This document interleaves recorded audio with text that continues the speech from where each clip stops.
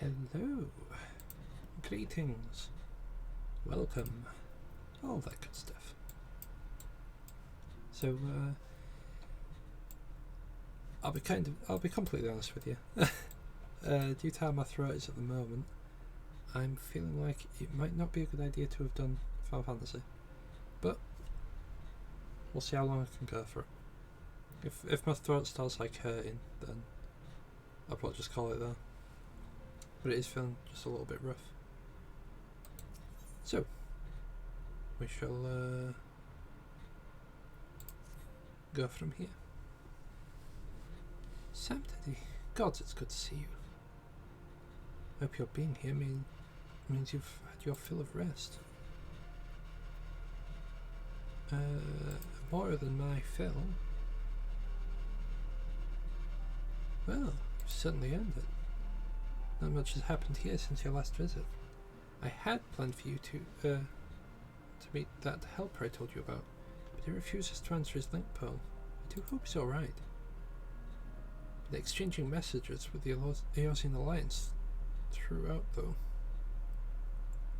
They say that fighting has finally stopped at the Gimlet Dark, and that the Empire has shown no sign of movement, which means we might actually have a moment to ourselves for a change.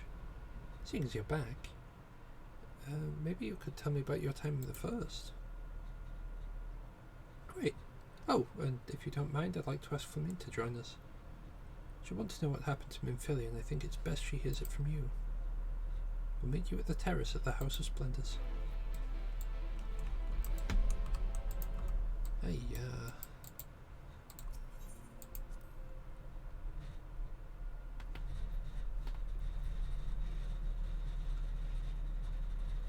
like a sus kid. The Minfilia you knew is dead. Long gone.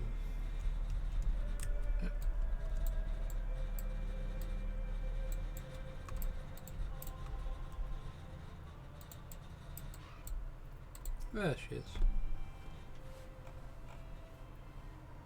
Seemed to my, it's been too long. Tataru did mention you would be joining. I would be joining you, did she not? Thank you. Words cannot well express how I've longed to know more of the First. This world Minfilia has sacrificed so much to save. But come, rest your feet. Tataru should be arriving shortly.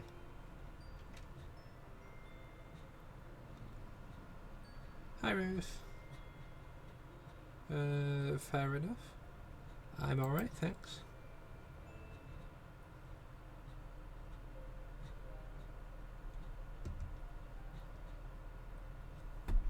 Just starting the first patch Shadowbringers stuff.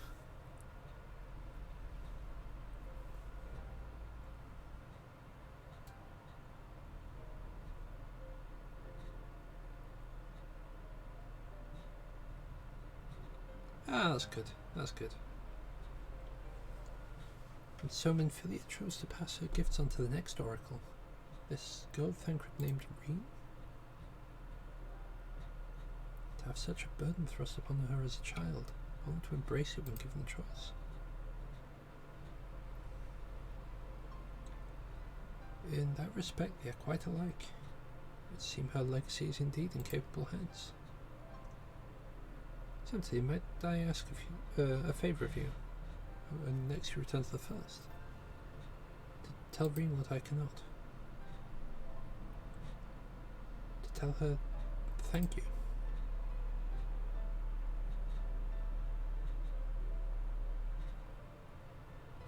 And I would offer my thanks to you as well, for staying with her to the end.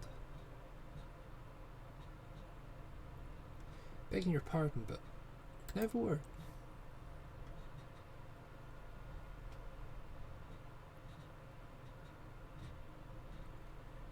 Real. I hope you're here to tell me you've received word from our helper. I wish. Nay, I've not had a peep out of him. It's been a good long while now. Too long. On account of which, I'm going to sneak over the board and see if I can't get a signal to him from closer up. But what if they catch you? Has to be another way. Well, ain't as if we can ask Thancred to do it. Besides, I'd have no trouble picking my way through Gimlet now the fighting's died down. Because now there's been enough shadows to hide in. The beats waiting round here, twiddling my thumbs. Hey, Roan. I'd best let you know. Now, I'd best be. Ah, nearly forgot. Kral's at the stones. She wants a word. Something to do with patience. He's getting ready to examine them again when I left.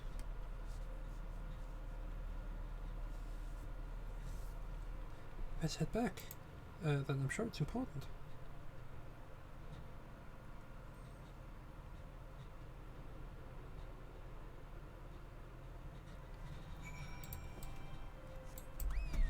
Yeah. Oh, Ruth, check Facebook, by the way. I tagged you in something, like, literally as I went live. I was a little bit upset because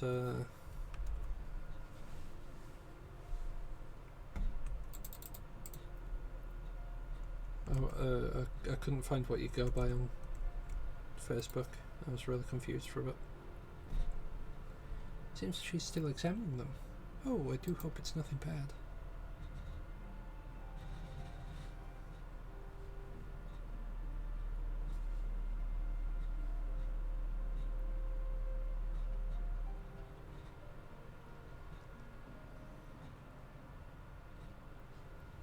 You're here. Good.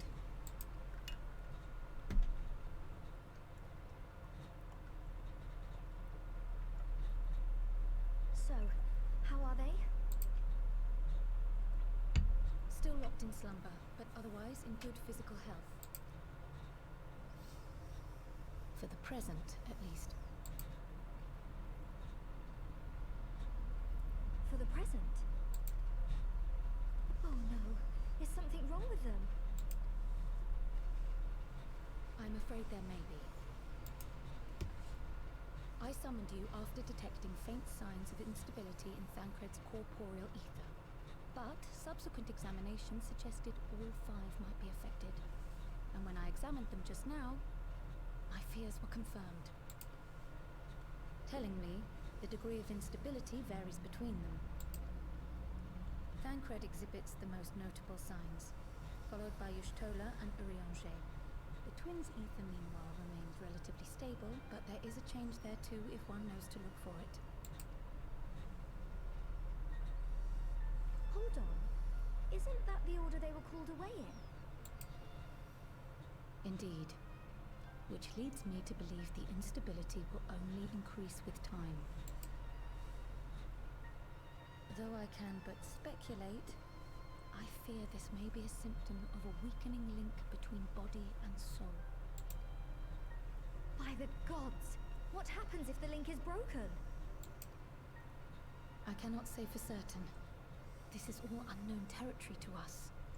Yet whatever happens, it cannot be good.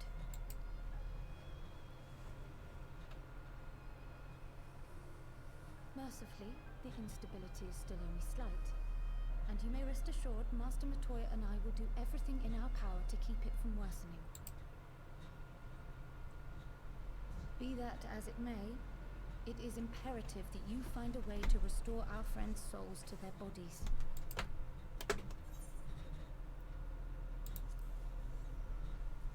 You'll leave it to me. Thank you. But where's he even supposed to start? We had the greatest minds in the realm hunting high and low for an answer, and they ran out of places to look.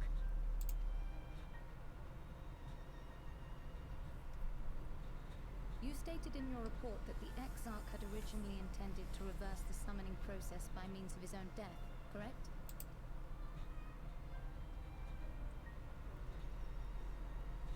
Raha always was a reckless young fool, ready to die for the first righteous cause that came along. His plan might well have worked, but I for one am glad he never had the opportunity to see it through. Even if it does mean our friends must remain stranded a while longer. There is another way, I am sure of it. And the key lies with him, with the Exarch. Pray return to the First and apprise him and the others of the situation. We, meanwhile, will do what we can from here. And, if the fates are kind, we will have good news to share upon your return.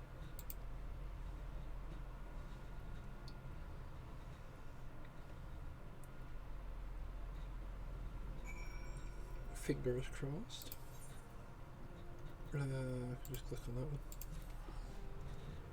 And that'll limit me to my Northrend ones. Makes it a bit easier to click on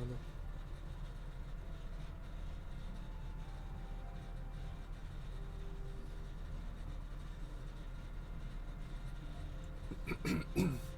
Hi, Ruth. I know there's a bunch of the Christmas stuff ready to go up in the loft, but if possible, I'm gonna leave that until tomorrow. Just because, like, my arm still hurts a bit from the jab. I don't want to risk, you know, having like a sudden twinge of pain and then like dropping it, or dropping one of them. So if you are fine with that, I'll probably leave it till tomorrow. Unless you end up like, unless you have something to do tomorrow, in which case, you know.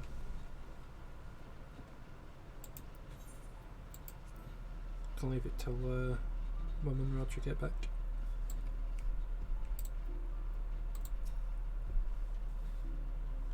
Ah, you are returned. I hope your time in the source was suitably restful.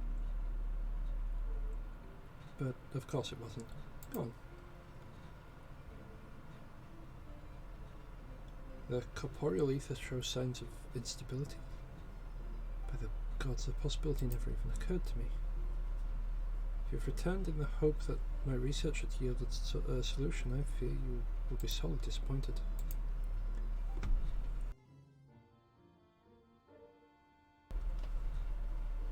Tis but a mercy that we have the likes of Mistress Kryle and Master Matoya to keep our friends' bodies safe while we wrestle with the problem.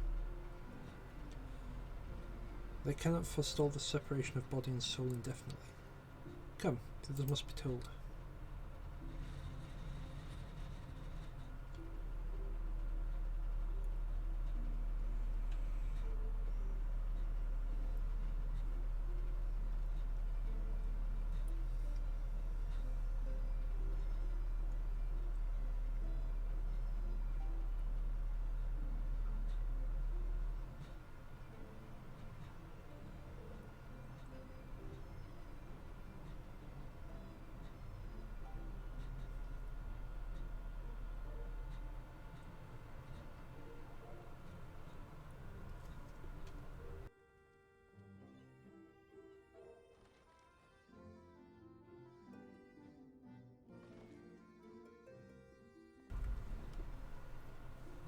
Excuse my late arrival. Will Thancred and Reen not be joining us? Nay, lady. With apologies to all, they beg leave to pursue their investigation of the empty to its conclusion. Should matters here demand their presence, however, they did assure me that they would make themselves available. Yes, of course. Then let us proceed.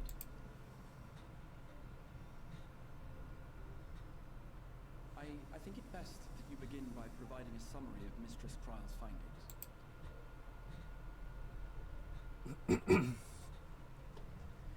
So basically, your cells are becoming unstable, or your bodies are becoming I unstable. suppose it was only to be expected that some change would occur. Yet our souls seem unaffected, to my eye at least. How long they will remain so is another question. Kryle is right. It is imperative we find a way to return to the source. Perhaps an explanation of the method by which I brought you here will yield some inspiration. Ere I begin, it must be noted that I am by no means a gifted mage. In order to employ powerful magics, I must rely upon the Crystal Tower and its boundless reservoirs of energy.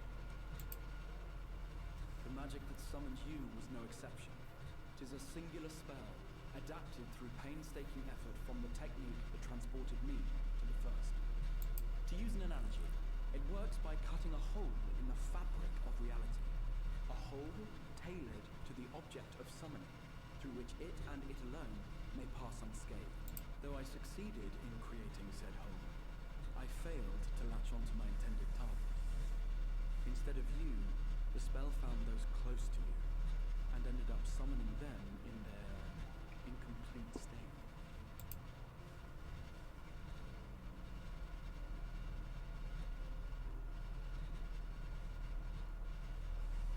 I would not soon throw my life away, not after the lengths you and yours went to save it.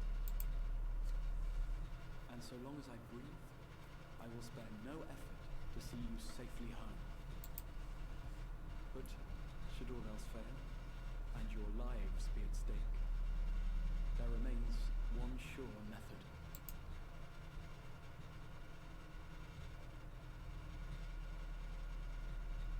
Slap. Oh, Nope, flick. what was that for? How can you even entertain such thoughts? You owe your life to the Warrior of Light, and you don't get to die unless he says so.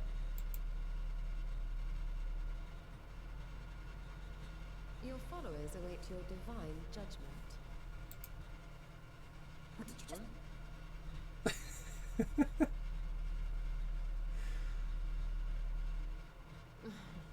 If the two of you have finished, perhaps we could return to our discussion? Rather than dwelling upon the multiple failed attempts at transference, I think it would behoove us to focus on the solitary success.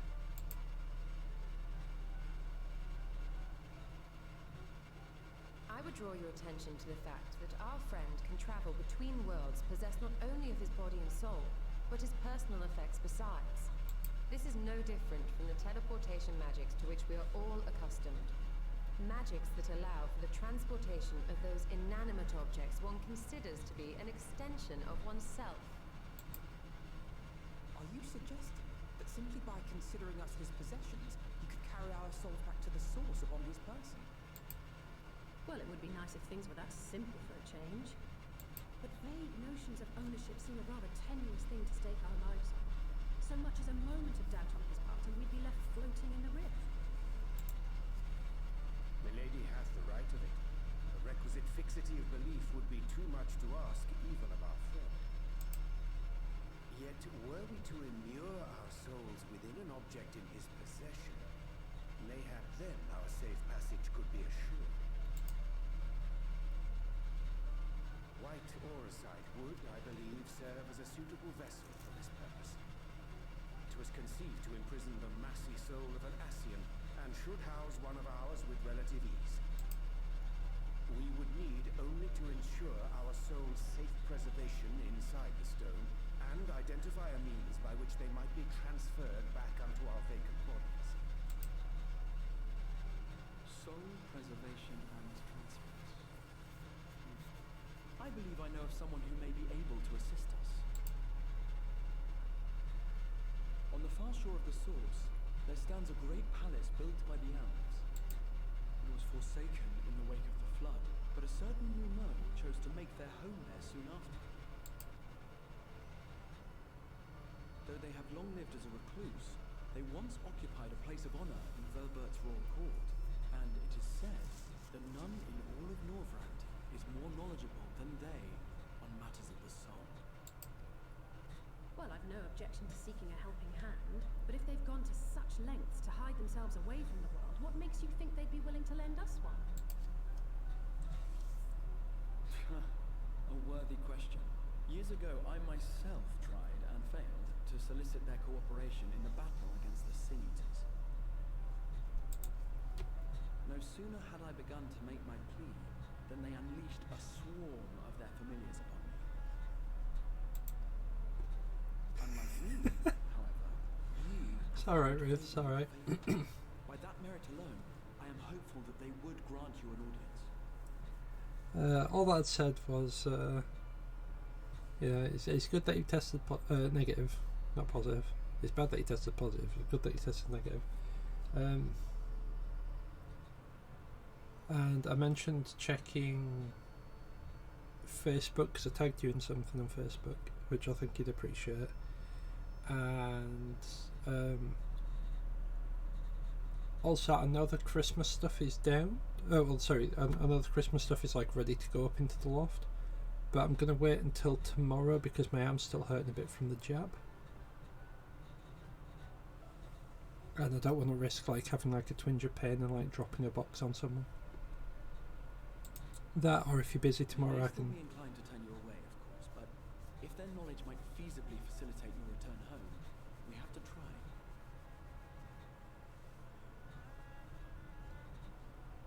Yeah, at the worst, I can just wait until Mum and Roger are back.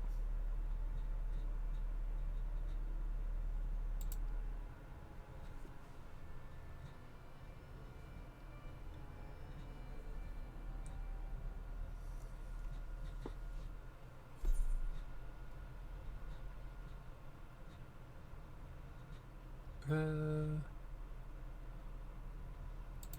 think we go for the Ovum Cordon Bleu.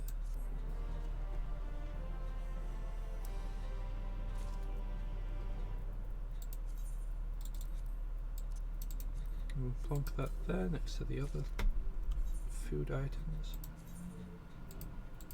What does this Crystarium spear look like? Nice, I hate it.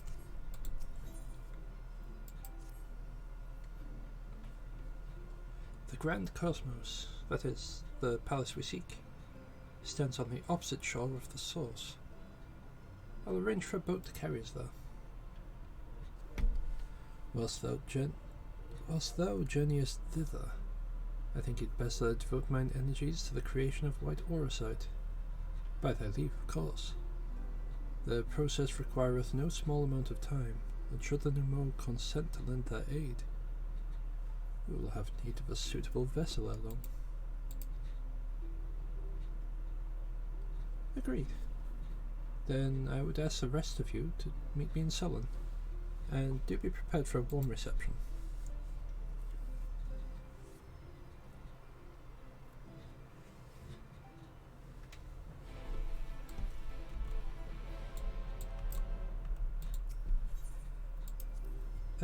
Ruth, would you be able to hang on till tomorrow for that? Like, if not, I'm happy to like try. I just don't want to risk, you know, dropping something or dropping a box on you.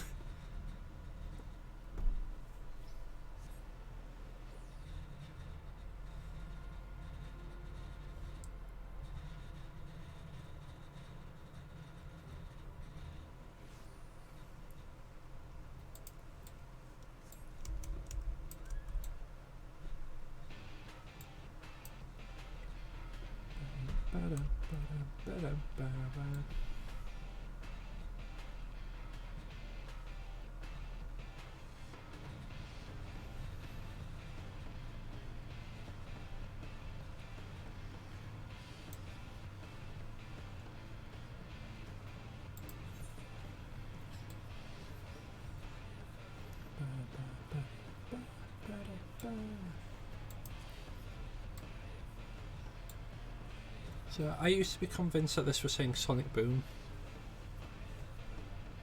Sonic Boom, Sonic Boom. But I'm also pretty sure now that it's just going Leviathan, Leviathan.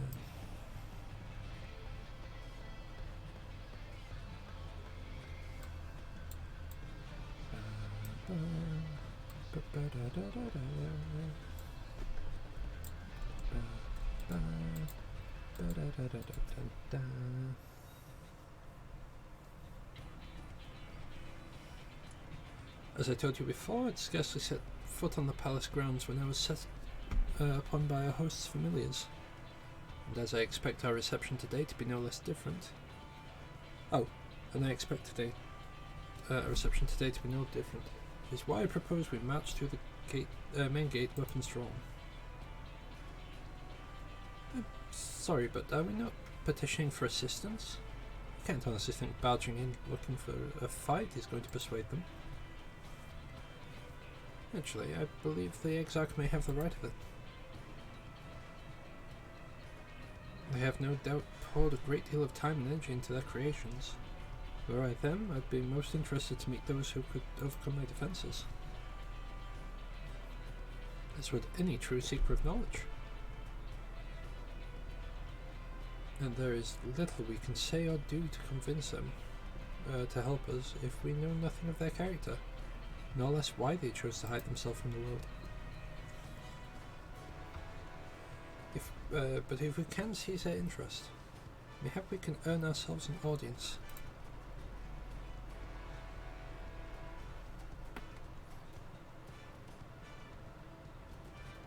Weapons drawn it is then. Though I must say, Exarch, you certainly seem to be enjoying all of this.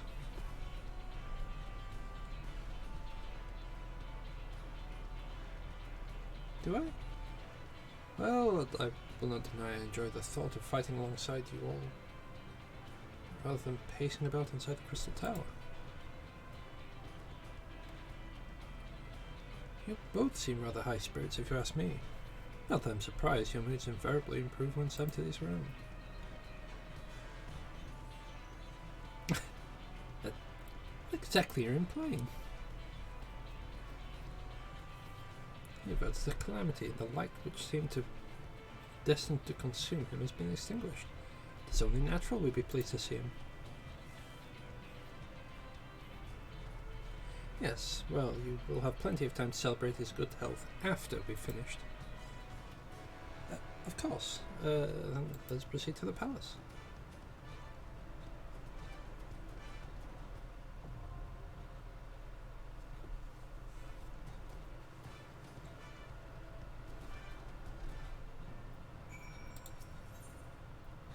Form a party.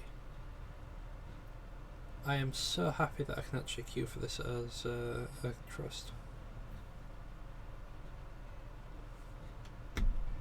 Hold on a sec, I just need to check up on something. What's Paladin? 406, yeah, I have to do this Dragoon.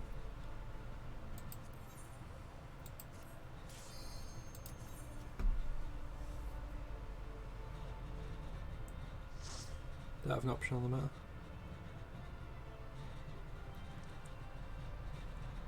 It's Dragoon or nothing.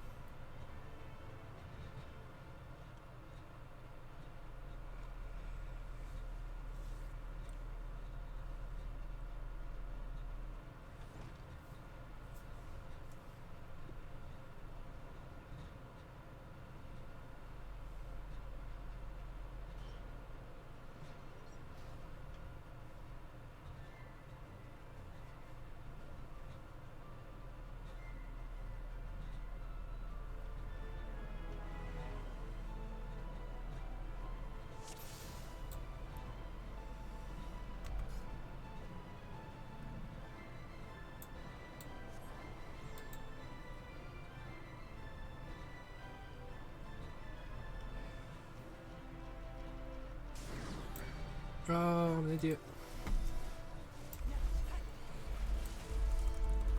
I forgot to grab my book before I started all this.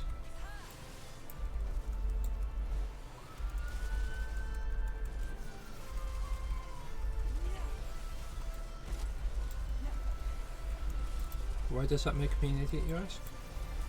Well, one of my things could have been a level 80 dungeon, which this is.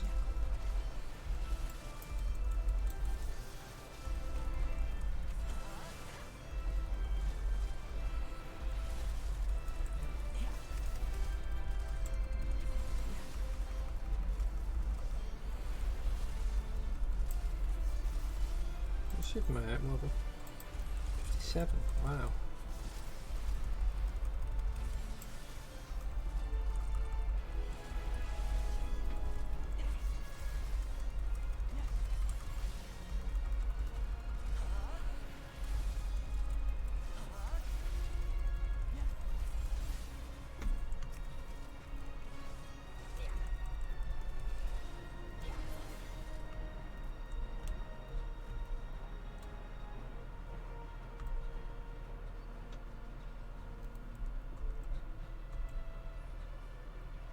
I wonder if this one drops gear. So be it.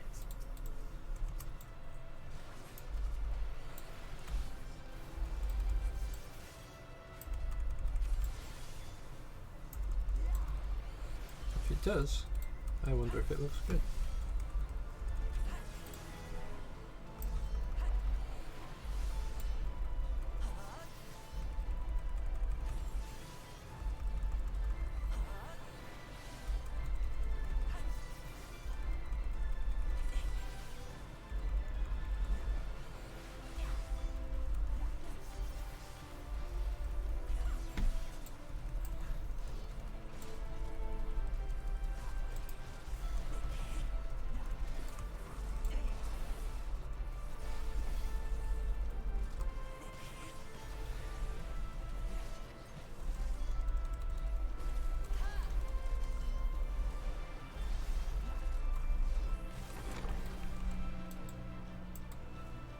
Wonderful.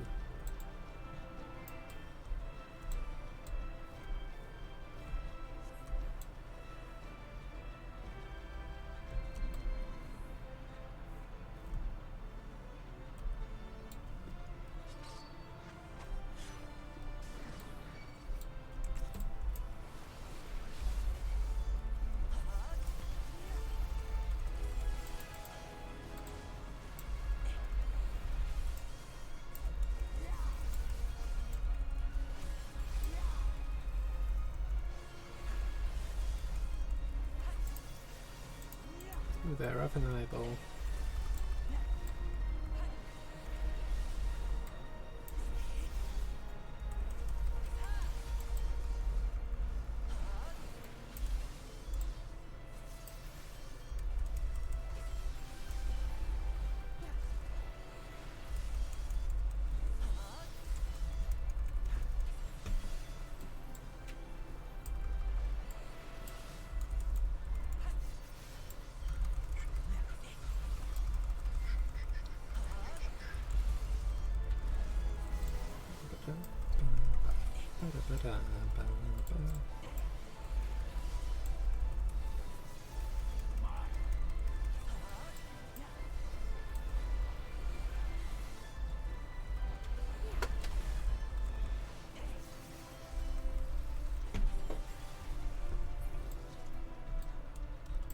Yeah, Ruth, if everyone wanted to play it, we could have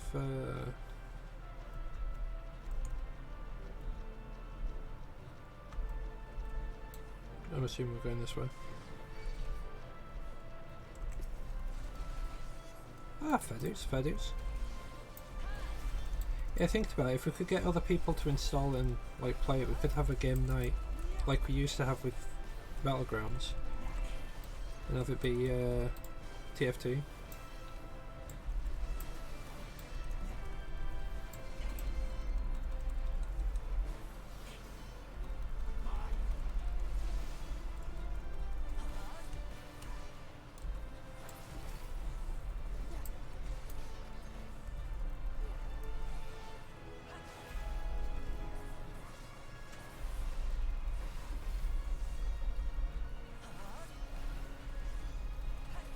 If not, that'd be me, you, Drip, maybe Kami.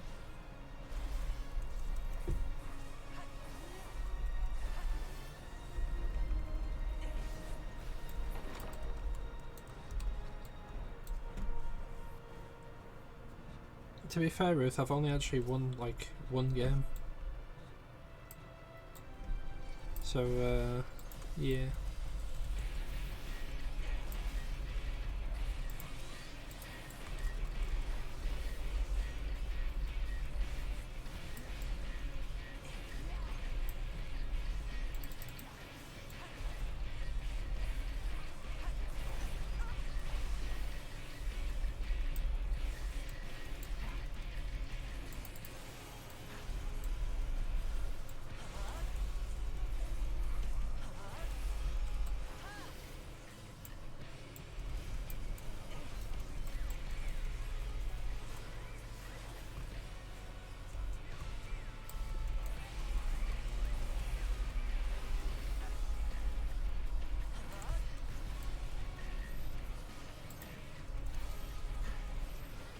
You'll get there, you'll get there.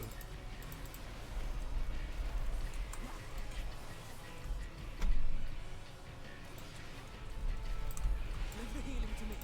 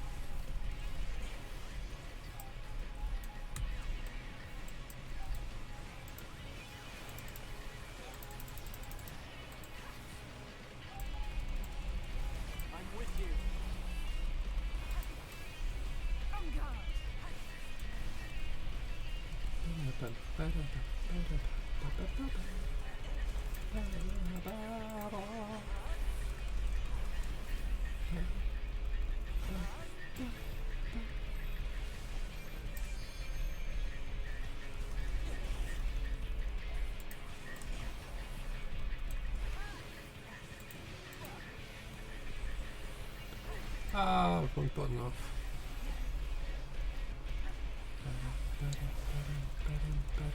Let's give them a show.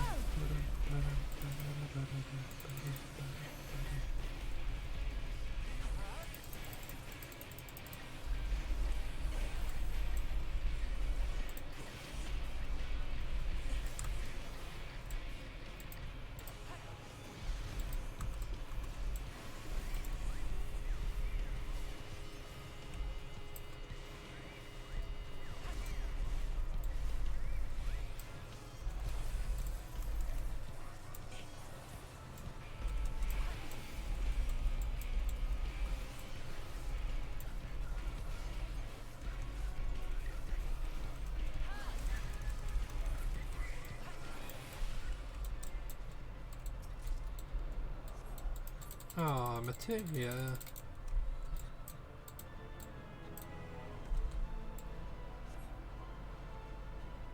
I was hoping for some cool looking gear.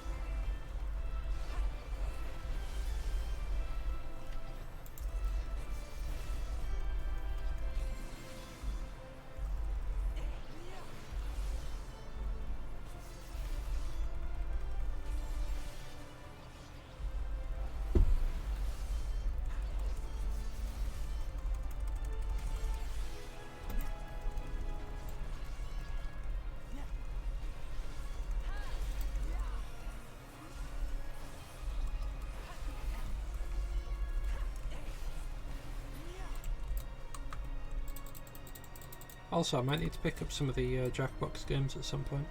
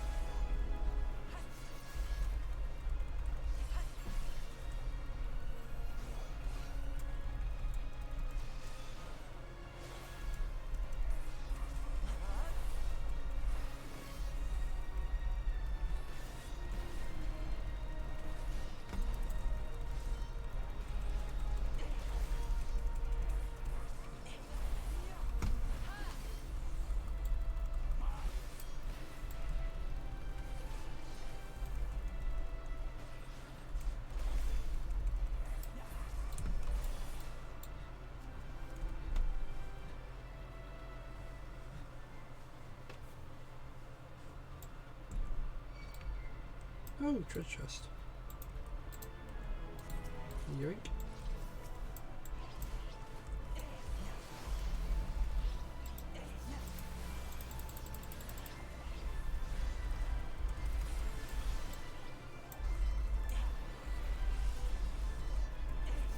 Oh, I can actually equip that.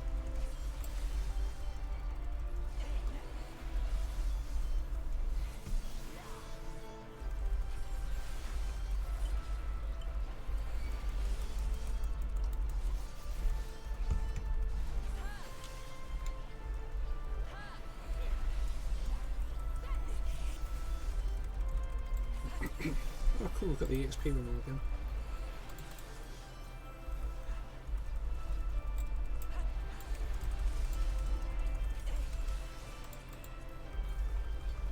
Oh, I should have used food for the... Oh, you better get an EXP for this one anyway. Never mind. I guess 'cause it's a level 80 dungeon. Makes sense. 81 was probably more EXP.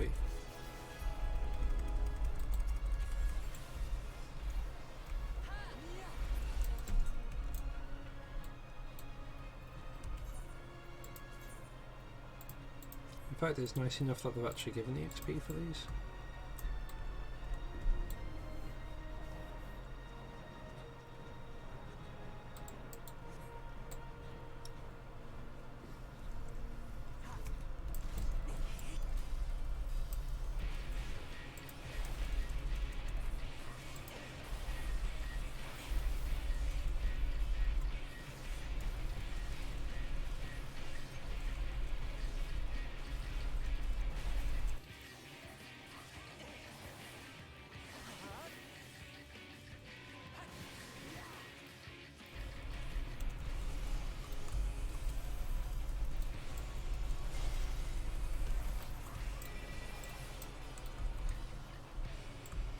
Oh, they're grabbing that one, okay. Yoink. Grab that one there.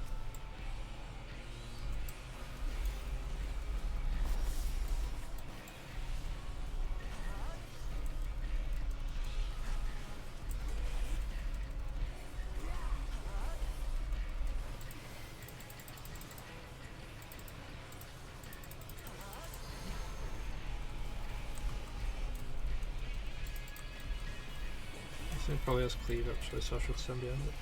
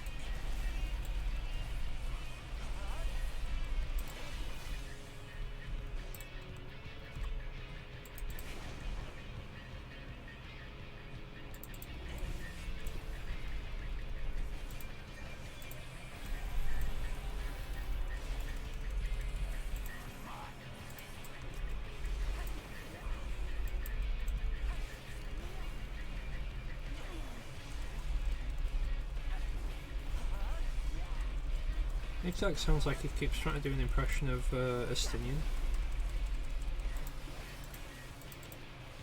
Leave the healing to me. They're mine.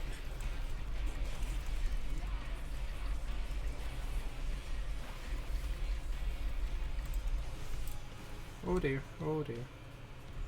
Oh, I made it. I made it, it's all good.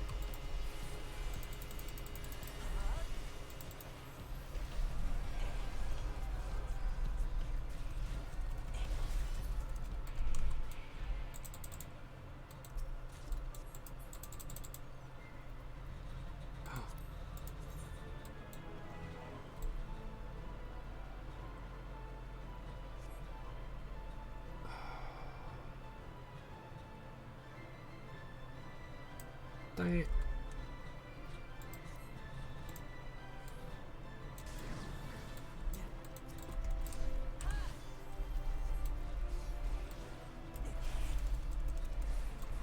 That tells me that I need to run this.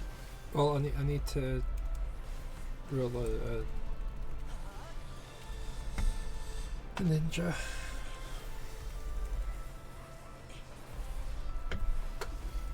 I'll just hope one of the classes I have access to has a similar helmet.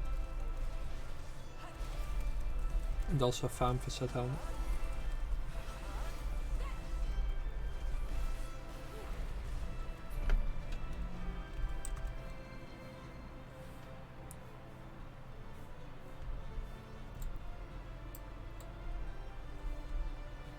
I don't even know what that one just said.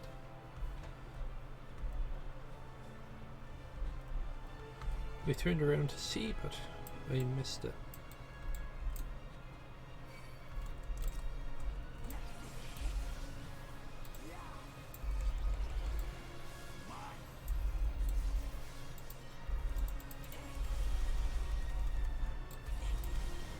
Ah, they're speaking gibberish.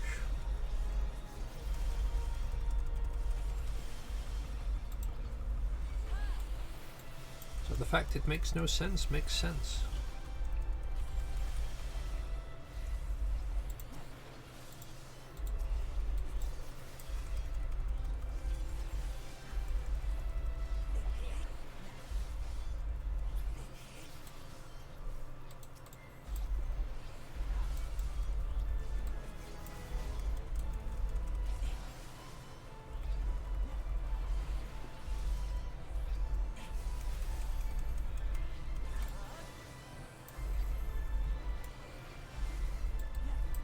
Unless it was literally just words spelled backwards.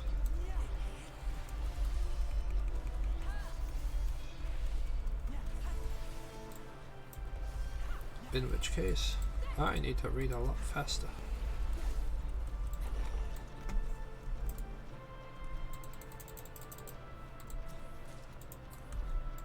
More materia.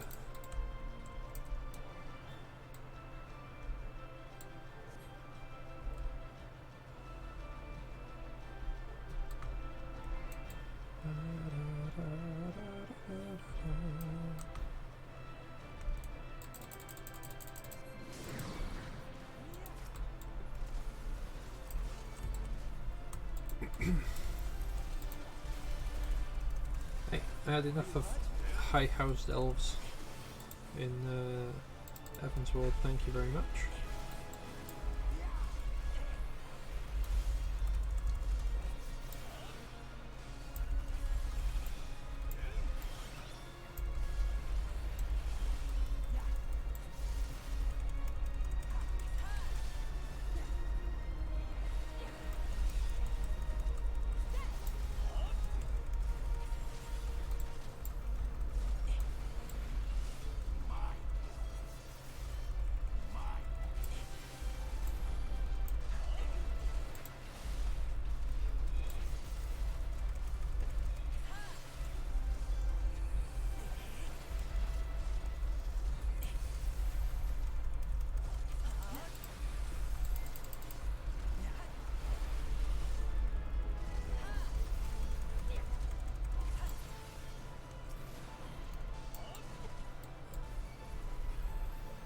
Release me! There we go.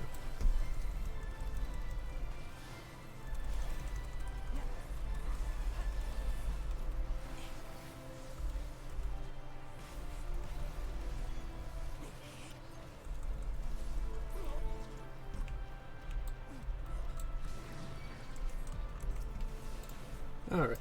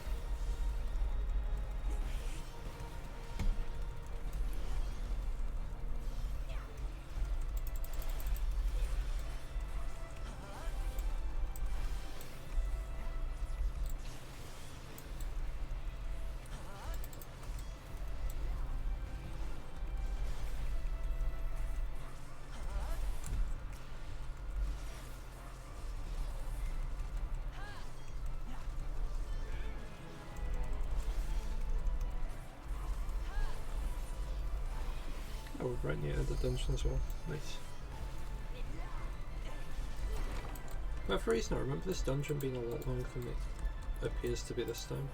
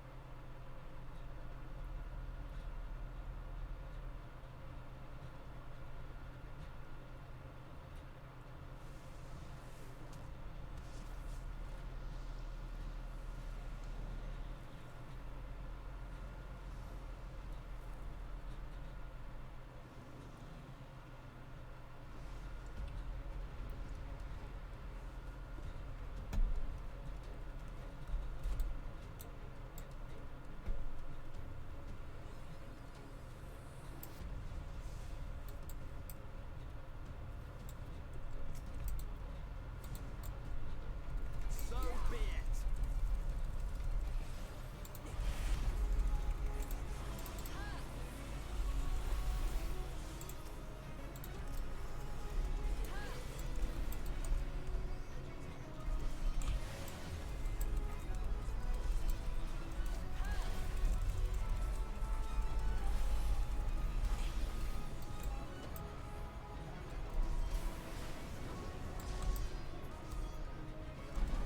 I've got a feeling I shouldn't have done that.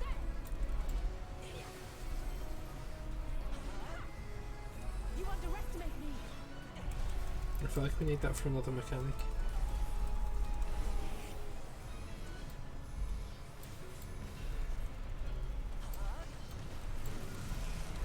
Oh yeah, I'm pretty sure it was this mechanic that we needed them for. I'm with you.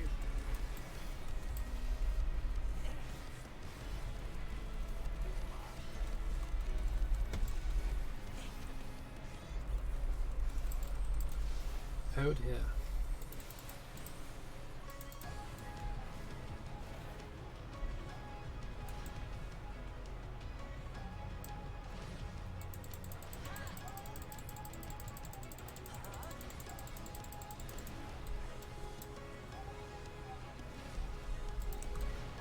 Oh, bit too close.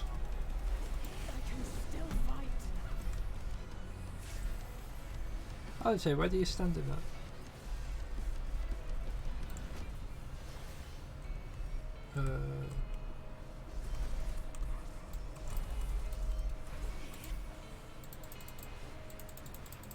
That is definitely not how I'd imagined that swing to go.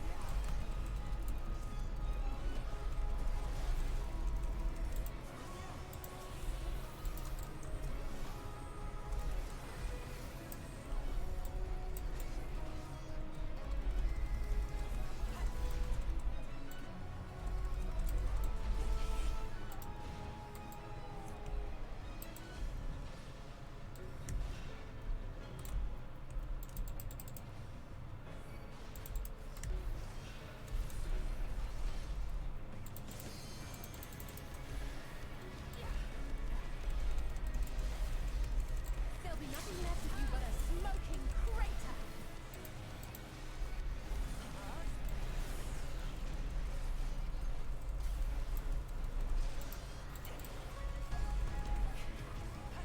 Ouch.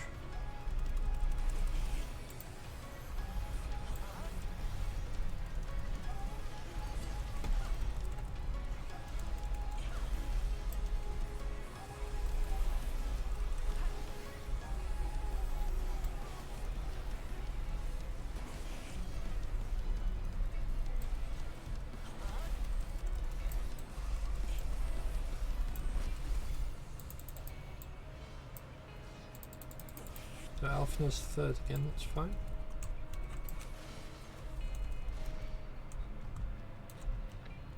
I just need to make sure I'm not stood like too close to Alfina.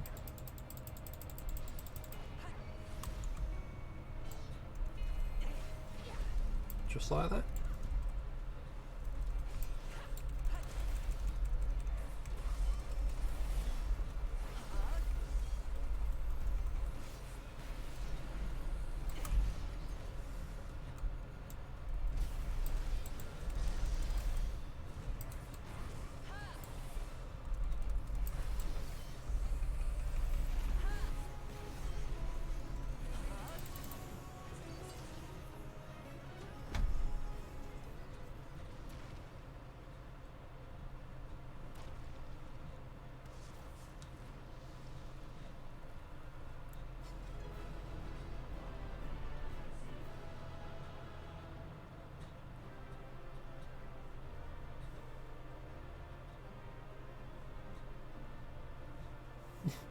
Stella just pops up at the end.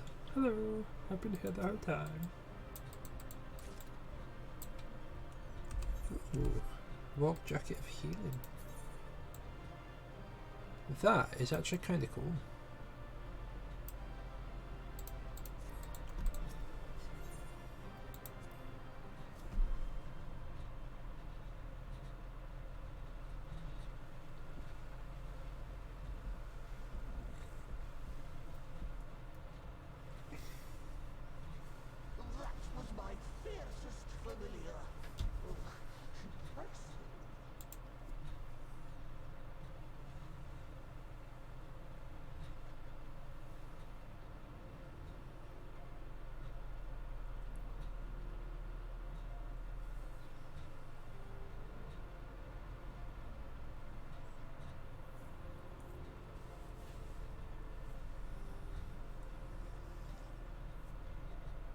Cloak, 'tis good to see you again after all these years. And judging by your vigorous greeting, I dare say the feeling is mutual. To be sure, a simple shake of the hand would have sufficed by way of welcome, but I shan't complain. But you must be wondering as to the purpose of our visit. We come to beg your assistance in a most urgent matter. Sake? Beg? Our comrades' very souls are in danger. If we are to save them, we will need the benefit of your unsurpassed knowledge on the matter. Please, will you not sit and hear our plea? Oh, how dare you! How dare you speak thus in my presence! It was to escape such words of temptation that I hid myself from the world of men. You are sinners, one and all, and I swore never again to have any part in your affairs. I can only imagine what terrible events forced you into a life of seclusion. I'm pretty sure it's the tank question. You learn about what happened there. But I know that the Nemo are a good and noble folk. It is not in your nature to turn a blind eye to the plight of those around you. And in treating with us, I am certain whatever mistrust you feel for man will begin to heal.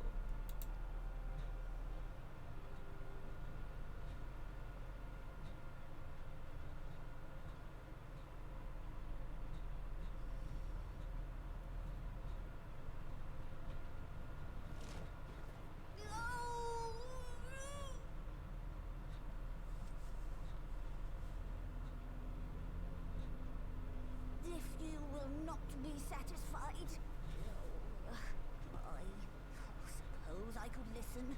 After all, there's no harm in just... No, I mustn't. Not again. The damn court mage seemed to have the best of intentions too, and countless innocents died for my naivety.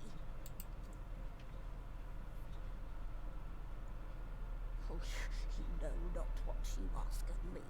What horrors my knowledge has wrought.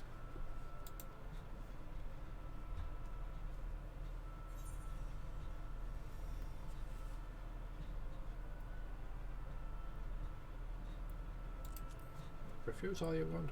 We won't lie down and admit defeat. Oh. Of all the visitors I could possibly have, they're even more stubborn than I am. Oh. Oh.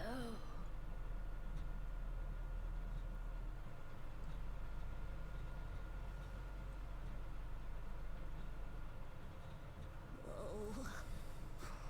Very well.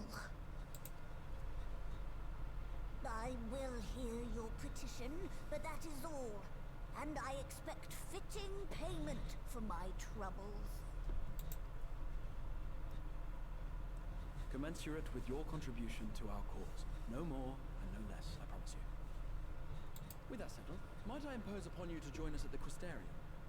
I'm afraid the nature of my friend's predicament calls for absolute secrecy.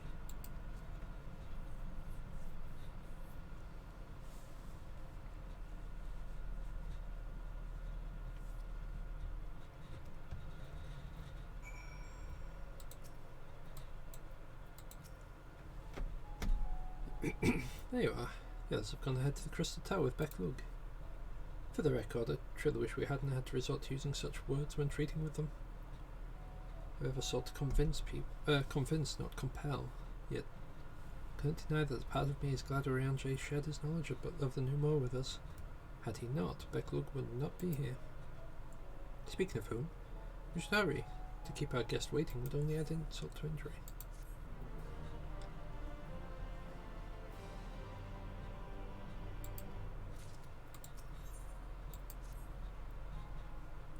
We mustn't dally here any longer. If Becklug is to hear the truth of our travails in the first, you of all people should be present. Yeah, I'm going. Jesus.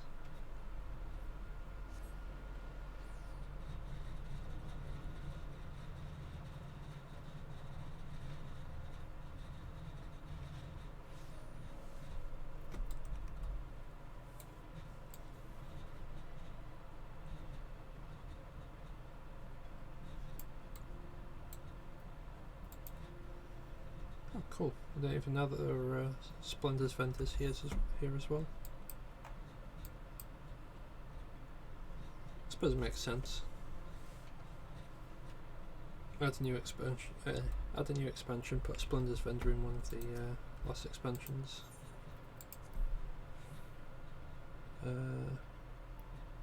Cities.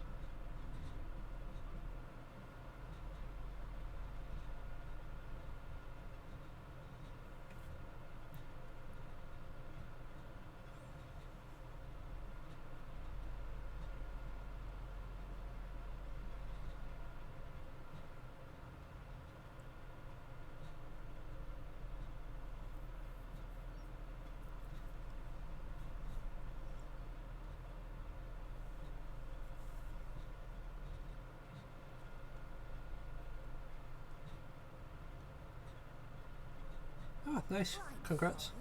You mean to tell me not only that the return of night was your doing, but that you hail from another world as well? Everything we told you, of the source, the shards, the 7 umbral calamities, all of it is true. I realize how fantastical it sounds, and I would not blame you for doubting our testimony.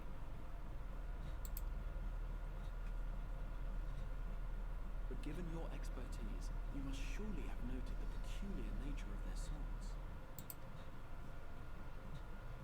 Any other time and I would have dismissed your stories as balderdash and flummery.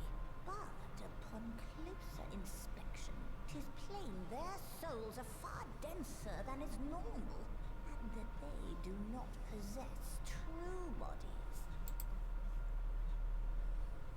Save you. Your body is your own, and your soul is the densest of them all. You calling me thick? As I said before, Were it not for their heroism, the skies over Norvrant would still be awash with light, the realm yet at the mercy of Vorthree and the Sin-Eaters.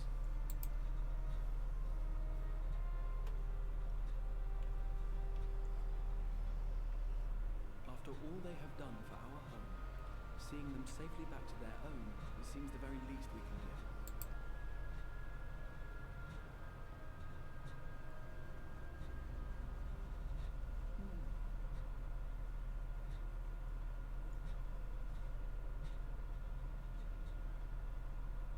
Your tale is intriguing.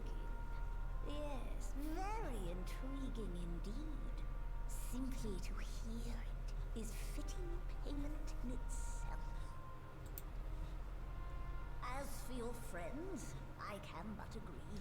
Their valorous deeds on behalf of Norvrant are deserving of recognition, of their own fitting payment. You will help us then? I will. I would see my knowledge put to good use for a change. I do have one condition, however. I am not the spry young Numo I once was. As such, I will require assistance in my fieldwork and testing. It would be our pleasure. We'll be laboring for our own benefit after all.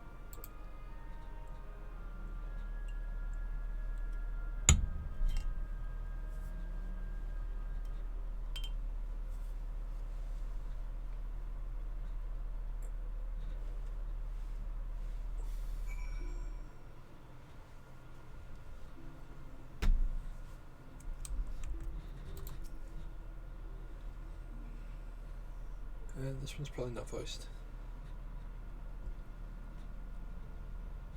Yeah. You have spun quite the tale, but tell me, have you given any thought as to how you might return to your world?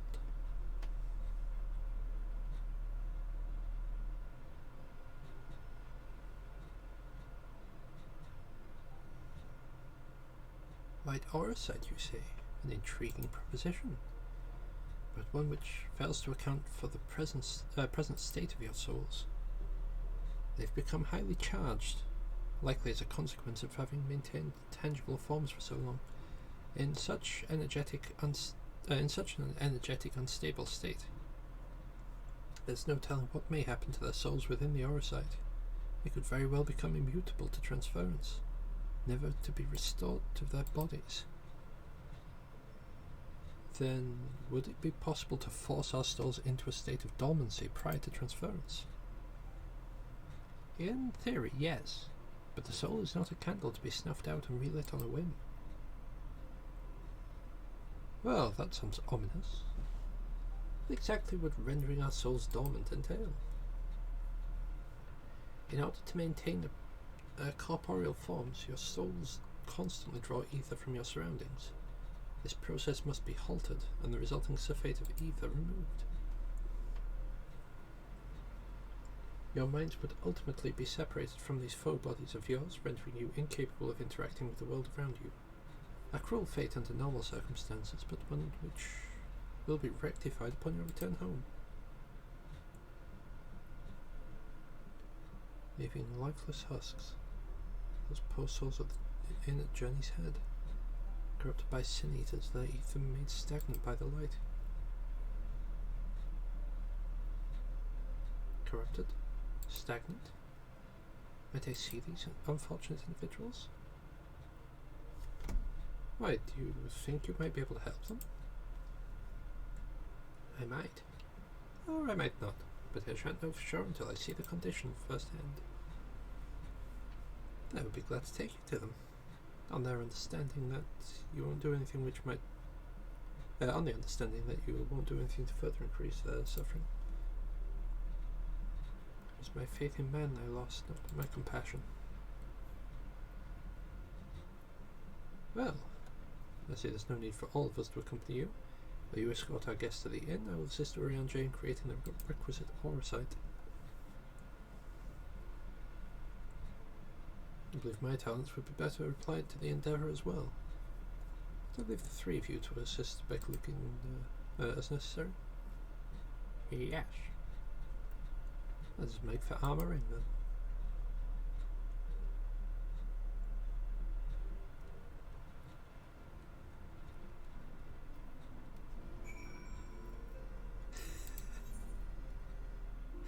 Oh, I think I've just remembered which bit this one is, and I love it.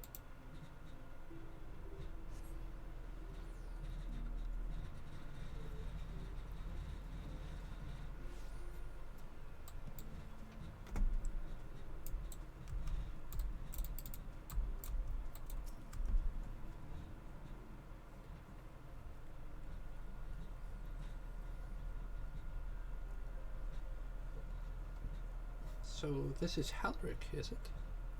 Yes, his ether balance leans perilously close to the light. What's stasis? What do you suppose will happen to him? Not too bright, are you, boy? Same as all poor souls corrupted by the light. He'll become a sin eater. You don't know that. We defeated the wardens and banished the light from the night sky. Halric was completely unresponsive before, but now...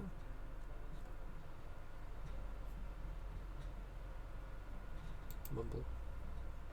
And perhaps there is yet hope.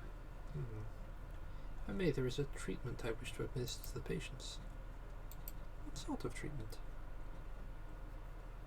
In the course of my studies of the soul, I once created a tonic which could temporarily stimulate the ether in one's body.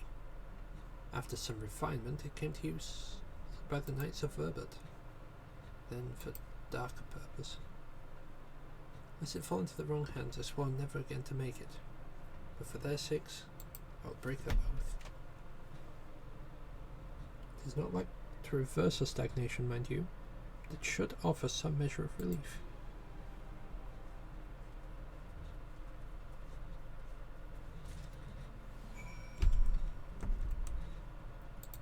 Todden, have this soul tonic. Todden stares blankly at you. It seemed the tonic had no effect. Ponil, have these. It's just warmth I feel in my chest. So one might be too far gone.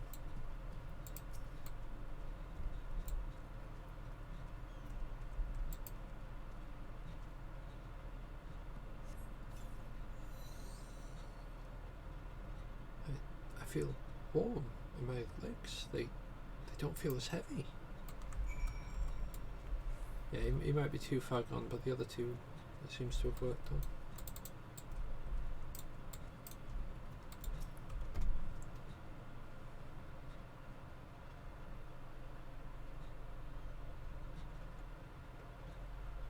Now then, have you noted any change in the patients?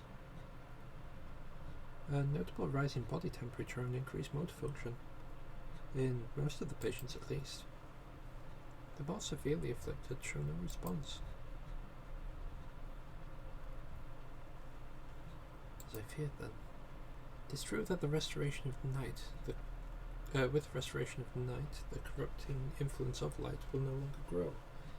And yes, their bodies will naturally return to equilibrium given time. But this holds true only for the corporeal ether. The incorporeal ether, that of the soul, is not so easily mended. Which is why those in the later stations of corruption, like Halric, appear unaffected by your tonic. Precisely.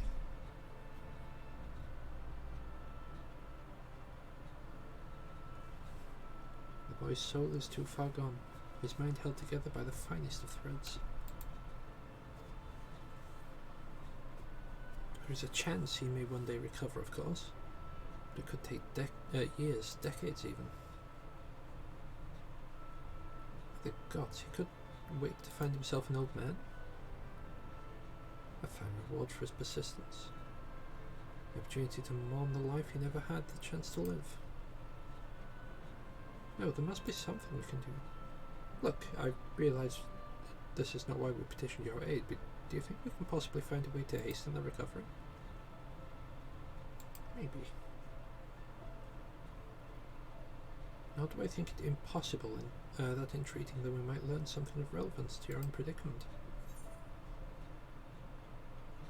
Grab that one.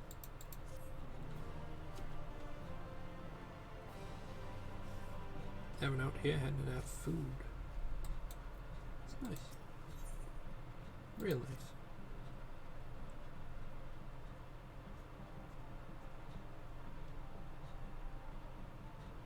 I suspect that the Crystal Exarch has told you of my past. That I was once a mage of the Royal Court of Verbet. That soulcraft was my field of study. The tonic you administered to the patients here is one of the fruits of my labours.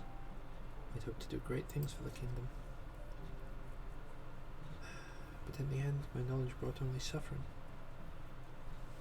A plague the like of which no one had ever seen. The hands of unscrupulous men, what should have been my greatest triumph instead became my greatest shame. Now you have a chance to redeem yourself. As I do. A comforting thought indeed. Let us return to the task at hand. A means of finding a means by which we might revitalize these people's incorporeal ether. Do you think it can be done? Well, the sky is still ablaze with primordial light. I would call it an exercise in futility, but now we may have a chance. The method I have in mind will entail the conjuring of a familiar. To amplify the energies poured into them, making them the perfect conduit for ether revitalizing magics we ultimately employ. If you're about to go, if you're about to launch into a lengthy explanation of the metaphysics of your plan, don't bother. Rather get on with doing whatever it needs to be done, if that's all the same to you. Whatever reagents must be procured, spells invoked, I'll do.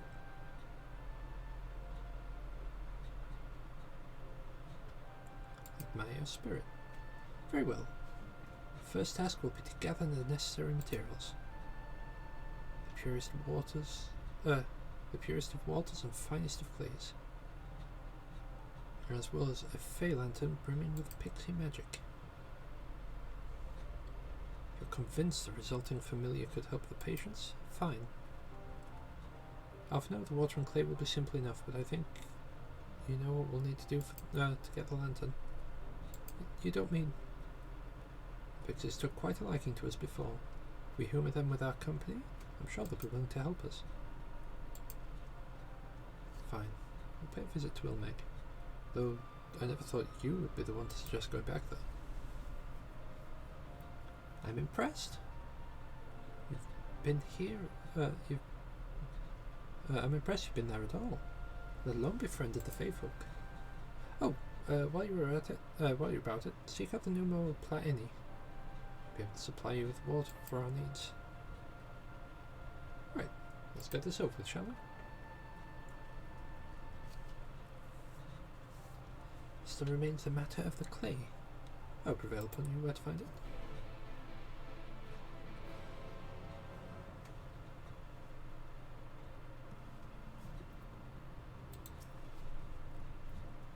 Clay from armour range would likely be the best. Know you of anyone who might be able to assist us? Class in miners at Twine. Ah, yes. They'll be able to point you in the right direction, I'm sure. While you and the twins are occupied, I'll see to it that I'll see if there's aught else I can learn of the stagnation which afflicts the people here.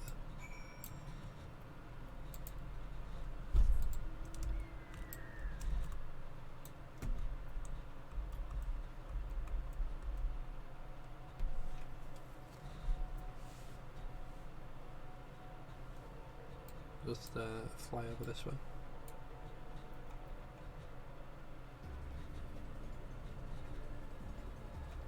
How much do I even get for that dungeon? The last boss. 200k XP for last boss. Ouch.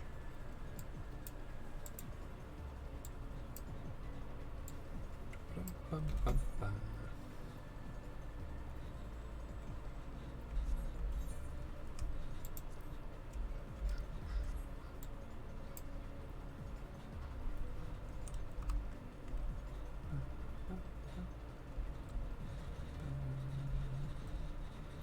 bam, bam, bam, bam, bam.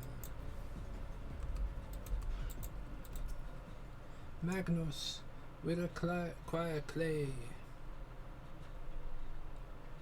Empty. Well, what a coincidence. Come at a good time. We just this moment finished repairing the Talos and the trolley you took to Naboth Ring. The trolley was no trouble, but the Talos would have been another matter had we not had a visit from Master Chai, with to share us the leftover building material from the Daedalus stoneworks, as well as a few trade secrets to help us along. Clever man, that Chai knows. He's pretty keen on the idea for putting the giant Talos to work. Like a giant trolley!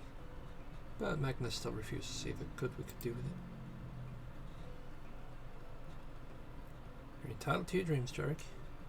That doesn't mean you can go around harassing our guests with them. Master Chai was just being polite. Something tells me you didn't come all this way to talk about trolleys. What does he need, friend? I need Claire, mate. I need Claire. As much as you can get me.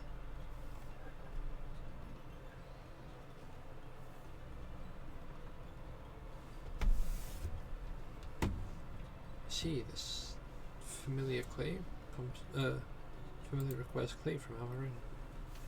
Well, look no further. If we can find you some quality clay, it's us. Saying that, isn't exactly a commodity nowadays. There must be some lurking around somewhere or another, waiting to be dug up. If I'm not mistaken, there was a time they used to take clay from Mount Biran mines to make adobe bricks. The place is swarming with coyotes now, but if you're after the good stuff, you could do worse than look though.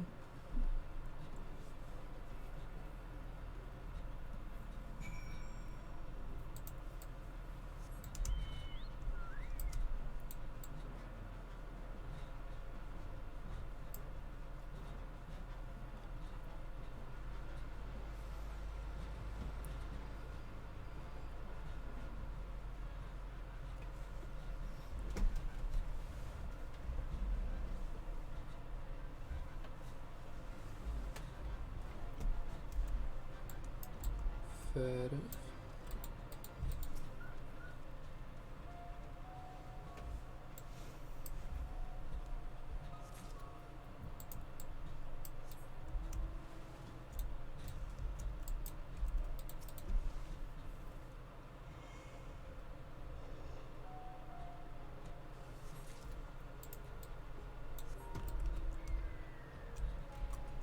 There it is.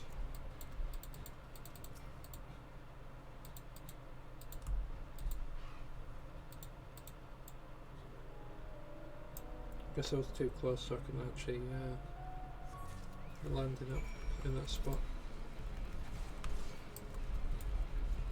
Take of this, and that, and some of this. Hiya!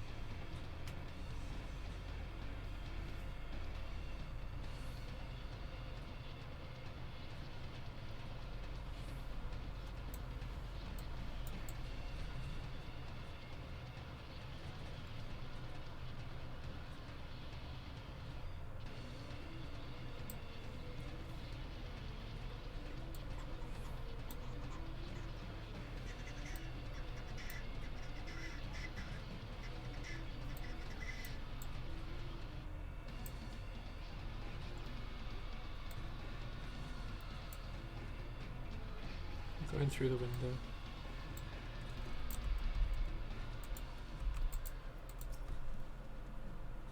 Twins have returned, and in one piece at that. I was convinced the pixies would turn at least one of them into a god moment, but no.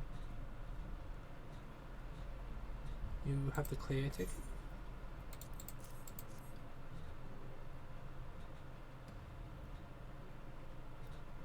Wonderful. We need but combine the clay and the water and heat the mixture with the Fey Lantern. After that it will be a simple matter of settling upon a suitable form and performing the necessary incantation. Look, I have a question. In the event that we had need of this spell and you weren't around, would it be possible for another to perform the incantation? Assuming they possess a requisite skill, yes. How can the others may have suffered so much? I swore to do everything in my power to save them. There's a chance this spell could do that. I'll be the one to invoke it. Perhaps you should be the one to do so. Deep understanding of the subject's physical state combined with the strong desire to help them can drastically increase a magic's effect. You are plainly more familiar with these people than I am. I dare say few in all of Norrand are more dedicated to finding a cure. Is that not so? Absolutely. Best one for the job. Give it my all for Halric. Let us sing. Then we are of one mind in the matter. I say, should be the one to conjure the familiar.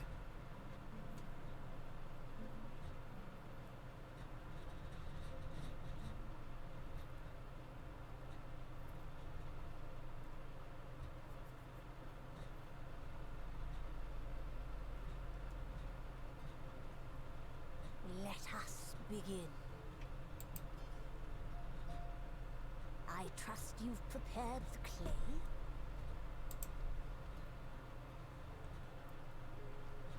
I know what's coming. I can't wait.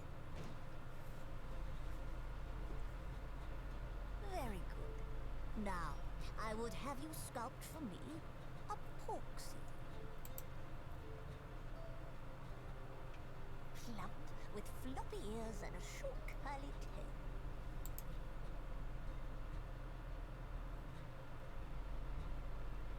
A porksy. I think I know what you mean.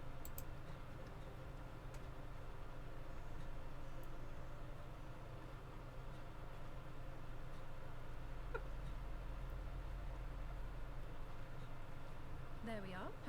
How's that?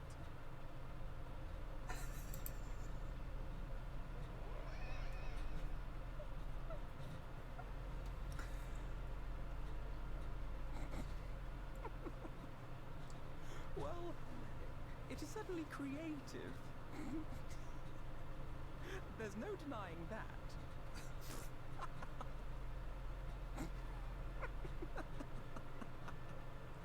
Yes, I'm no artist. Very funny. Pay him no mind, child. Though it may look like a grotesque parody of reality, it is what the invoker believes that matters.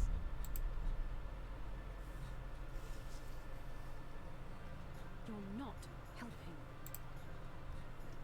But I speak the truth. If successful, this incantation will turn imagination into reality. Which is why the only thing of import is what you believe this figure embodies. You must focus. Hold the Porksy's image steady in your mind's eye.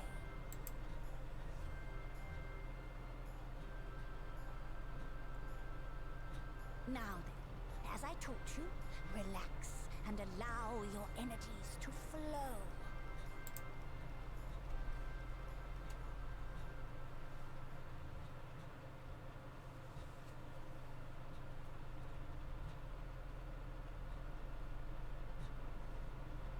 With flesh of clay I bid thee rise, on wings of dreams to touch the skies. What once was idle fantasy, I call forth to reality.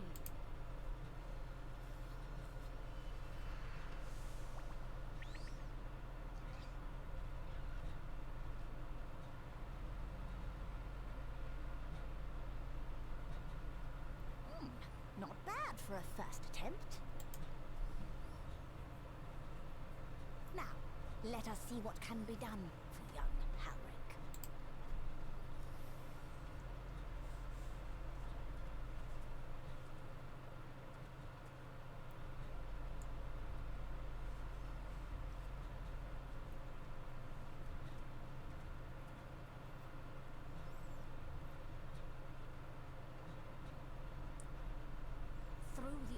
possession of the magics you invoked to animate this familiar, it is now replete with the energies required to stir the boy's soul. You need but give it a name, and it will do as your heart desires.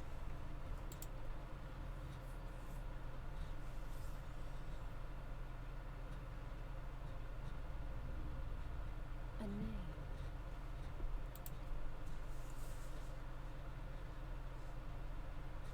All right, I've decided. Now.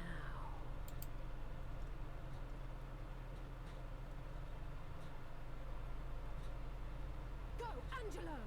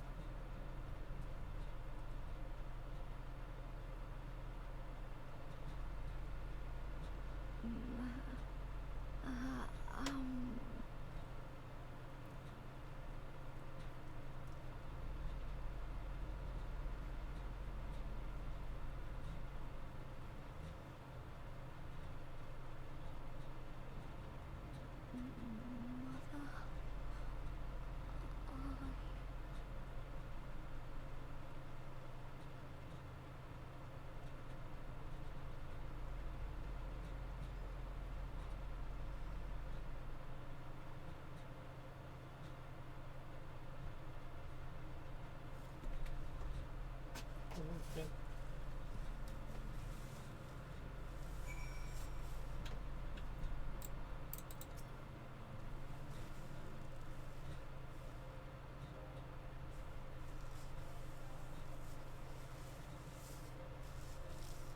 How is he, Mick? Did it work?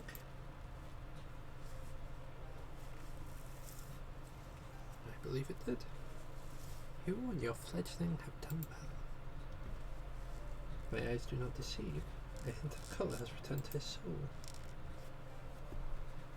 God, I'll jump for joy if I weren't so exhausted.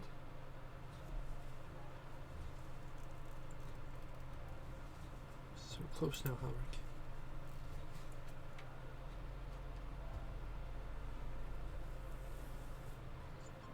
As you are even now in the process of discovering, these magics ask much of the invoker.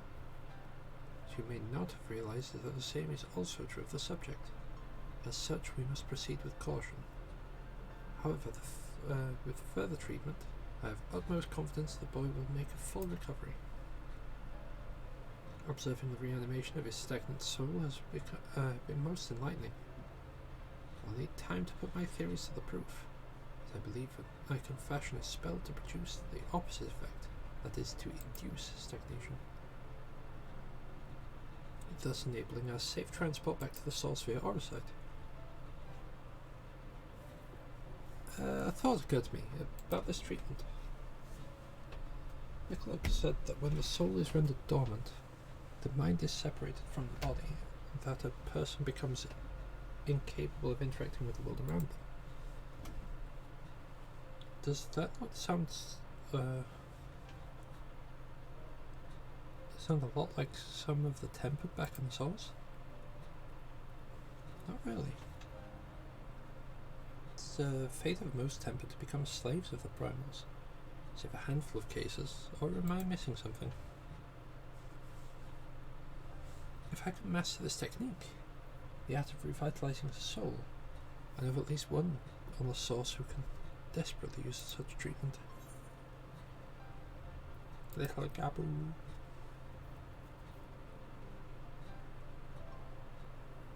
Exactly. His condition is uncannily similar to Halric's, is it not? The only difference is being that his soul was suffused with earth aspected ether instead of light. Follows that if his soul was subjected to a similar kind of stagnation, there may be a chance we can save him, right? Forgive me, but who is this Gabu fellow of whom you speak? I see. His condition does sound similar, yet there is much more about the soul that remains unknown even to me. I say this not to discourage you, you understand, but to remind you that this is delicate work we do here, work requiring patience.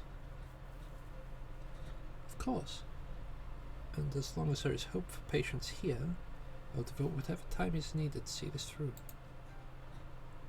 But I refuse to spend that time in idleness. If it's all the same to you, I'd rather stay here with Angelo and continue that treatment.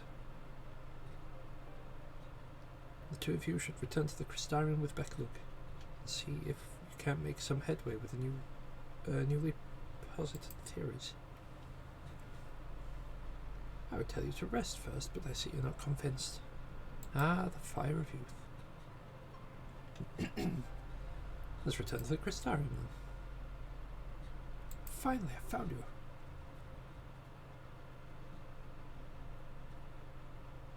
Cashier? What are you doing all the way out here? There's trouble back in Yulmore. Lady Chai's beside herself. Sighing, pacing, the whole lot. Near enough begged me to go and find you. Sighing and pacing, you say? Must be urgent. I take it I'll be returning to the Crystarium alone. Go on then. It's not as if I have anything for you to do. Thank you, Becklug. I bet that no one else seems to teleport.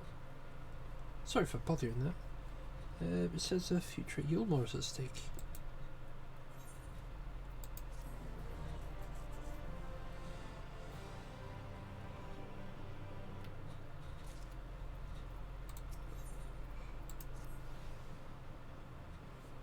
Lady Chai's up in the parlour. Best not to keep her waiting, eh?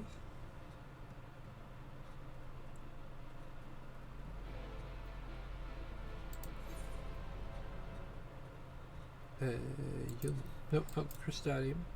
Yulmore.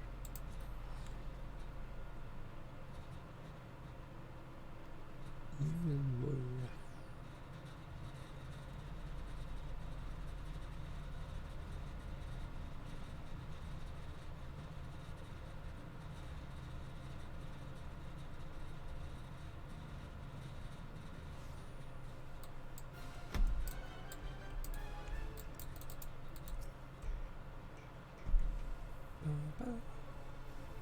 Well, the note here seems to be out of the ordinary, though I do not see Lady Chai anywhere. Probably pacing around again, staring off into the distance and all that, sighing. Strange. See if we can find her and discover the source of her distress.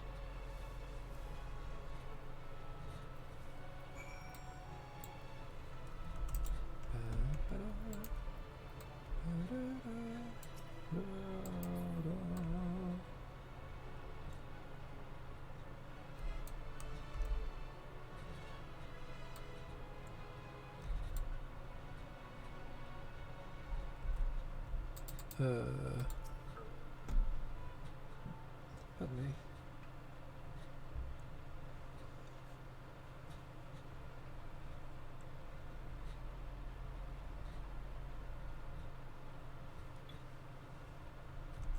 Oh, thank heavens you're here.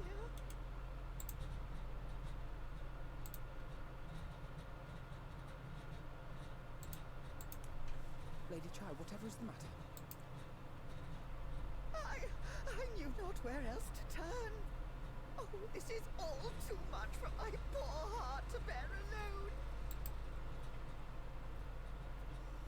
Alone? What of Master Chai? That is the very reason I summoned you. He's gone. What? What happened?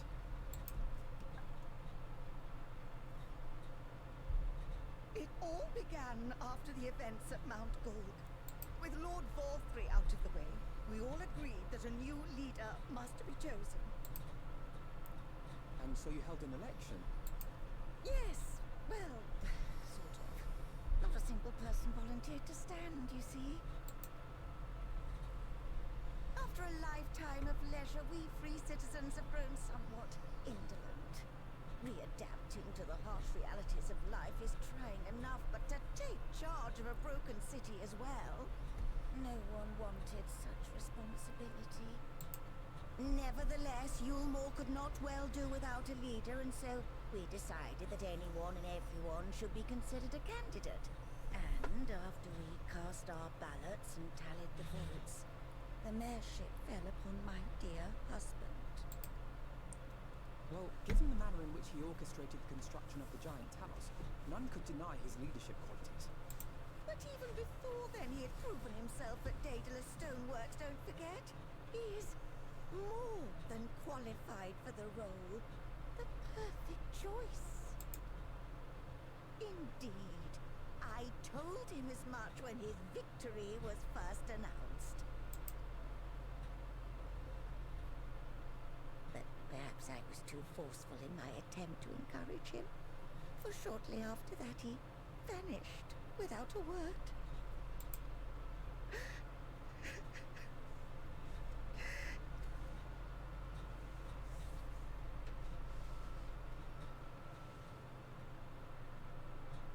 You believe he was so daunted by the burden of leadership that he felt compelled to flee? Please, Lady Chai, dry your eyes. Your husband does not strike me as the sort of man who would abandon his duty, much less his beloved wife. There has to be some other reason for his absence. You truly think so?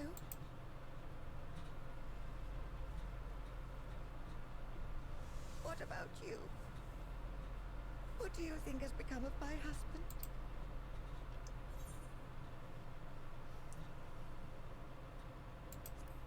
Sorry, I think he's fled. He's gone, mate. And there you have it, Lady Chai. You needn't worry. Master Chai loves you more than all the world, and he will return. In season 3. Wherever he may have gone, rest assured we will find him.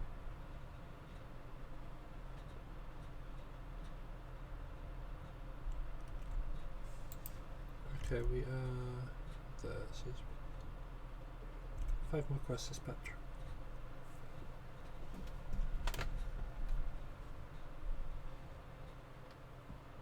Thank you, my dear boy. You have set my mind at ease. I will trust in my husband and await his return.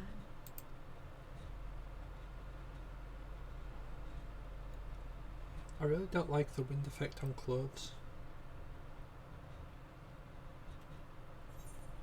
It just forces stuff to clip through things. But like, a lot. It's like there's no slight breezes, there's just like... It just looks like hurricane force wind.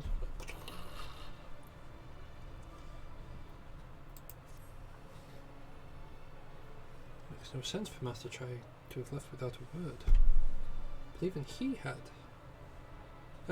if he had, sorry, not done so unobserved.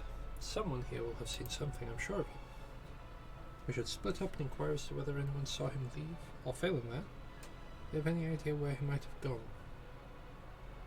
I'll meet you at the Glory Gate to compare notes later.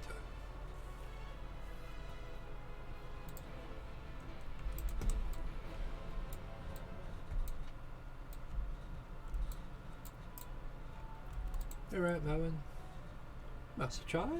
Why, yes, I spoke with him recently, though I recall he was on a rather down mood.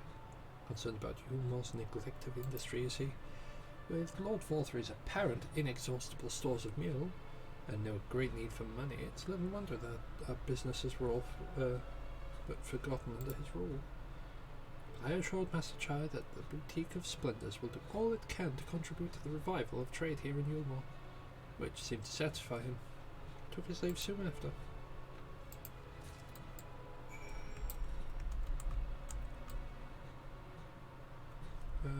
Stairs down, there they are.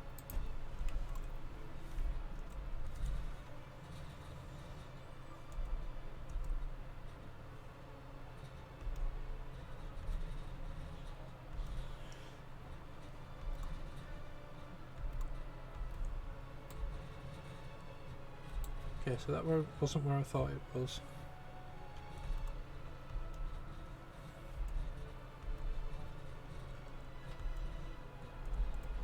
Oh. Fair enough. Looking for Master Chai, are you? Something amiss? Well, I saw him. He seemed ready to collapse from exhaustion. I insisted he rest and catch his breath, and we talked for a while. About his concerns over the city's defences, amongst other things. Made more than a few valid points. Many of our men are recovering after your confrontation with Vothri, and finding General Ranji in a heap in the middle of the plaza shook us all to the core. The man commanded no small amount of loyalty. Some of our longest serving soldiers seemed lost without him. Indeed, a number of them left. Not that we blame you, of course. Without you and yours, we would still be blind to the errors of our ways. Anyway, funding permitting, I proposed we replenish our ranks with volunteers from the derelicts in the gate town. We have a duty to protect not only Yulmore, you see, but the surrounding regions of Kalusha as well.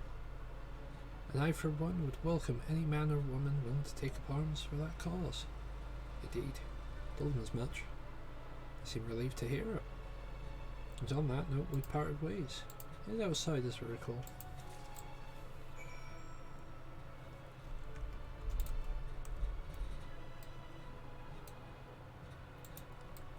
Yeah.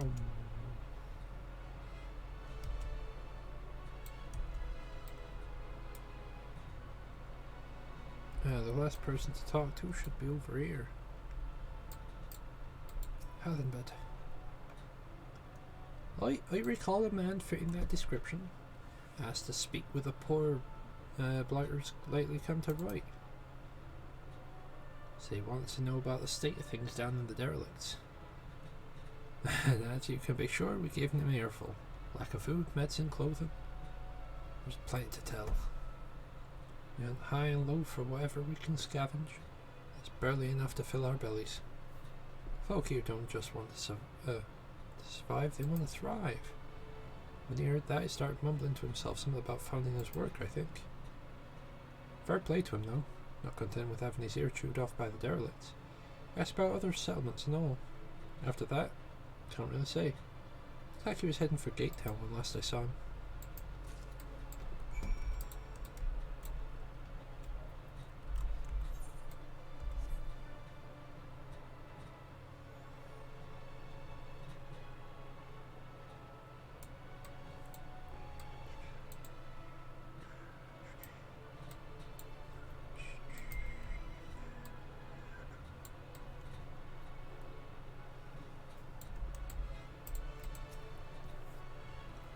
Ah, there you are. How do you fare? Have you learned anything which might offer us a clue as to Master Chai's whereabouts?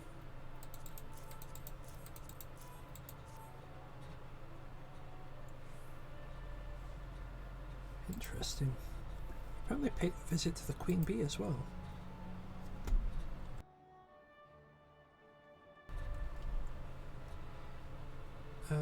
They discussed the possibility of granting admission to customers from outside Yulmore. An idea which the proprietor was surprisingly receptive. Sounds like he's got big plans for the place. Yulmore, I mean, not the bee. Perhaps. But the question remains, why did he go after leaving the city?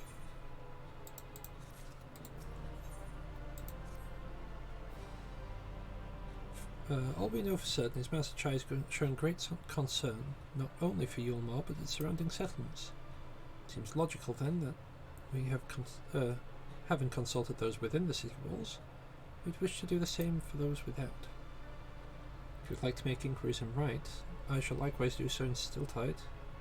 Gate Town will lead to you, Cashier. Fair enough. Or shall we meet when we've finished? Well, Top Run seems like the most likely destination. Let us reconvene there. With any luck, one of us will have stumbled upon him by then.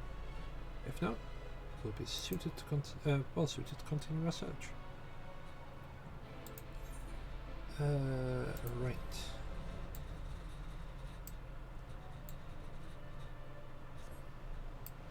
Yeah, I managed to find the a map of Yulmore on VR chat.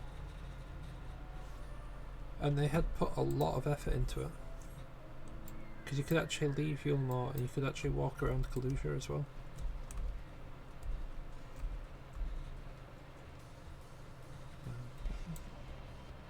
There they are.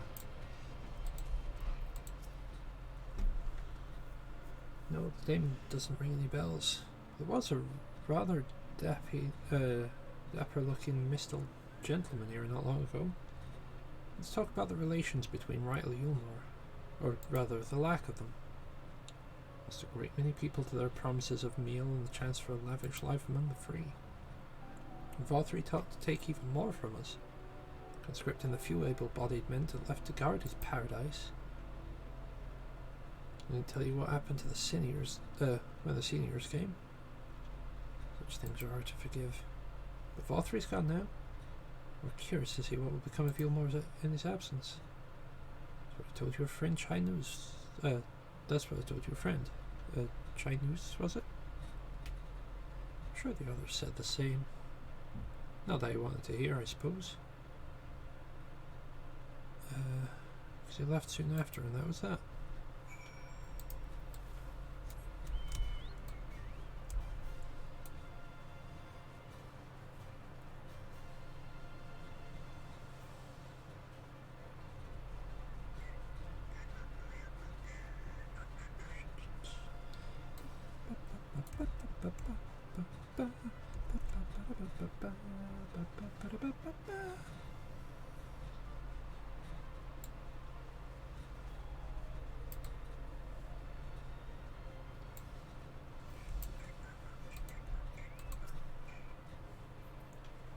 So he paid a visit to both Wright and Gatetown as well, did he?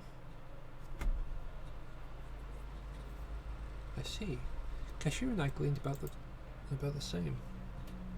He seems determined to salvage what goodwill he might yet remain among the settlements of Kalusia. The only likely place he has left to go being Amity. Come, if we are quick, we may yet catch him.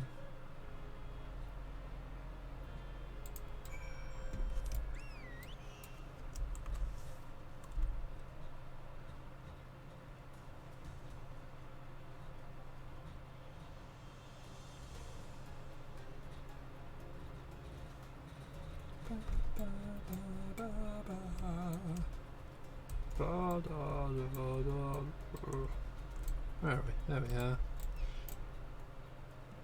We'll just have to look around for the here that's also on the question.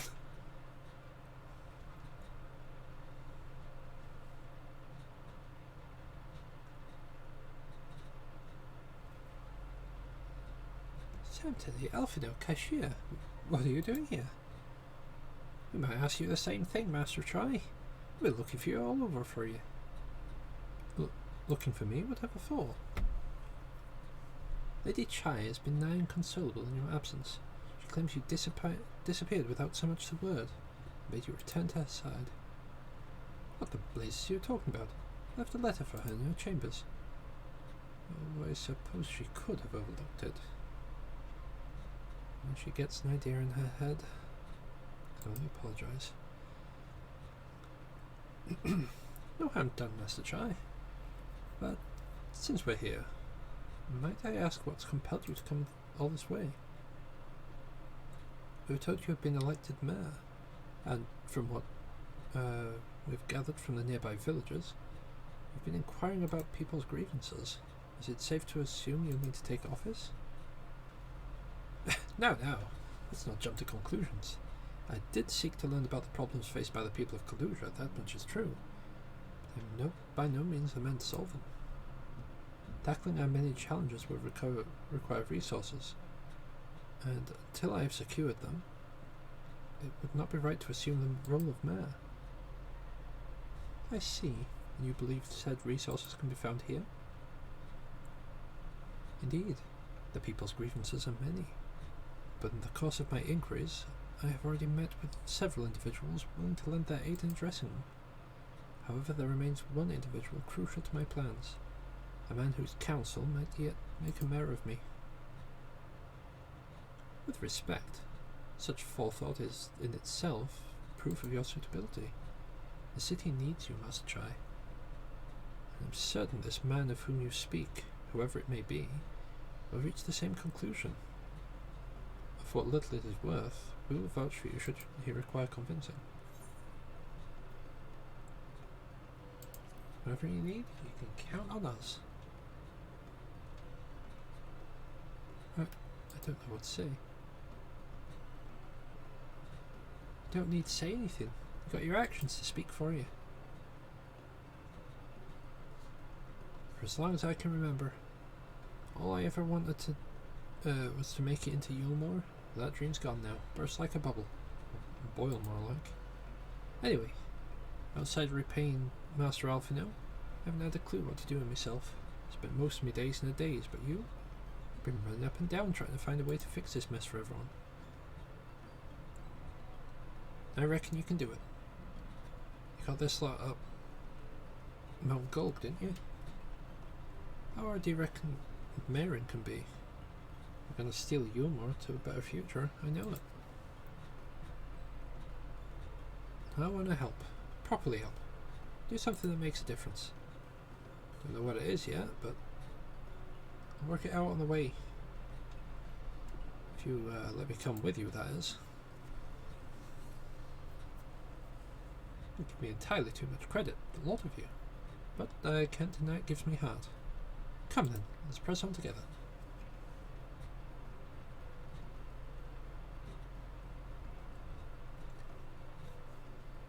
Thank you, Master Chai.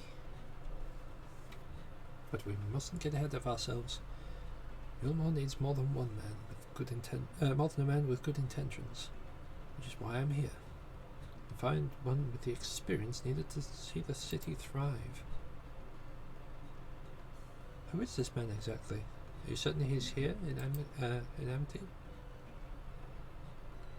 Rendered his name, and yes, he is. Or was. I'd scarce begun to explain myself when he decided his time was better spent elsewhere.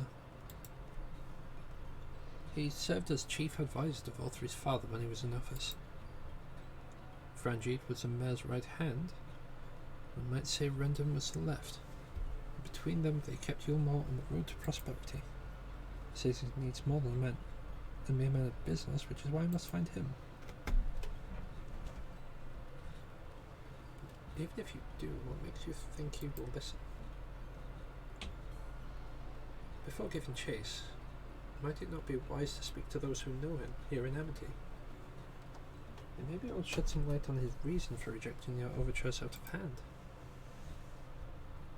Yes, I suppose that makes sense. Guess we should start with Tristal then. As I recall, I made a rather favourable impression on him. So you would be willing to let us talk to us?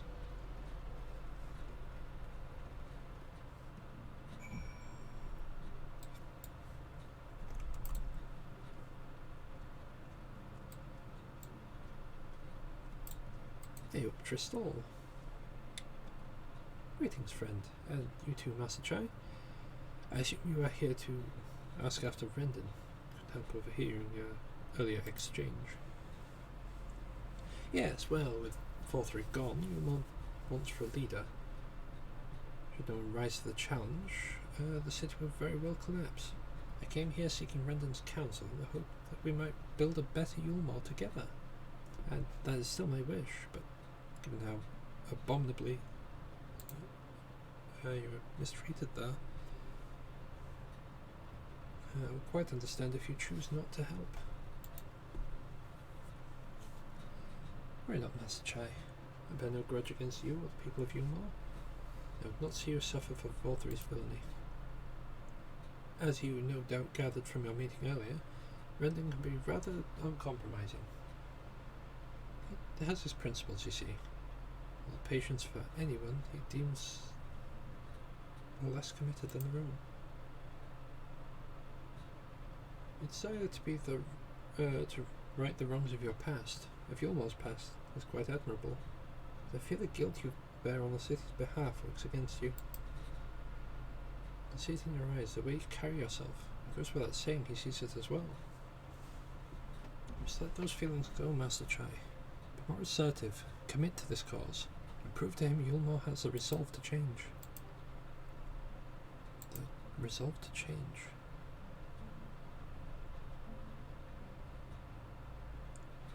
I believe he was heading towards Pit 8 when he left. If you have planned to go speak with him, I suggest you be firm and clear in your intentions. Very well. To Pit 8 we shall go. No, not take no for an answer. Nay, not even a maybe.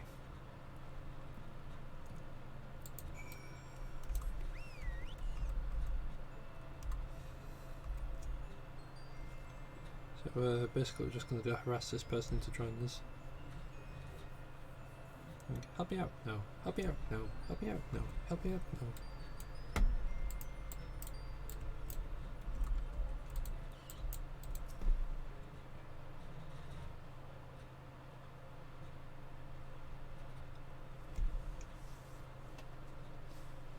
Well, it's you again.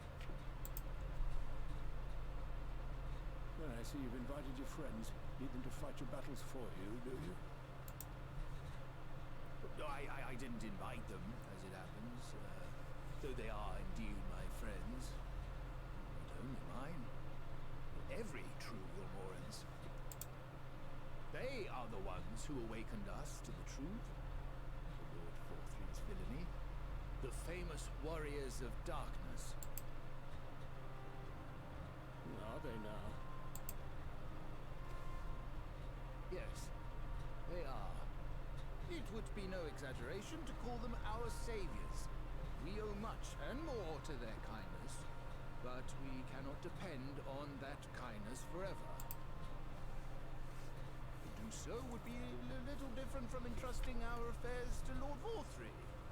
Nay, we must learn to stand on our own 2 feet. And I would have them present to witness my attempt. Hear, hear, Master Chai. Your sentiments are admirable. Yet admirable sentiments do not a nation make.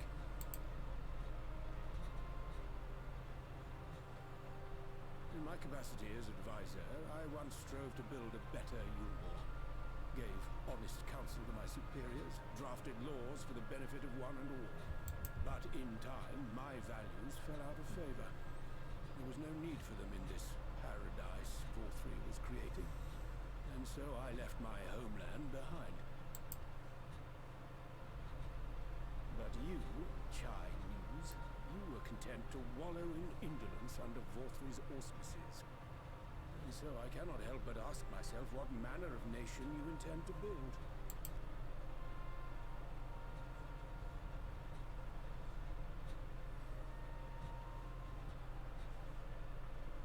I can offer no simple answer to that question.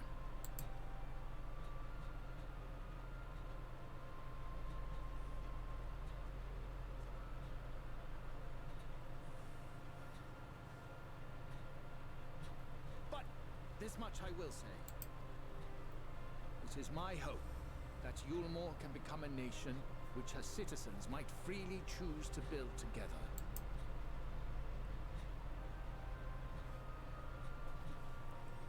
A great many people, myself included, flocked to Yulmore seeking sanctuary.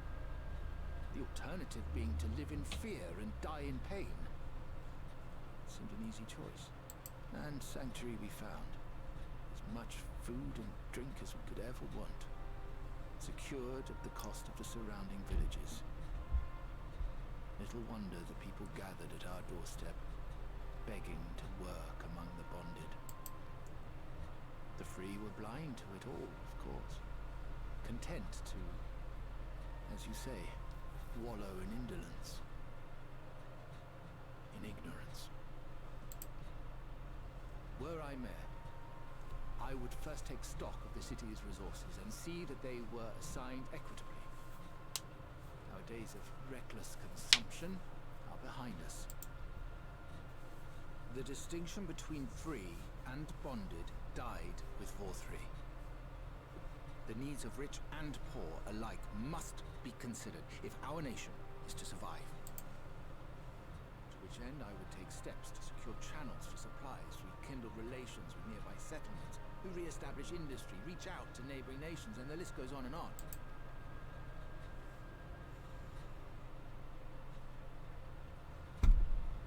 But I am no ruler, or even a politician. I am an entrepreneur. My expertise lie in planning and profit. I haven't the knowledge or experience to run a nation. Please, Rendon, will you not help me? Together, we could solve the city's problems. Build a Yulmore for the people.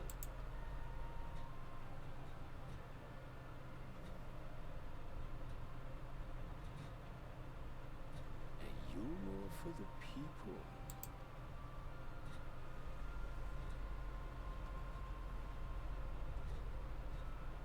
I rather like the sound of that.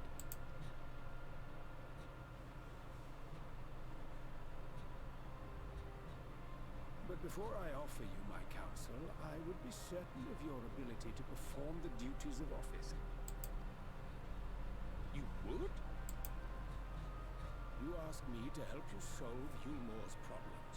At first, I would see you solve one on your own. Accomplish that, and you will prove both to me and the people that you are a man worth following.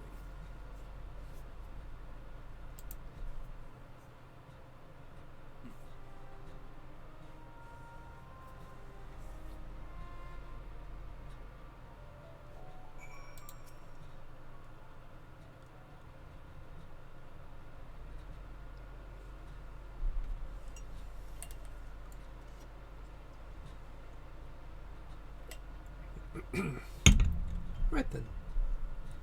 Is there a particular issue would have me resolve? You see, I've conducted an assessment of the problems of Yulmore now faces. I assume you will agree, therefore, that the matter of dwindling food stores is the most pressing. Ah, yes. Meal being neither desirable nor a sustainable option, I assume alternative food sources now are now required to fill the void. But a man who hungers is not like to contribute much to society, save violence perhaps. So tell me, how do you propose to solve this problem? Give me a satisfactory answer and I will consider offering you my counsel.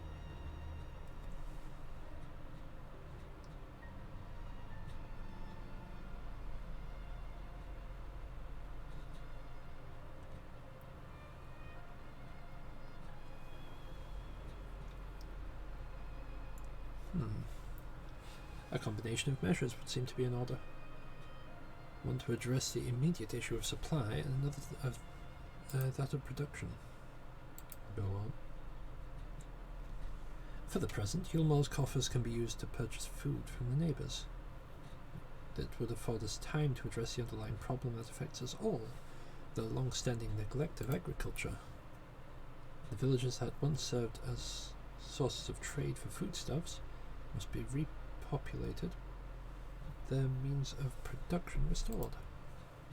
This assumes, of course, that we can rekindle relations with our neighbours, guarantee security and stability of in the region, and most importantly, find people willing to leave the city to take up the rebuilding effort. My, think of that all by yourself, did you? Well, yes. It began as a rather abstract plan I drafted some time ago, to speaking with the peoples of Yulmore and nearby settlements. You've impressed me, Chinese. I have? Well, that is a relief. Oh, you haven't secured my support just yet. Hold my attention. Grand plans will not be enough to persuade the masses. If you would ask them to rebuild, you must provide them the means to do so. Fair point, Rendon, and one which I have given much thought. I propose the use of Talos to aid in the establishment and maintenance of these settlements. Their employment should drastically improve efficiency and ultimately increase production. Talos? But Daedalus Stoneworks closed their doors years ago. Without a ready supply of the necessary equipment, the people would starve before your plans could be put into effect. As the heir to Daedalus Stoneworks, just so happens that Talos are my field of expertise. And with a little help, I'm certain we can acquire what we need in no time.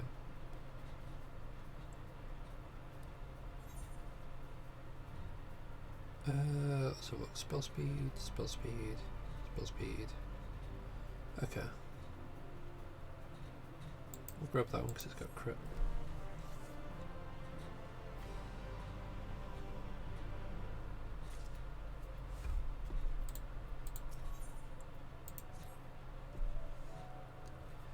Brandon is quite right. Building Talos from scratch will require time we simply do not have.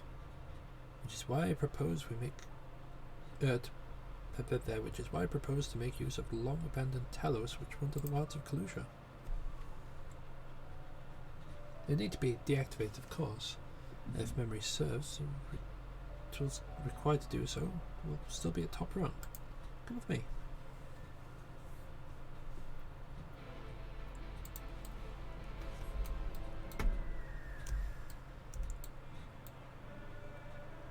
Top rung is over that way.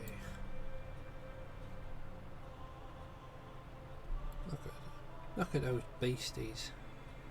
Crikey.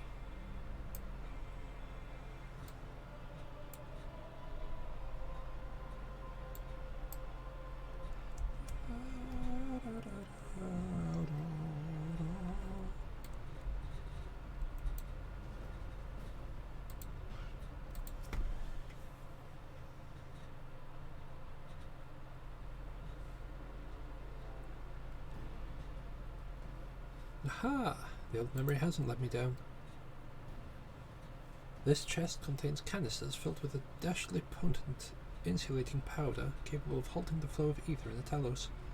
You'd only get within throwing distance of one and let fly, thus disabling them without damaging them. Ingenious. No, trick of the trade, nothing more. Once disabled, it should be simple enough matter to get them to march to Yulmore, where extensive repairs can wait. Ordinarily, this would be where I ask you to run along and do the deed, but as I've said before, it's high time we learn to stand on our own 2 feet. Thankfully, throwing canisters is something even I should be able to manage. Come off here, Master Charlie. Even if the Talos ain't a threat, there's 101 things to out there waiting to make a meal of you. That's as it may, Kaishia, but Rendon tasked me with solving this problem, and I will not sit idly whilst others risk everything to see me my harebrained schemes realised. Not this time. Which isn't to say the mere thought of it doesn't fill me with dread. Truth be told, I can't feel my legs. But if I'm to prove I'm a man worth following, I must lead by example. Well said, Master Chai.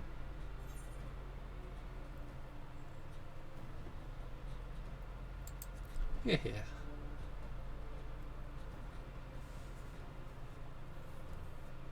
Yes, well, it should go without saying that I have no intention of dying for this. I would prefer to living to see the fruits of my labours. And make sure I do. And to make sure I do, I will require your help. It is as Kaishia says, these lands are too dangerous. If one is not careful, I would ask you to use my spyglass to look out for any beasts that could get in the way of my work. I would also need you to alert me when it's safe to subdue the Talos, understood?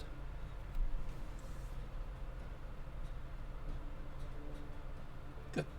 Well, let's be off to the quick way, through the north gate, and see if we can't find a suitable vantage point for you.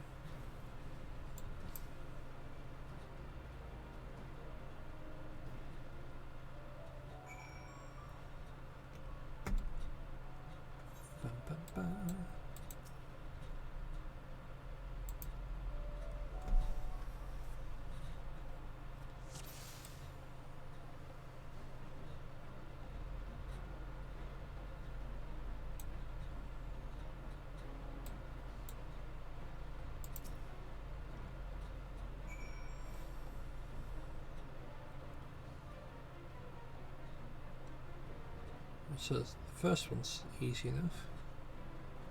Just runs up and goes, haha, puff.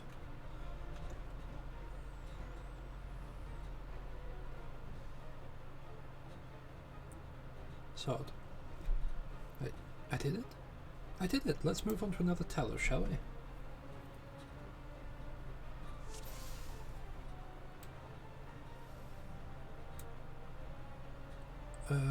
This one's quite rough. Right, those two have turned away. There. Maybe it was this next one that was really rough.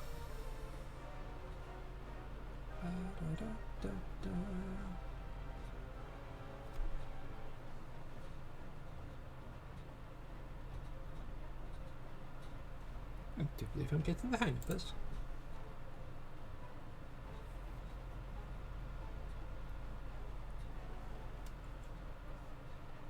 We leave the next one to me, Saturday.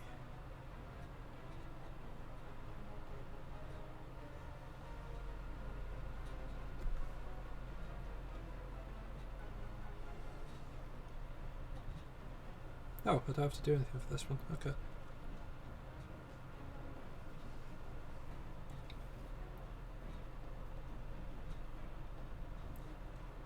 Ha! That should do it. Now we have all we need to proceed.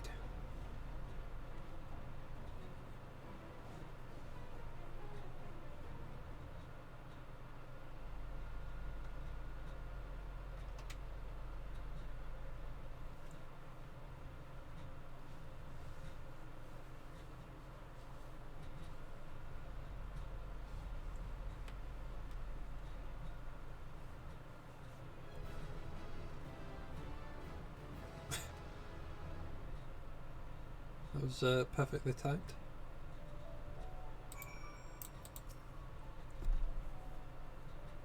I remember that quest being a lot harder than it actually was.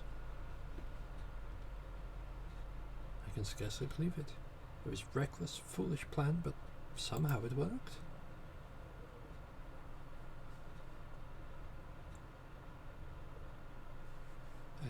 I did it.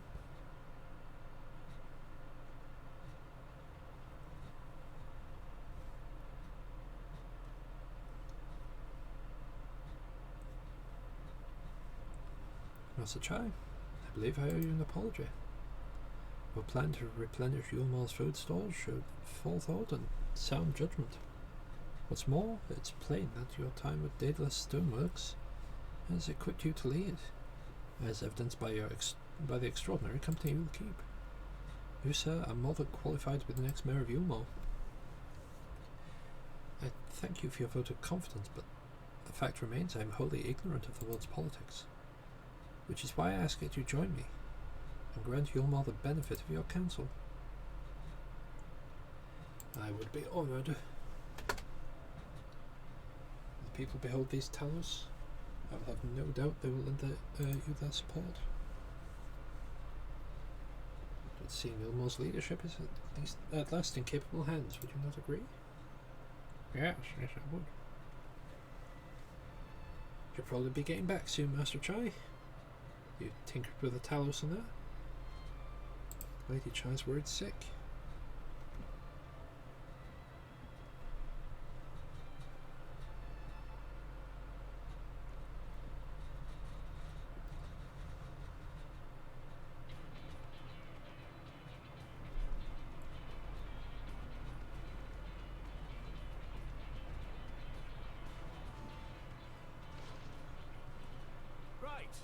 Right then, form a line and make for Yulmar.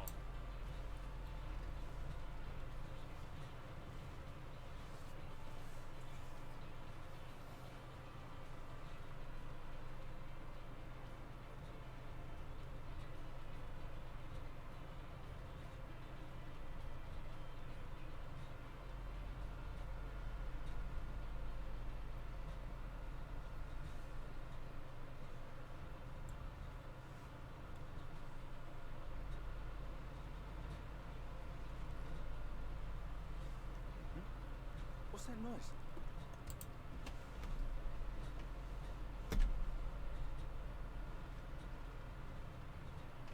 Wicked White! Runaway Talos! Call the guard!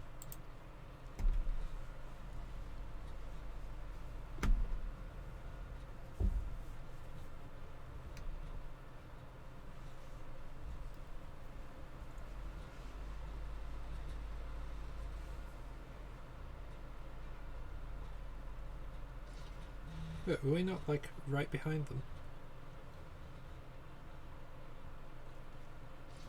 Stay back, all of you!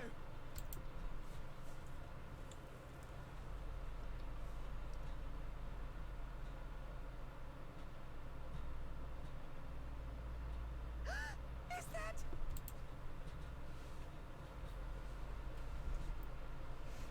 Taking a long time to actually show himself. Darling, you're back.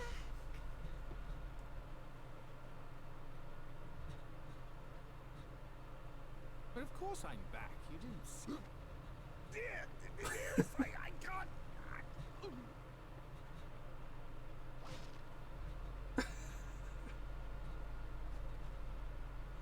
Oh, oh dear.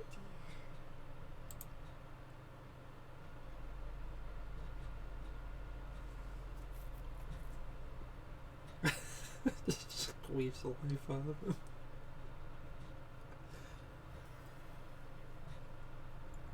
Oh, thank you. I'm sorry, my darling. It's just the sight of you filled me with such joy, I couldn't help myself. Oh no, it's all right, dear. I should have just come out and said what it was I was intending instead of entrusting the task to a hastily scribbled letter. Does that mean you'll do it? Well, I'm here, aren't I? I mean, not that my absence signified any unwillingness, you understand? Oh, no, not further from the truth.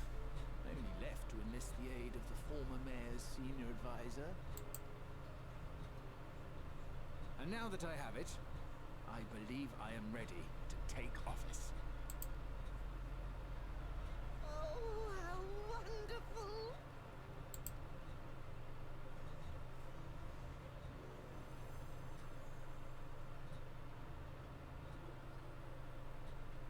Oh.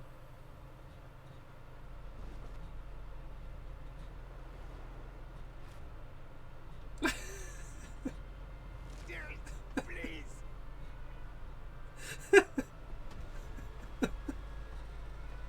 Like a little ragdoll. In fact, it's like the voodoo doll where you just like swing it around.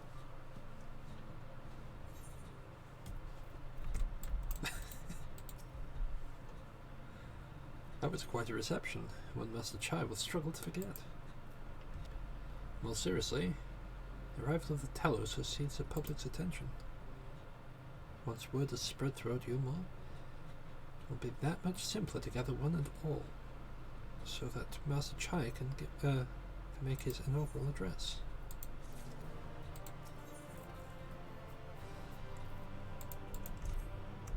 Okay, cool.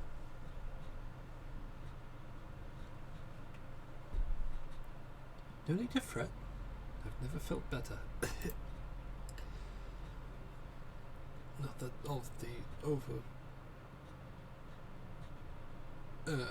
all overawed by the prospect of addressing the assembled masses of Yulmore.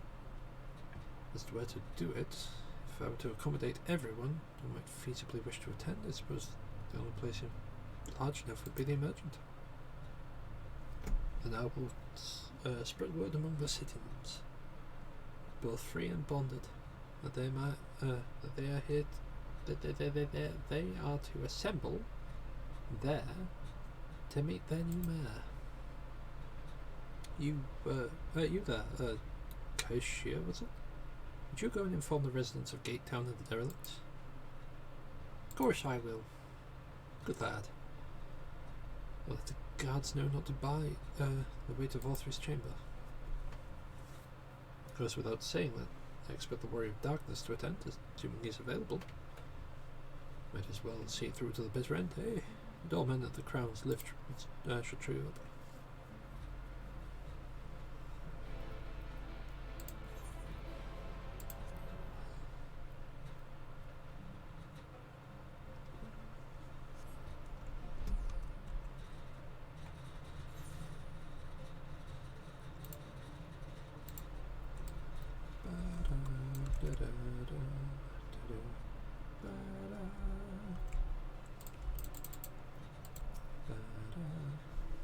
Ah, yes.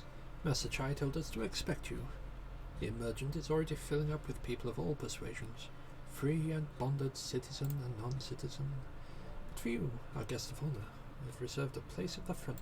Right this way, sir.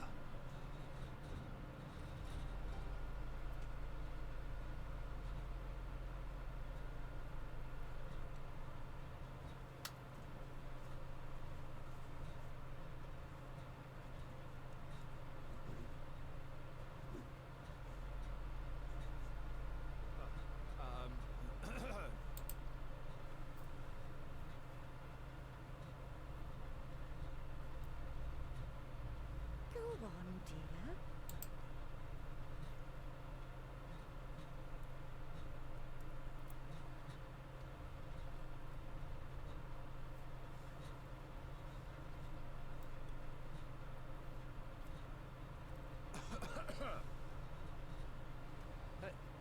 Thank you all for gathering here today. But before going any further, could I ask the free citizens of Yulmore to look around?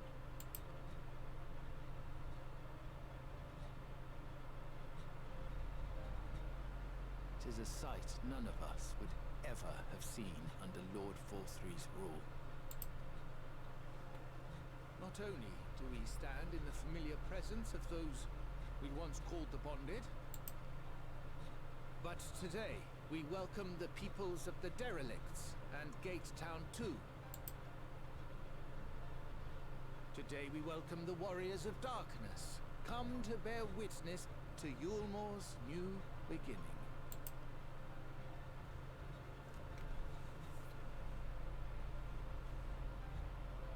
As you know, an election was recently held, at the end of which I had the honor of being chosen to succeed Lord Forthry.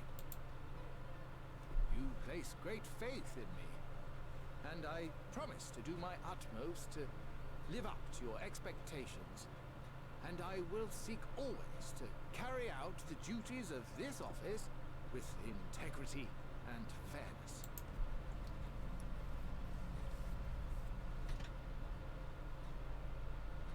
Always, I say, but not forever. Let it be known that I do not intend to hold this post indefinitely.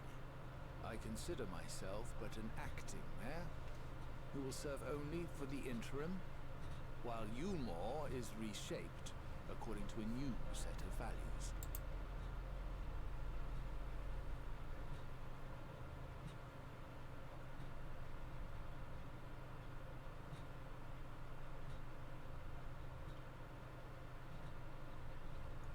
No longer can we think of ourselves as divided, as the free and the bonded, citizens and non-citizens. The systems put in place by Lord Forthry must be undone. But even as we tear down the old, we must give thought to the new, to what manner of nation Yulmore should become. Whatever the answer may be, it cannot be decided by one man alone. And so I propose that an open forum be held, that we might all discuss how best to strive towards a better future. However, there can be no talk of the morrow unless we first address the issues of today.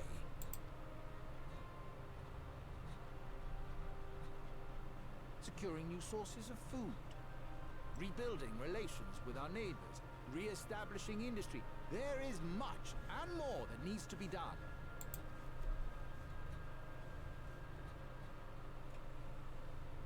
Too much for a mere man of business. And so I pledge instead to do everything in my power to ensure our city's security and stability while we all work together to see these problems solved. The road before us will not be easy, and I know full well how daunting the prospect of honest labor may seem to some of you. But we must accept the reality of our circumstances. We must move forward. This much we owe to ourselves and to the brave heroes who risked their lives to bring back the night. Once we have shored up our city's foundations and regained some semblance of normality, let us reconvene to speak of the future. Until then, I humbly ask that you lend me and each other your strength. For Yulmor!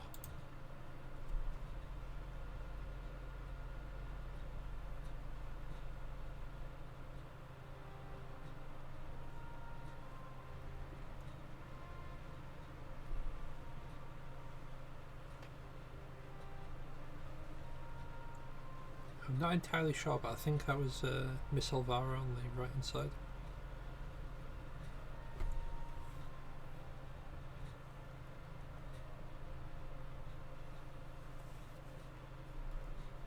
This old lady here.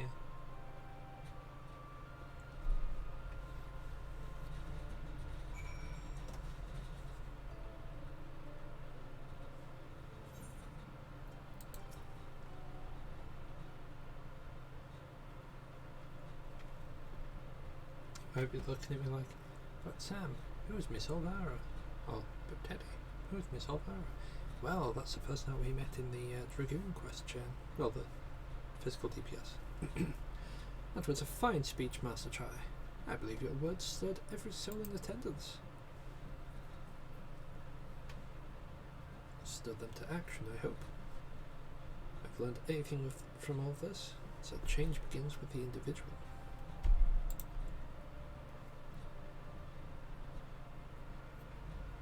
It's but a matter of finding the strength to take the first step. Assuming my fellow Yulmorans can, it shall be my honour and privilege to help them walk this road we have chosen.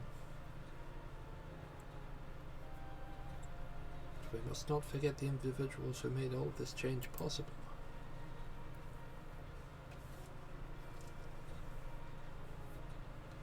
Were it within my power, I would carve a tribute to your heroism to the very stone upon which this city stands.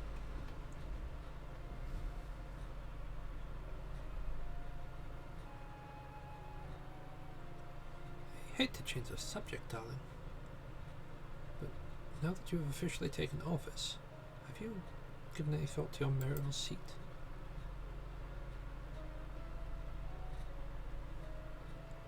We will not be moving into the emergent, dearest. It's too big, for one thing. Far too many... too far from the people for another. We'll retain our current residence, and I will give them here in the parlour. Oh, I was hoping you'd say that. I much prefer the view from the parlour. Beg your pardon, Master Chai, but you got time for a word?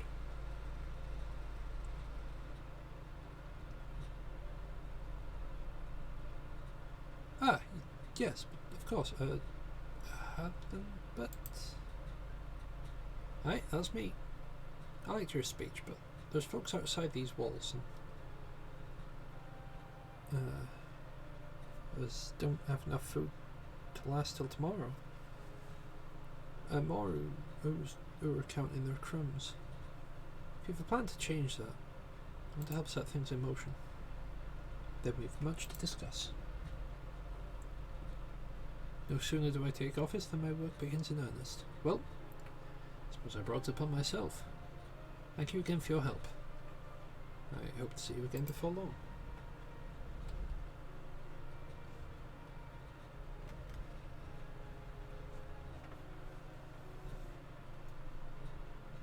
Some background shaking the thing. What a day. About what it means exactly, but I do know I've got plenty to think about. Since we have a great deal to consider, I was resolved to remain here until such time as Yulmor's future was secured. But it is clear to me now that the city is in capable hands.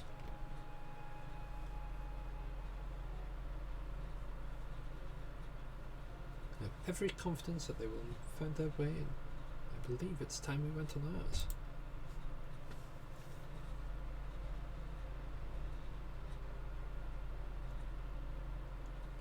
big gasp. So, Alphanor's leaving too, is it? Seems everyone's moving on. Everything's changing. Been thinking about what I should do in all this. Like I told you, I spent most of my life dreaming about living here with my friends in paradise. Paradise is gone, but something better has taken its place. I reckon I want to be a part of it.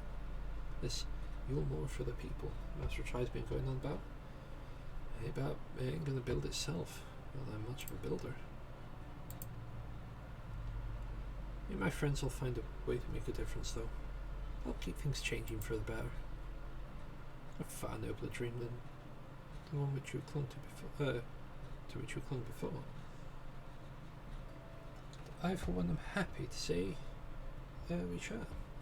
Whatever path you choose, I pray for your success. Well, when you put it like that, there's no going back now, is there? A few ideas on how we can do our bit. It's just a matter of taking the first step.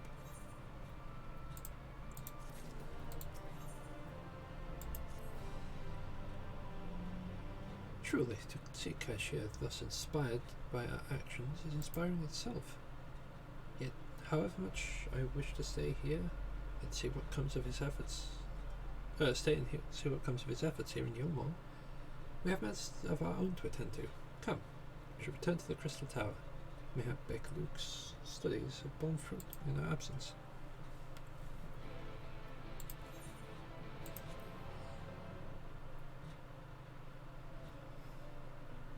Oh, I guess they might give more clarity on what happened exactly.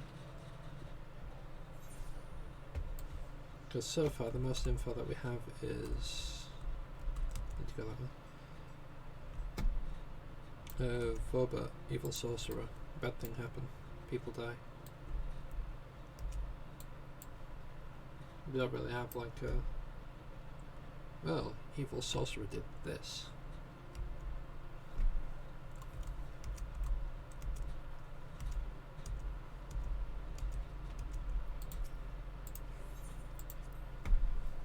In we go.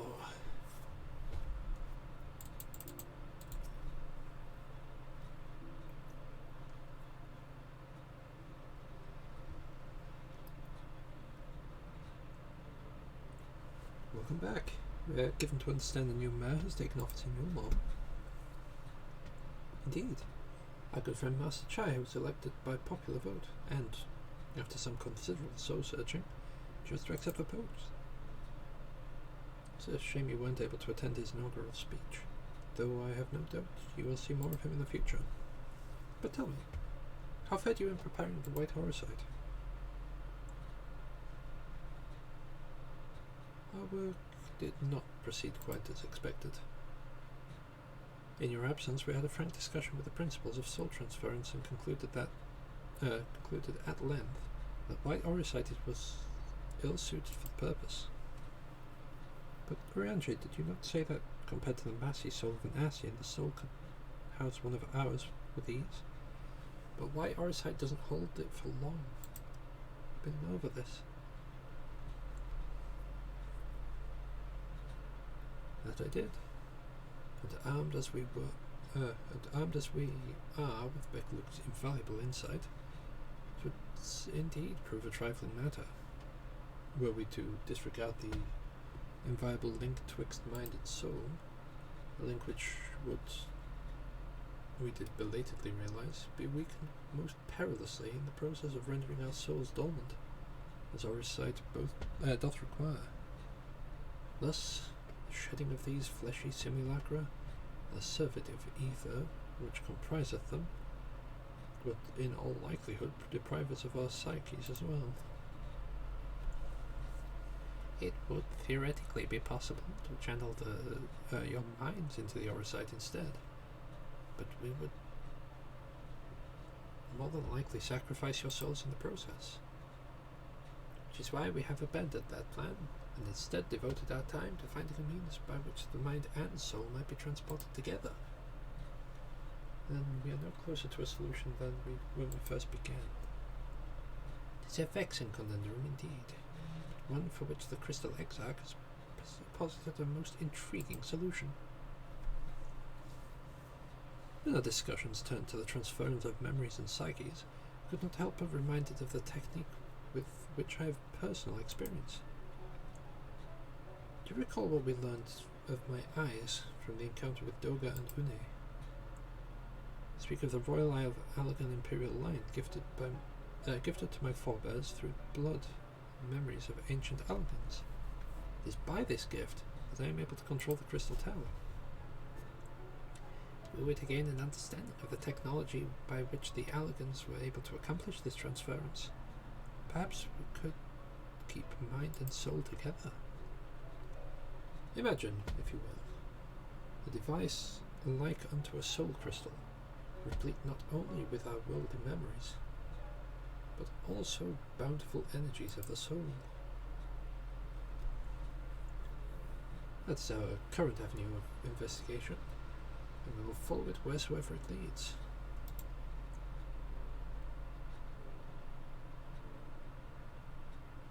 While we are thus engaged, I think it best that Samtid return to the source and inform Kryl and the others of our findings. Agreed. I imagine Tatara will be relieved to hear we've made progress of a sort. And then I would beg leave to relay our findings onto Thancred and Reen, and to assist where I may in their investigation of the empty. Yes, please do.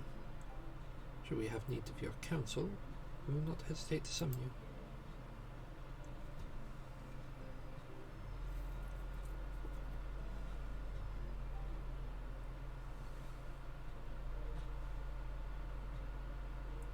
Give our regards to Tatara, won't you?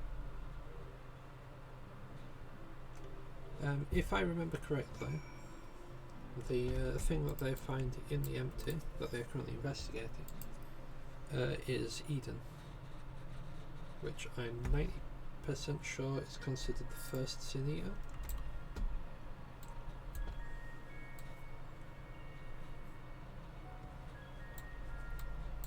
It pretty much can change the aspect of nearby ether, I believe,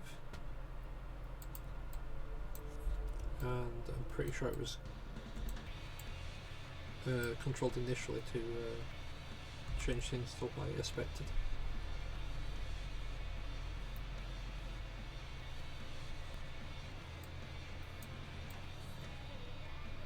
You go through the Eden quest chain to attempt to restore life to the ether by, I'm gonna say, fiddling with the ether.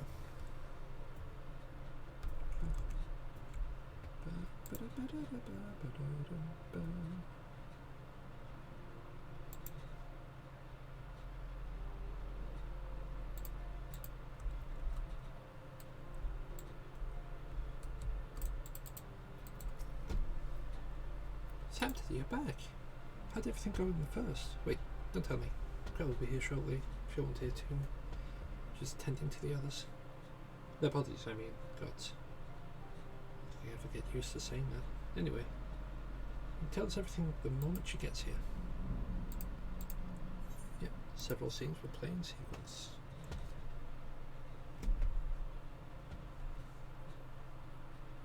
It'd be nice if these ones like auto-upload, like the voiced ones.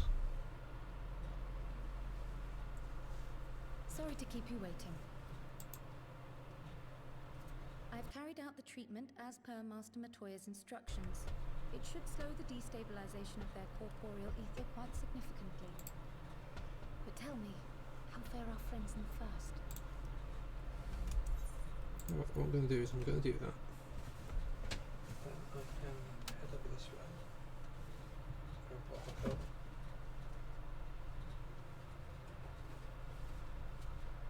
So this Becklug's the first leading authority on soulcraft, are they? Sounds promising. And Urianger's proffered solution of Orosite is rather ingenious now that I think of it. Well, while they press on with their preparations, you may rest assured we will continue to do our part here.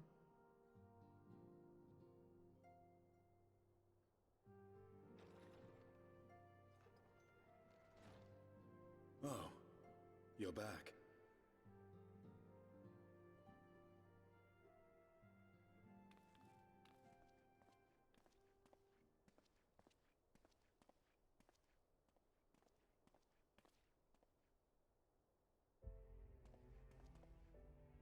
And none the worse for wear, I see.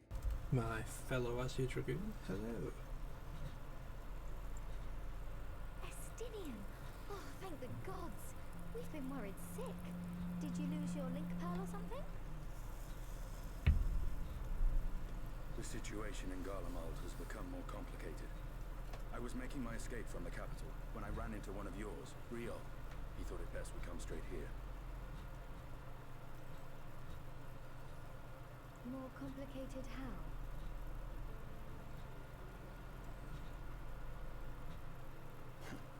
Where to begin?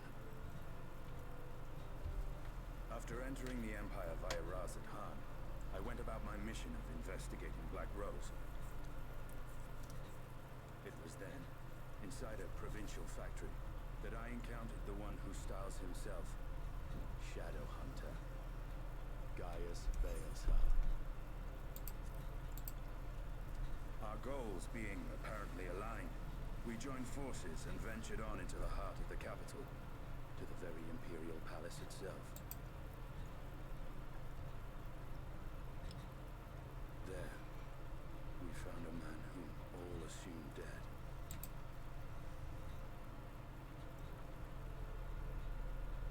But his soul lives on, and he has wrested back his flesh. Xenos ye Galvus.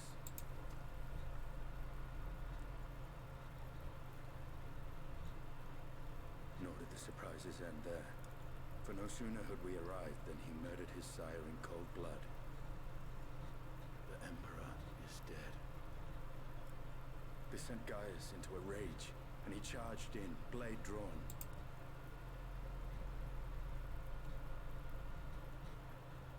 What's wrong?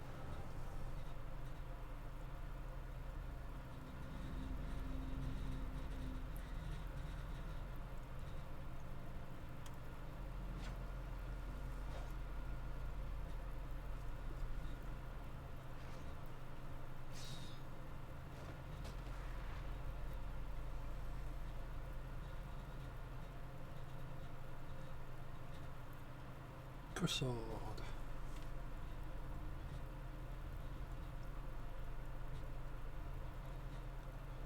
See him in action.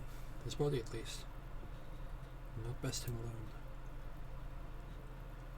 Nay, it will not come easily to that thing. If you would join me, then by all means. For all the good it will do. The Black Wolf and the Azure Dragoon. I suppose this might suffice.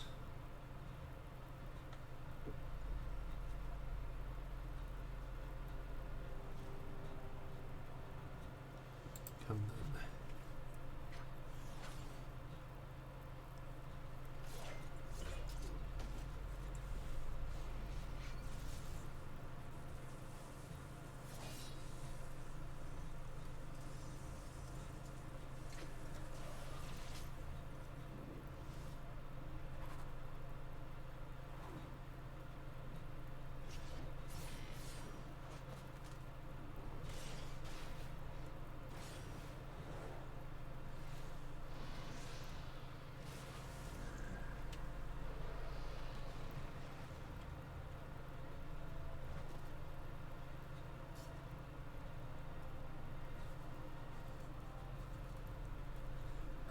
The simple pleasure of one's true flesh.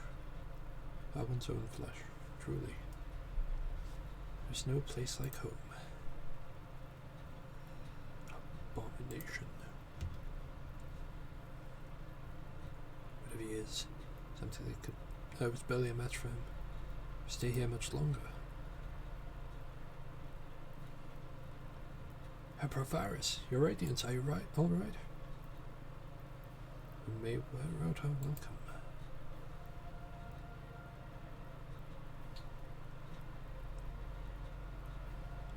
Your radiance. Oh.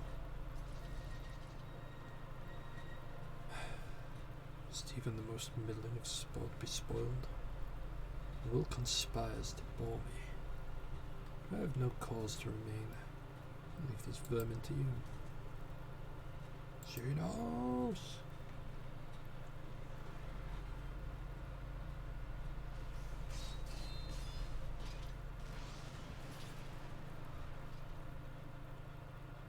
Wait, why can he do that?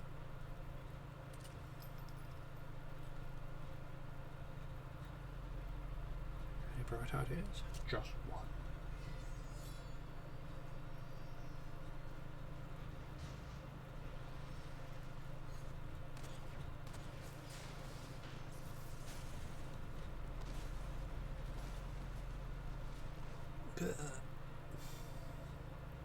You can shoot 5 or 6 bullets, or just one. Hi Tom, how you doing? Radiance. The intruders have taken flight. I repeat, the intruders have taken flight. Deploy all available magic armor. You cannot let them escape.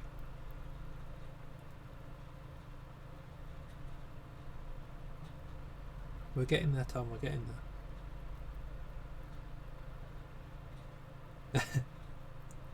True, true.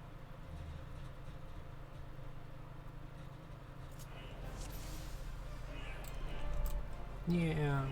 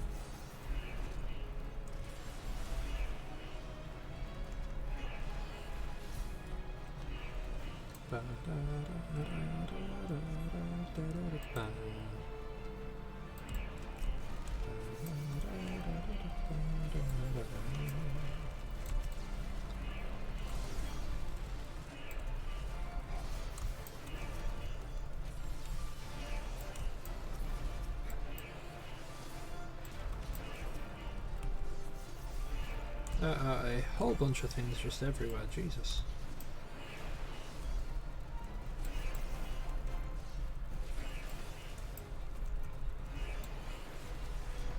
Yeah, I don't see how Gaius, not Gaius, sorry, Xenos was able to teleport out of there.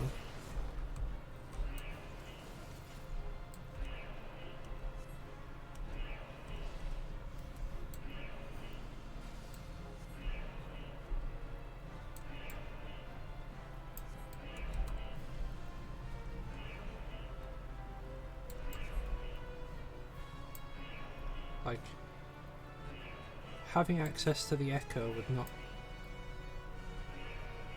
suddenly grant him the ability to use, to manipulate ether.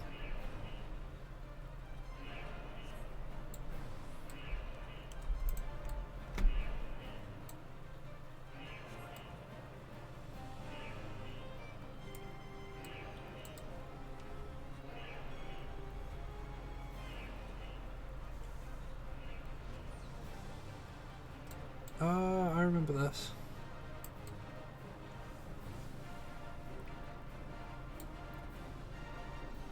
One of the other horrifying moments of Shadowbringers.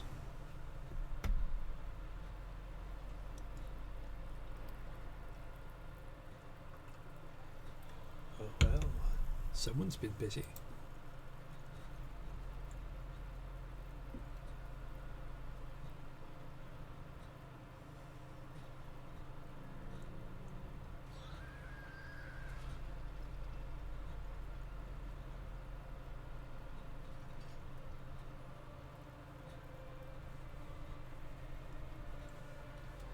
You would bar my way, would you? So be it. Come, Nidhogg. Lend me your strength.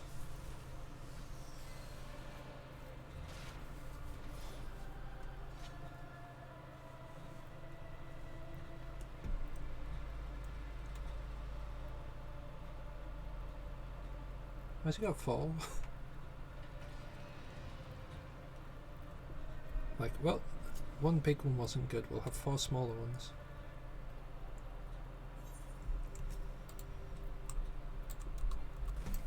Yeet.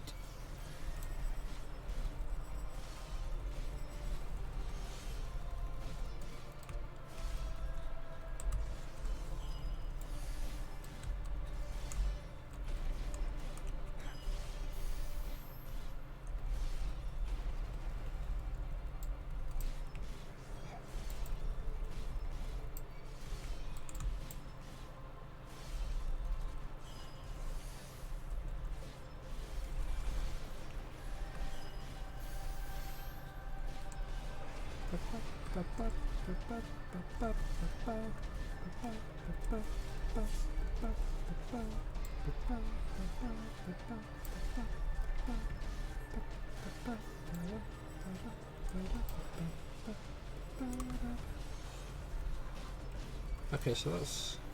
Oh, I need to use it now. Nope, nope, nope. Oh yeah, there it is.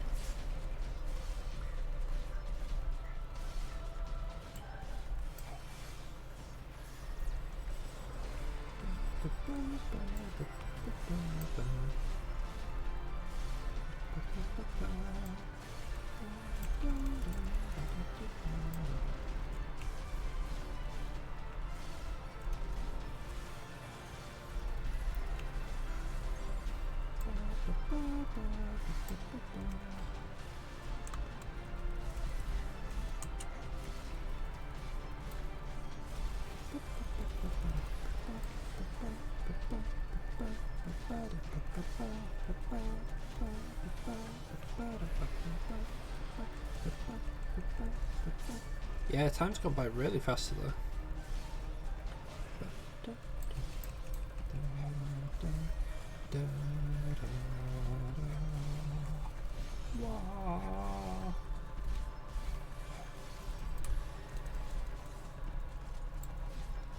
Invulnerable? I think not, sir. Wow.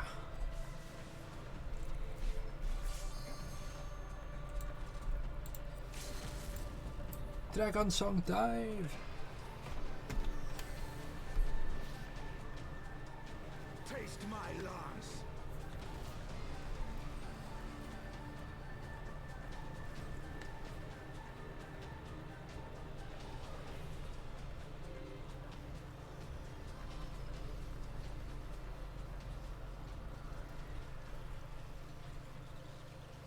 Yeah, don't worry about that guy.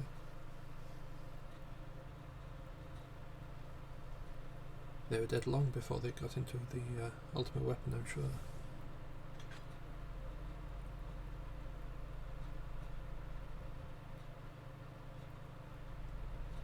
Galleons and them machina. Now, where are you guys?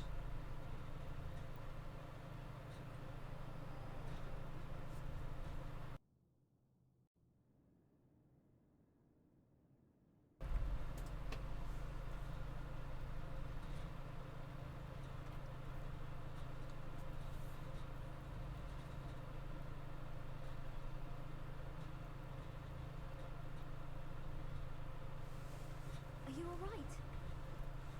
Oh yeah, she has the echo too.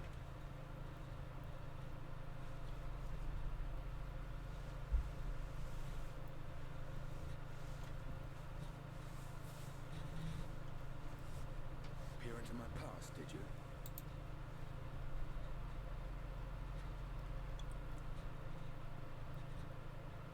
Well, I didn't quite relive the experience as you did, but I bore witness to it all. I'm still not sure what I think of this gift of yours. No matter. Our confrontation was cut short when the Imperial Guard arrived. It was then that Xenos took his leave, citing boredom. To think their research into the Echo could bear such fruit. Escaping death, jumping from one body to the next, and returning to his own after all this time. He is an Ascian in all but name.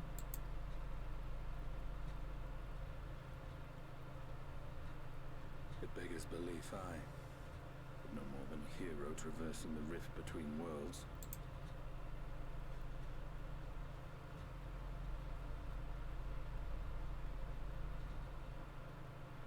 concerns are far more prosaic. With the Emperor dead and the Crown Prince missing, the Empire is in disarray. Until order is restored, assuming it even possible, we needn't fear an Imperial reprisal. And for reasons of his own, Xenos took it upon himself to rid the world of Black Rose. Riol has already gone to apprise the Alliance leaders of these developments. We may leave the matter in their hands for now. Then perhaps we have seen the last of the fighting at Gimlet.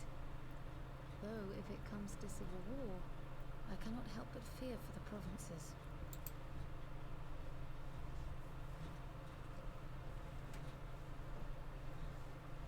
I'd nearly forgotten to ask. What became of Gaius? Did he not escape with you? That he did, but we parted ways shortly after leaving Garlemald. He claimed another threat had arisen which demanded his attention. He didn't elaborate, but the absence of some device or other in the capital gave him reason to believe they're planning something. Lest you worry, I believe he has well and truly shed the Black Wolf's pelt. Conquest is no longer his objective. You may safely leave him to his own devices. He's gone off to go deal with Ruby Weapon. The quest train have yet to actually start. Well, it's nice to have one less foe to worry about, even if we do have a mysterious new threat to look out for instead.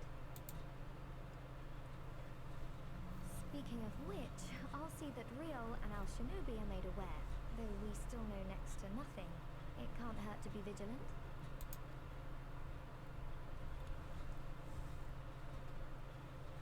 Well then, with Black Rose nipped in the bud, I believe I've fulfilled my part of the bargain.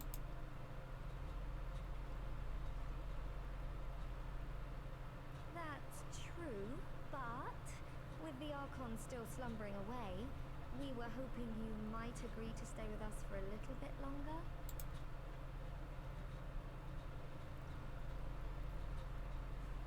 Sorry, but I'm not inclined to extend my contract. Gaius isn't the only one with business to attend to.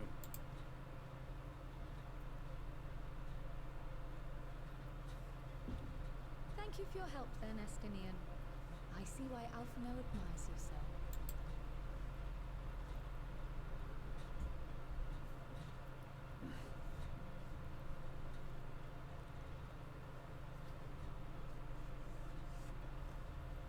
Farewell, my friend. See that you don't make a habit of dozing off in battle. Hey, that weren't my choice. I were being summoned.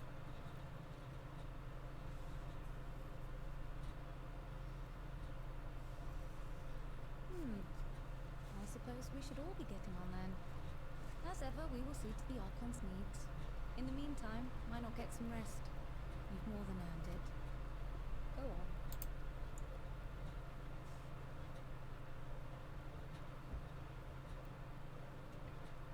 So it seems that was about 3 hours worth. Well, just over 3 hours. You must be shattered after all that hopping back and forth between worlds. Let's stay here and rest for a while. I'm sure Bickler can manage without you. Good enough science to help them, if you ask me.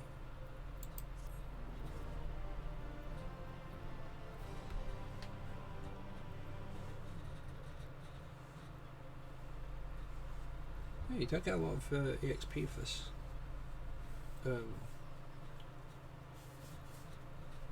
Post Shadowbringer stuff.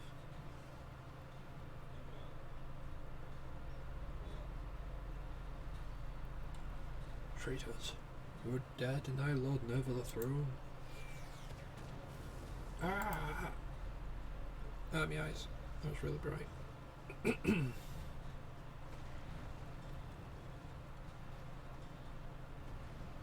Onward. Before this day is done, victory shall be ours.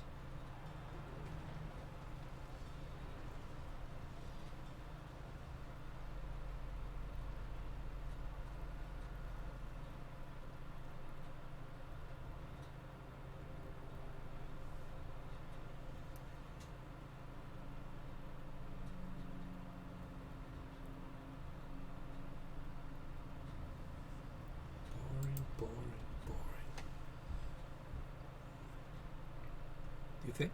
I find it amusing. Like dogs herding cattle to the slaughterhouse.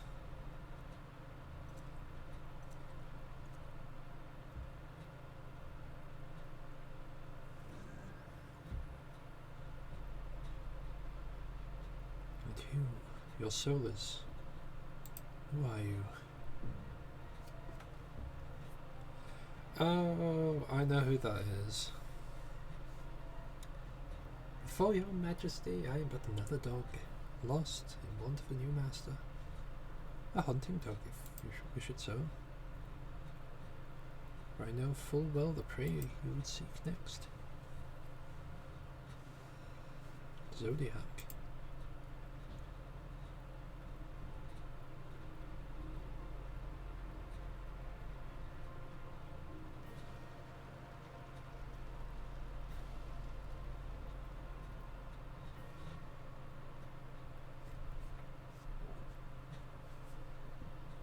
Meanwhile, at Yulmore in the first.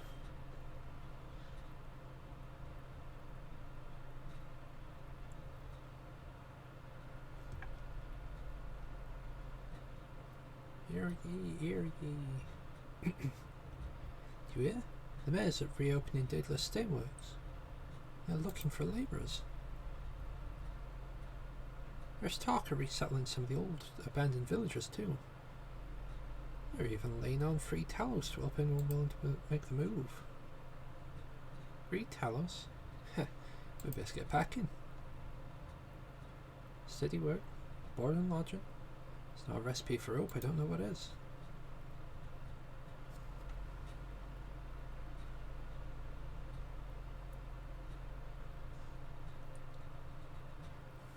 Hope?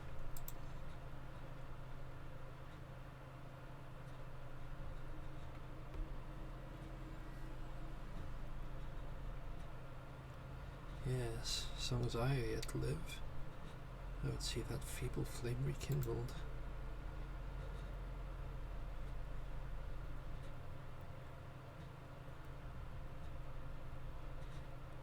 It's my destiny to see our dream fulfilled. But they said you were dead.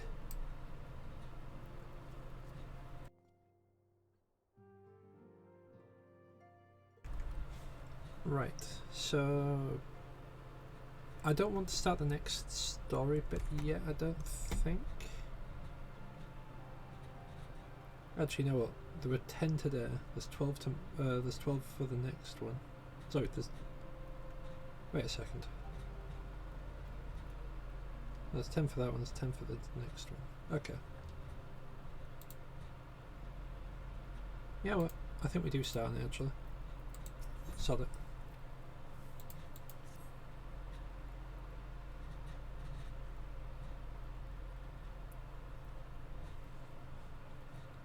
Certainly, my, what a pleasant surprise. You've come to inquire after the Archons. If you've come to inquire after the Archons, fear not. Master Matoya's treatment has proven effective in stabilizing the corporeal ether. You mustn't go complacent, however. Potent though these magics may be, they are not without limits. We can only hope they afford us enough time for the Crystal Exarch to complete his work. If only we could go there to the go with you to the first to help. Pardon the interruption. I come bearing urgent news. Ah, Saturday. It's been far too long, my friend.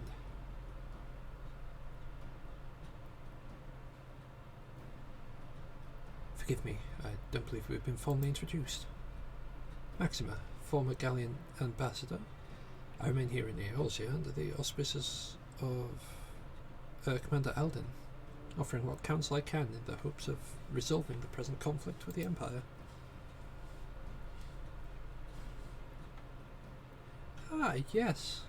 I have heard stories of a defector from Galmold. Never mind that. You said you have urgent news? Indeed. As you may have heard, the Imperial capital is in turmoil. A sizable portion of the Gallian forces have been recalled to the Gimlet Dark. With their numbers so greatly diminished, the main host of the Alliance have withdrawn, leaving the Alamecan resistance to watch over the border.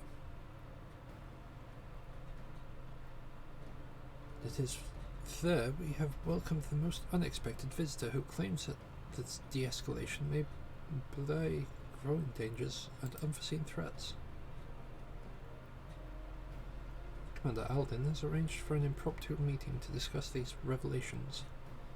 He's also requested a representative of science to attend as well, though it was clear whom he wished to extend this invitation. Seem time is of the essence. Well, you'll not be attending this meeting alone. Though I am not well versed in the affairs of city-states as our comrades, I see no reason to burden a single scion with this. Yes, of course. Then we make for the Almegan Quarter with all haste. Well, what are you waiting for? Get going, you two.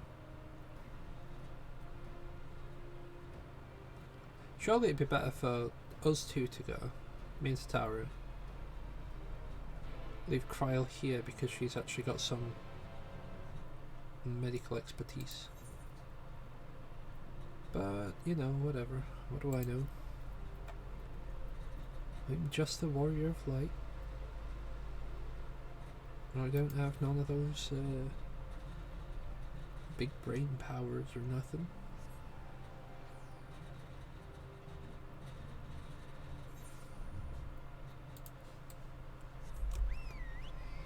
So nice to be able to fly.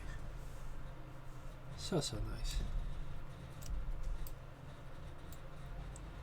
Alright, down here.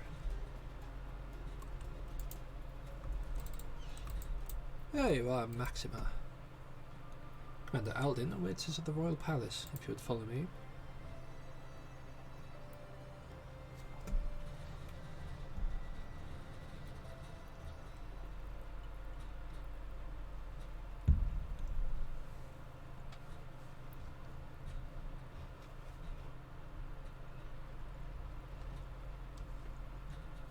Hey look, there he is, guys from Bilsa. The Shadow Hunter. They're here, Commander. And I for one am grateful that they are. Told you've been busy since our paths last crossed at the Gimlet Dark. Not that I understand half of it. When the science spoke of other worlds, I struggled to describe what I pictured. Mayhap things would seem clearer were I to hear the tale from your own lips. But I'm afraid the situation will not afford us that luxury. I trust you two require no introduction. We meet again, hero of Eorzea.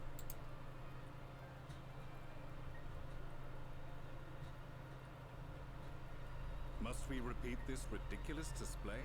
I pose no threat to you, though what I come to warn you of very well might. Had he meant to do us harm, I hazard he would have kept to the shadows, and brought more than 2 companions. We need not pretend to be the best of friends, but I hope we can put aside our differences for the present.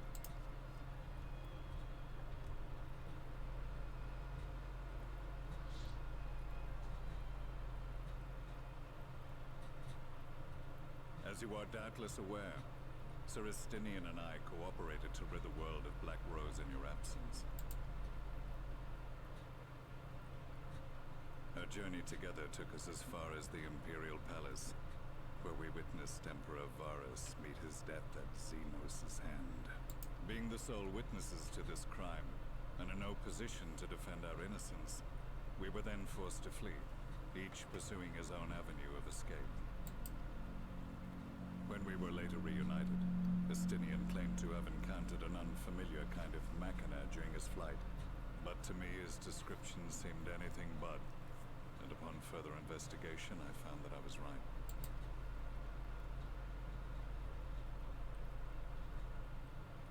The Empire is developing a new Ultima weapon. What, that Allagan monstrosity, created to vanquish primals, with which you yourself once thought to conquer Eorzea? The same. In my foolishness, I sought to harness its power, and became the Ascian's pawn in so doing. But you know as well as I how that tale ended. The weapon itself, excavated from beneath this very city, was destroyed ere we could fully unravel its secrets, and that should have been the end of it. But unlikely as it sounds, the Empire's efforts to recreate it have somehow borne fruit, primarily through secret research conducted by the 7th Imperial Legion, it would seem. Wait, the 7th was all but annihilated at Cartano, along with its legators. Indeed. Few survived. The 7th, as it is now, has little in common with the Legion led by Vandanis, and its leadership has changed hands several times since. Precisely how this project has continued despite such turmoil, and under whose auspices, remains a mystery. What we do know, however, is that a number of prototypes have been produced, and that one of them is on its way to Eorzea. I do plan to go through this on stream at some point as well. We attempted to stop it, but it was all we could do to slow its progress, so we resolved instead to bring you warning. And right glad are we that you did, though it soundly dashed our hopes that tensions might ease at last. As it is, we've begun to strengthen our presence in the Gimlet Dark, and are assembling a force to meet the coming threat. A force with you in its vanguard, I hope. Before you say anything, I know full well you have pressing concerns of your own. Your comrades remain in peril, and I would not ask you to forsake them, but the fact remains that you, and you alone, have faced the Ultima weapon, and emerged victorious. We need you. And so, when the time comes, if your comrades can spare you, I bid you lend us your strength. I've assigned an officer to await your word. The Ascian's downfall was to be the work of my remaining days. But it was my hand that kindled these flames, and I cannot allow them to spread any further.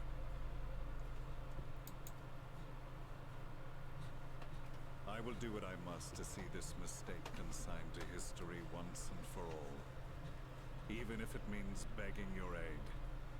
The Fates will enjoy the irony, even as I endure the ignominy.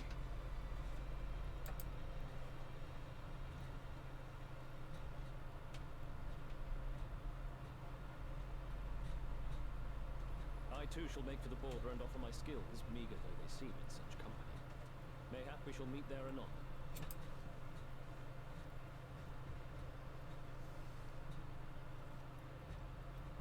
Though we can ill afford to ignore the coming of a new Ultima weapon, our friends' plight grows ever more precarious, and none save you can join them in the first.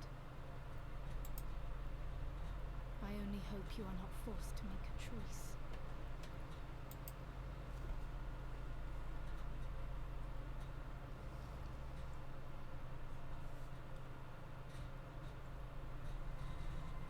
Yeah, I will be going through the weapon chain at some point as well.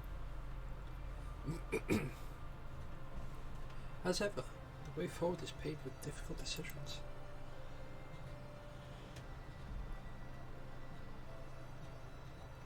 I can afford to ignore the threats of new Ultima weapon. With each passing day, the plight of the Scions grows ever more perilous. You cannot stay for a debriefing on the Ultima weapon. I will not stop you. I only ask that you confer with me before returning to the first. And there it is. Ruby weapon. I take it you're ready to return to the first? Then I would ask you to apprise the others of recent events here in the Source, namely Xenos' return and the developments of a new Ultima weapon. As for the bodies, you may assure them Master Matoya and I will continue doing what we can to keep their corporeal ether stable. Safe travels, Samtili. I hope to see you and the other Scions soon. My voice is going now.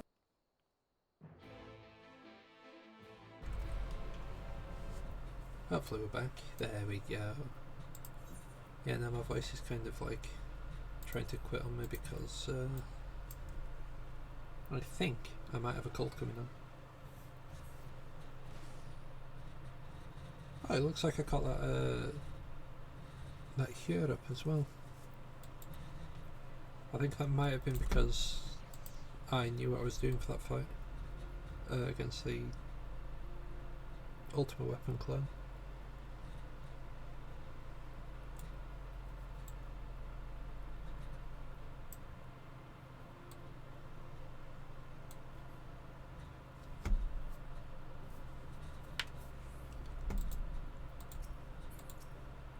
Did not mean to click on them.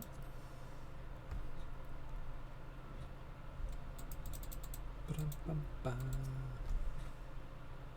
You've come at the most opportune time, my friend. I've made something of a breakthrough in my research on the soul, and the means to return the scions home. I trust you too have been making good use of your time. Sort of. Ill tidings from the source, you say? They will summon the others that we might be apprised of the situation.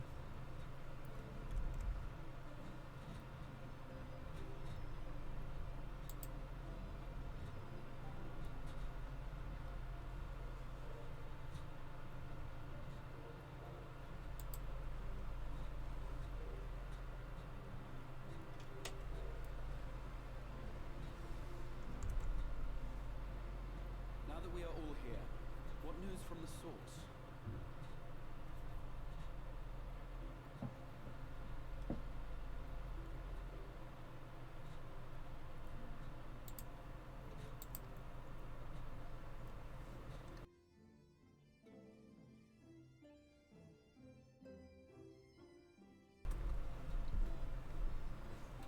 A new Ultima weapon. We must count ourselves lucky that Gaius has pledged his assistance. While this is indeed a worrying development, I think the state of the Empire as a whole greater grounds for concern. With the Emperor slain and Xenos returned, it is impossible to predict how matters will unfold in Garlemald. The Ultima weapon may be but the first of many unpleasant surprises. The situation beareth closer observation, of that there is no doubt, and doth compound our need to return unto the source.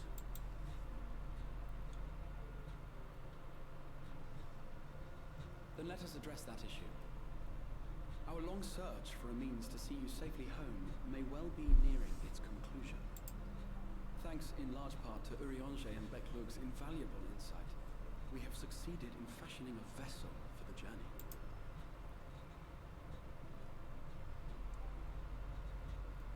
We set out to create a crystalline container retaining the more useful properties of white aurosite, but without its regrettable limitations. And after a good deal of trial and error, we made one.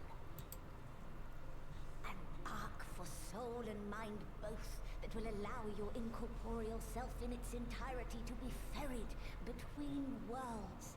A spirit vessel, if you will. However?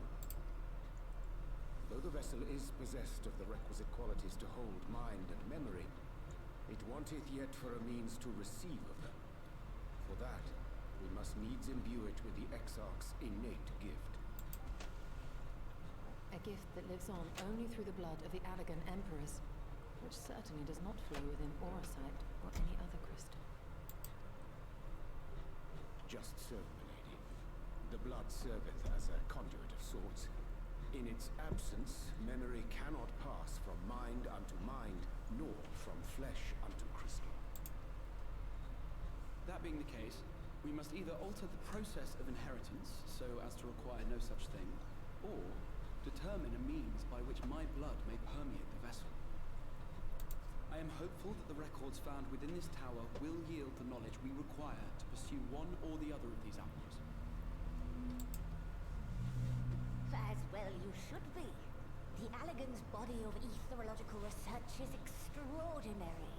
I can scarce believe it the work of ages past. But its underlying principles are not so very different from those of my own field of study. Given time, we will find the answers we seek.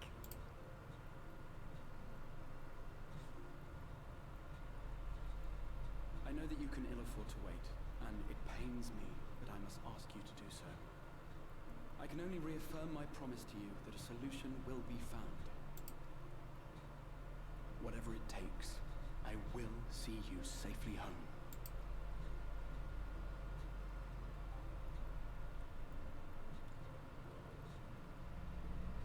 My apologies. I do hope you haven't come to tell us that mortal peril fast approaches. No. I had hoped to speak with the Warrior of Darkness. But there is no need to cut short your meeting on my account. I will be waiting outside.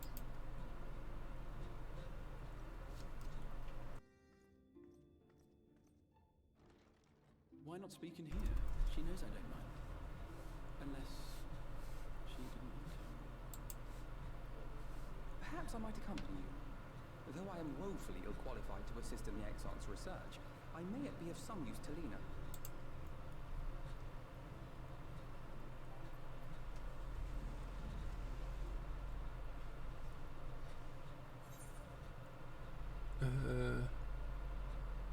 Let's take some creamy salmon pasta. I like pasta. And I like salmon on sushi, so why not?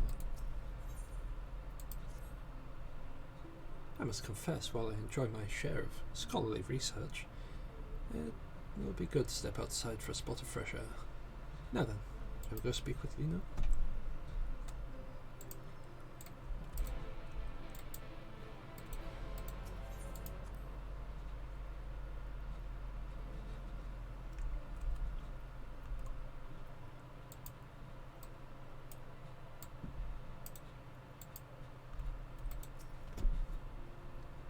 We have a little time, so we'll be brief.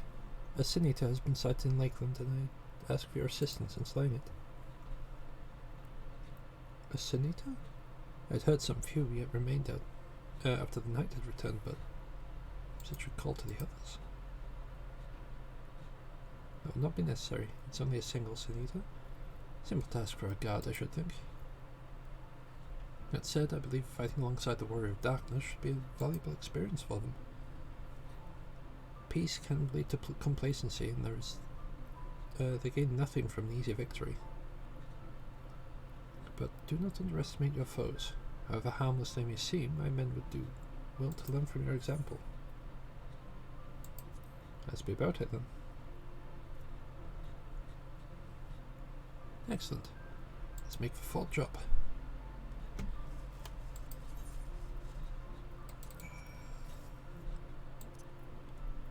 I should probably pop those into my bag. I am carrying far too much food. Right, fort job. There it is. Look at that. That is a nice stabby stick he's got there.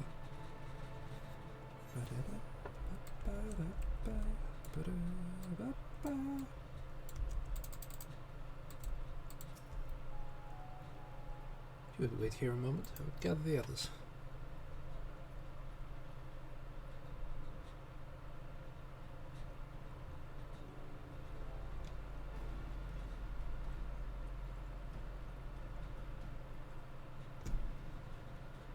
You may not remember, but you've met these soldiers once before, though only in passing. I long awaited the opportunity to fight at your side. I was at death's door that day the Sin Eaters attacked. If you and yours hadn't come along, I could have stepped through. I wouldn't have been alone. Your courage and selflessness is something we aspire to. I too was there that terrible day. My friend was transformed into a Sin Eater before my very eyes. I had no choice but to cut her down. The thought of returning to the field, holding the blade again, it filled me with dread. That is no way to honour her, or my comrades. So I've returned. I swear, I'll not let you or anyone else down from this day forward. Pleasure to meet you, sir. Truly. It seems like only yesterday I watched as you took flight astride in the Marrow to go and save the Oracle. Strange to think the Ulmoran soldiers we once locked blades with on our side. But we'll do our utmost to keep the peace here in Lakeland.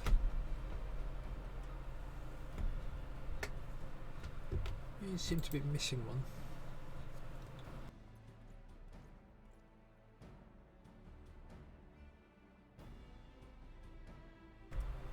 My apologies, Captain Lena. An elderly gentleman asked that I escort him to Clearmelt. It took longer than anticipated. I'll not begrudge you your desire to help those in need, but a soldier must be punctual, especially when we play host to honoured guests.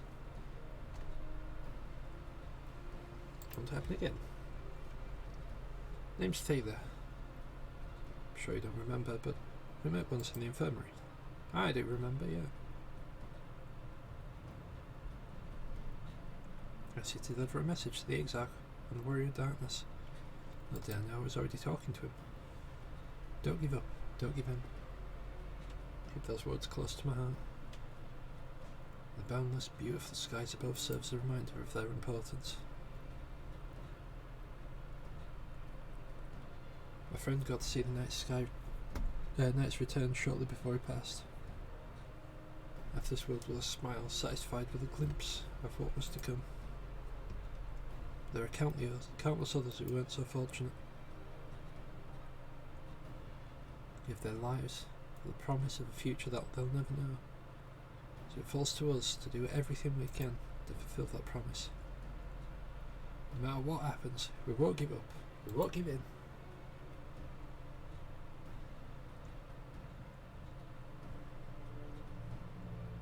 Yeah, heroism has inspired all of our guardsmen much the same manner. Our scouts at the northern staging point have not had the pleasure of meeting you in person. Let's not keep them waiting.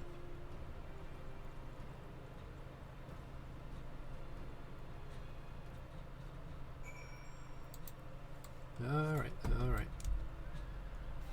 Going around meeting everyone, shaking everyone's hand.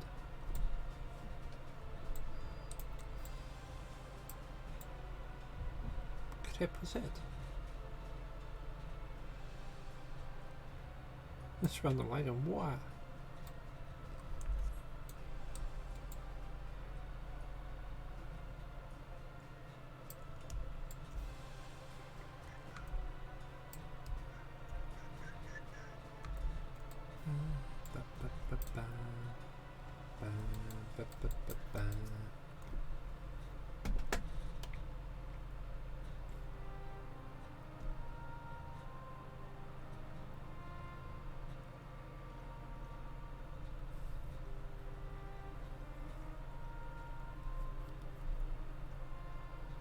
Did you slay this eater?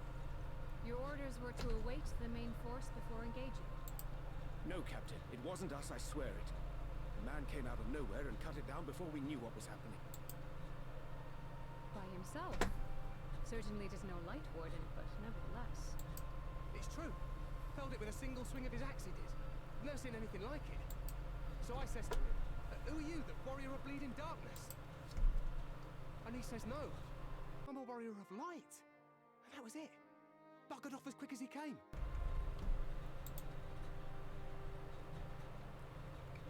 A warrior of light? Why would someone go around calling himself that, though? It was those bastards who caused the flood. I mean, if you were going to pretend to be anyone, it'd be him, the warrior of darkness. Hey? Oh, I didn't know.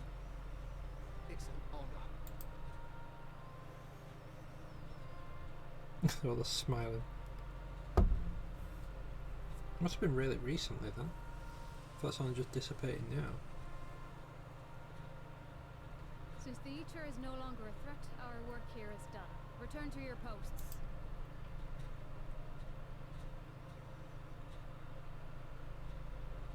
I had hoped to fight at your side today. But I'll continue to follow your example, and may we meet again.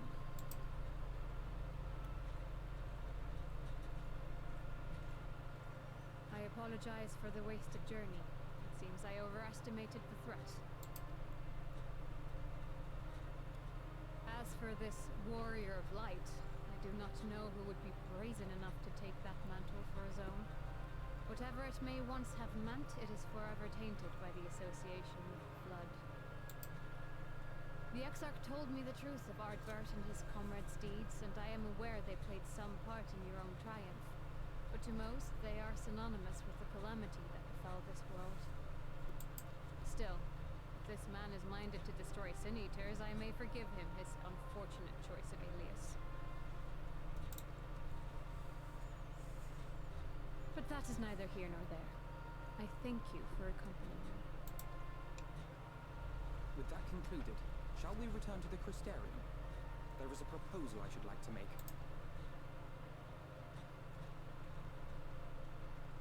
Forgive me. There is one more thing. A personal concern of mine. I had hoped you might have a moment to speak privately. Take your time. I shall go on ahead.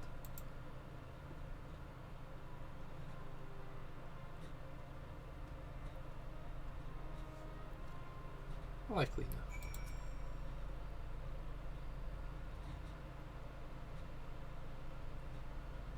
I will not mince words. This matter concerns the Exarch. Though his countenance belies his age, his demeanor never has. He has seen more than any man should, and ever more weary with time. But I see I give wrong impression. While it is true he attempted to open a letter with the salmon fillet the other evening, we are not here because I suspect his mind is deteriorating. Nor do I believe him to be so maddeningly unconcerned by the prospect of his own death as he once was. Indeed, the opposite is true.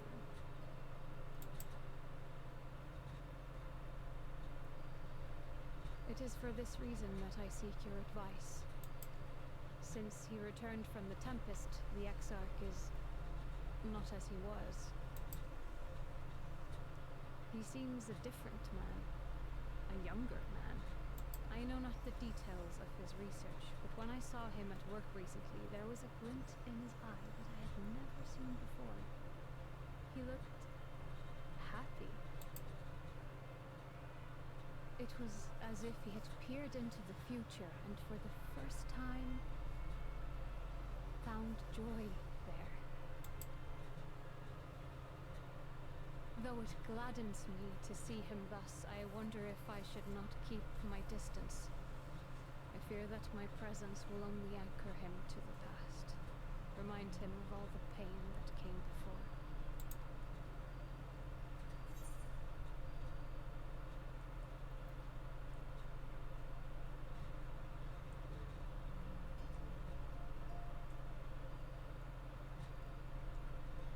Yeah, anchors keep us where we've chosen to be. Is that so? Yeah. Then perhaps we might remain as we were. As we have always been. What a relief. In that case, I will have to speak with him about the amount of time he is spending at work. This research is important, I know, but if he refuses to consider his own health, I will have to consider it for him.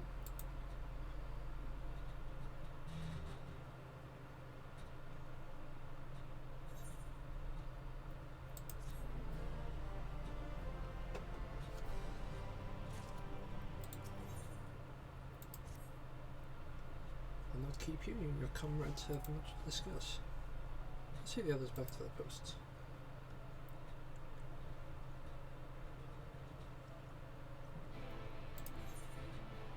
Back to the Crystarium, I believe.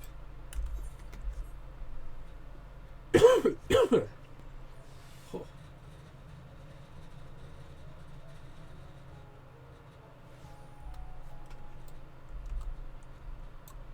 Yeah, look, there it is, back to the Crystarium.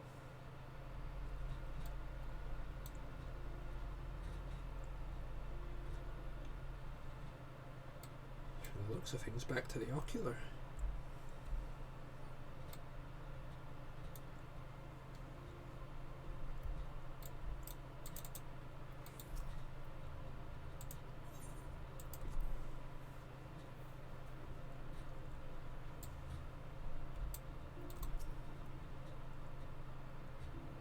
were quite shocked to hear of what we found in Lakeland.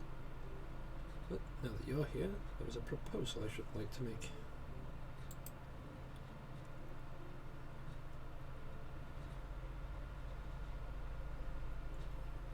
I've been spending a great deal of time in the Cabinet of Curiosity of late. I've noted more and more people perusing the books on history, years leading up to the Flood in particular. I suspect they wish to know more about the Warriors of Light, as well they should. But nearly everything I've come across describes them as sin eaters or worse. Regardless of whether or not this Warrior of Light is who they claim to be.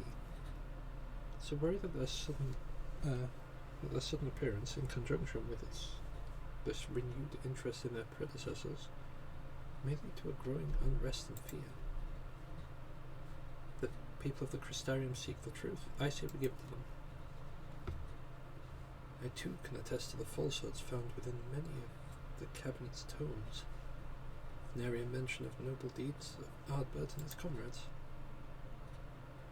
To be fair, they bear some responsibility for the Flood, but when the tale is told again and again over the course of a century, it's surprising to see their roles distorted and to see them painted as villains. Were it not for the records stored in the Crystal Tower, I would have no reason to question the narrative. Unfortunately, the knowledge was of no use. When I arrived here at the first, their reputation has already been irreparably tarnished. That said, there still remained those who worked tirelessly to defend their good name in those early days following the Flood. Considering all the good they've done, no wonder they need to be defended at all. They brought to justice the man who misused my knowledge to bring about the fall of Vobert. That such heroes could be spoken of in the same breath as sin eaters is absurd.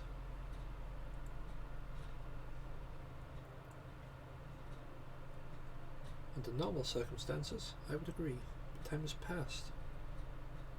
Those who knew firsthand of their deeds dwindled. In the end, only one truth remained. They were the cause of the Flood. With the world on the brink of oblivion, it was all too easy for the Warriors of Light to become villains deserving only of resentment and hate. At that point, the truth mattered little. It changed their lot. Thanks to all of you, however, their lot has changed. And now they may heed the long-forgotten truth. You claimed it was Ardbert who helped you overcome him itself, correct? Such revelation would do well to sway the hearts of those who knew him only as a villain.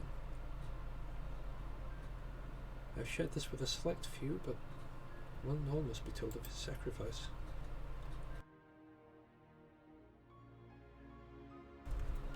To that end, I say we proceed with Alphino's plan. Call together the people of the Crystarium and recount to them the true tale of the Warriors of Light, the Flood that followed in their wake.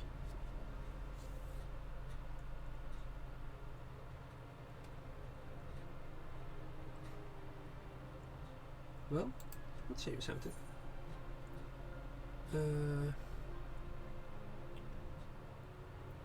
Spread the word, I say. And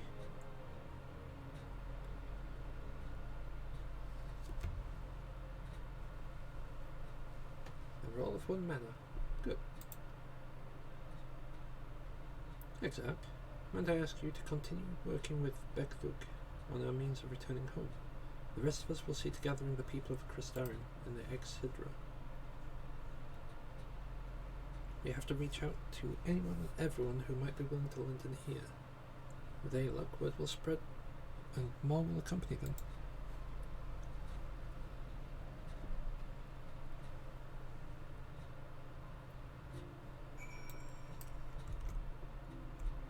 Right, I'm going to need to check up on some stuff, so I shall just be a second.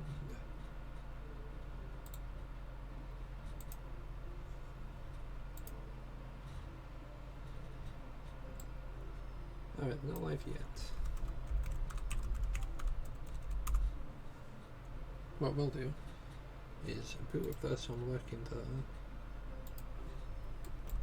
I believe there should be going Where's the door? There's the door. We're around here somewhere. Yeah, I'll just get things set up for raiding, which should be in about 8 minutes. And I believe they're playing Barotrauma today. Speaking of,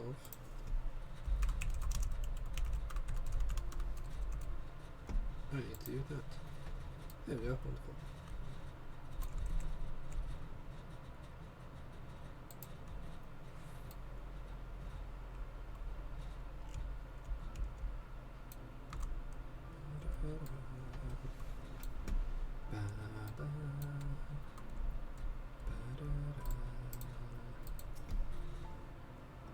Well, to what do I owe the pleasure? Whatever it is, I must ask that you be brief. When I've returned, visitors have been flocking to the Crystarium. I find myself too busy by half. I don't mind it though, seeing the stairs so full of life and excitement. I can almost forget the flood had happened. The Warriors of Light? Yes, the exarch mentioned them before. Everyone knows them now as the Cardinal Virtues. Or are you suggesting there's more to it than that? Well, you're yet to steer us wrong, so I want to hear what you have to say.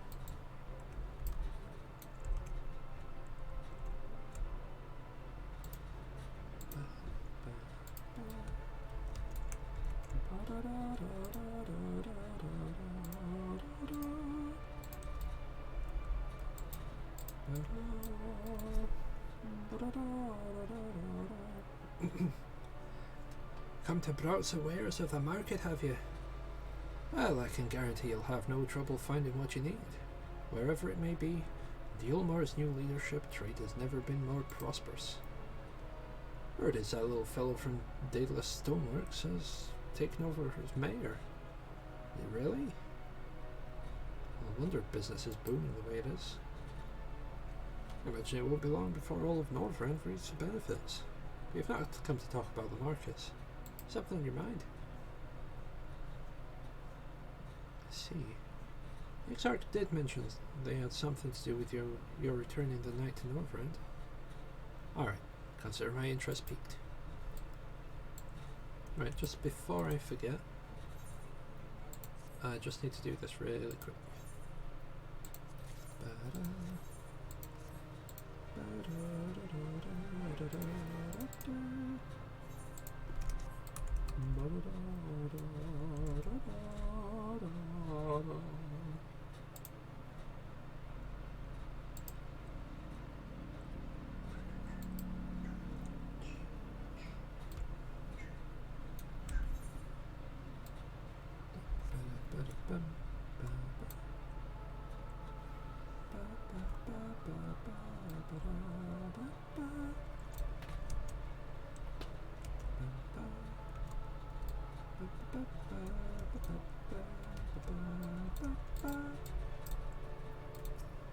Nope, not to click on that one. My, what a wonderful surprise.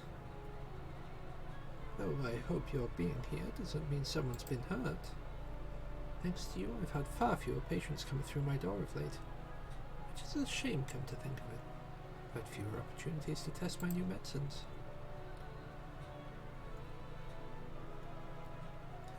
I jest, of course. It's actually been quite pleasant to have a few moments to myself now and then. The truth about the Warriors of Light? But the Exarch has already spoken with me about them. Oh, if there's more of the tale, I'd very much like to hear it.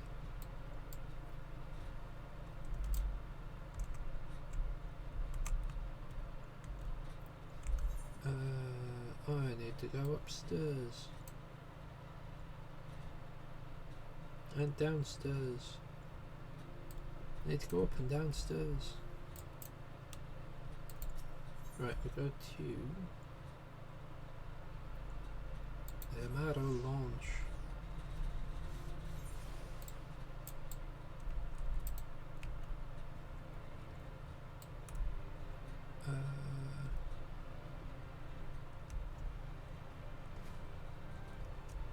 There we go, that makes it a bit easier. There we go.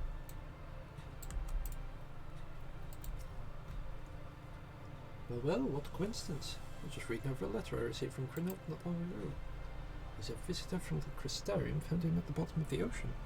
That he inspired him to reach new artistic heights. Well, I can only think of one person capable of both feats. Though I'd say the latter is far more impressive. To think fate could bring you, the two of you together in such a place. I'm sorry? I mean, the exarch didn't tell us the whole story of the Warriors of Light? Well, whatever is left unsaid, I'm all ears.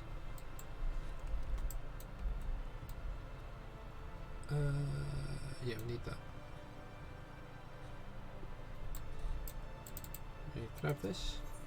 We'll go to the Cabinet of Curiosity.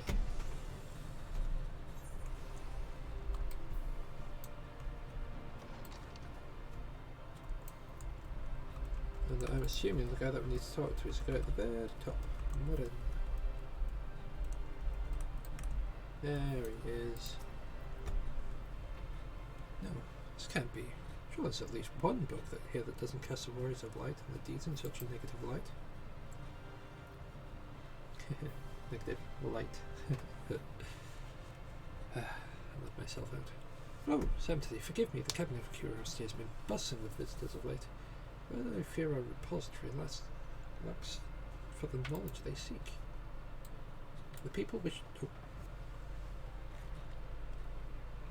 It said something about the flood.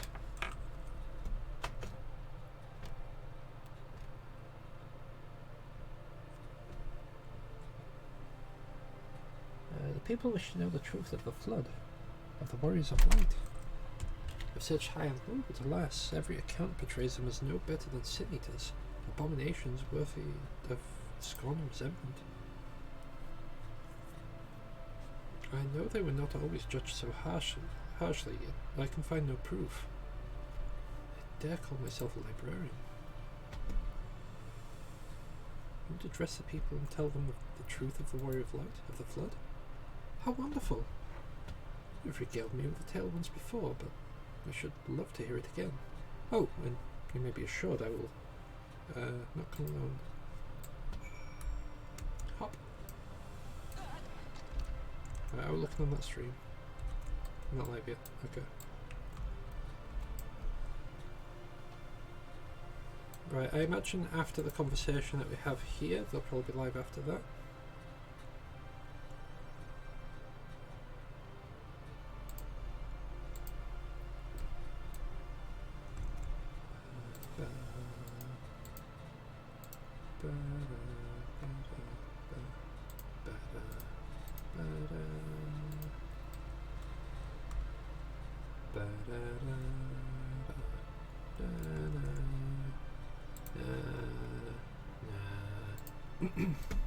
Sorry.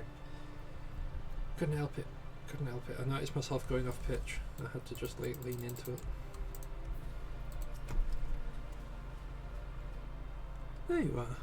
Between the four of us, I dare say we've swept up the Crystarium from top to bottom. Now we need but wait for the people to gather.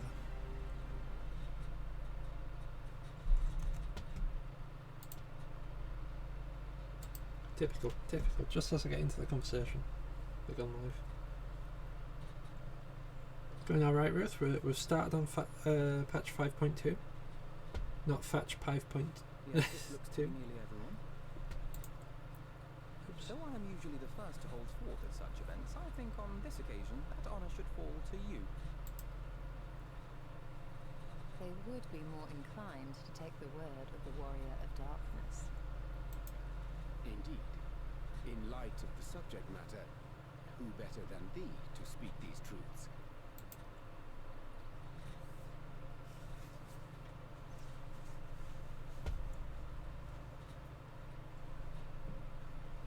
Chinese for tea.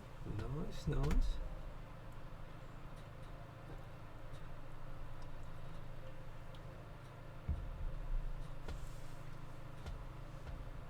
We're speaking to them of the Warriors of Light.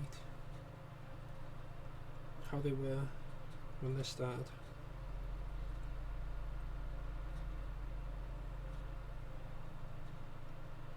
No, they were just common adventurers.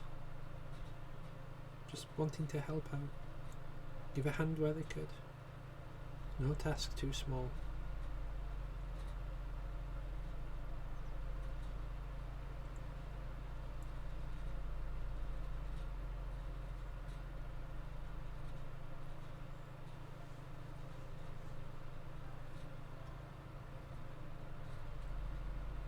Wicked White.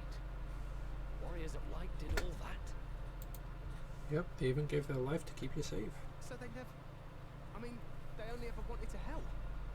And when everything they'd done turned to ash, they still carried on. Yep. They gave everything to stop the flood.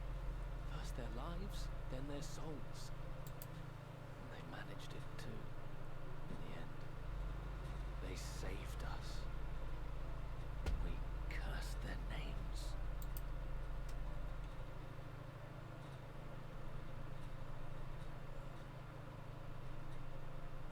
This should go a long way towards clearing the air.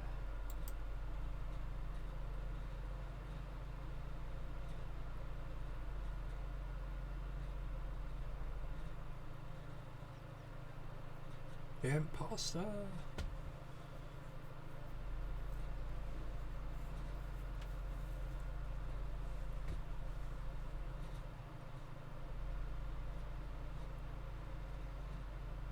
Impossible.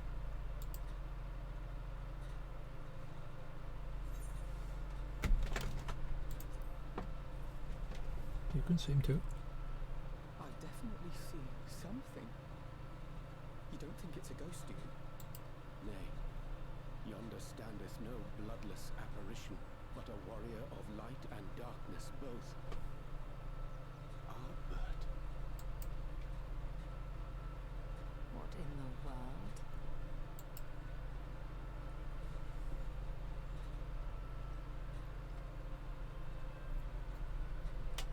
It's you!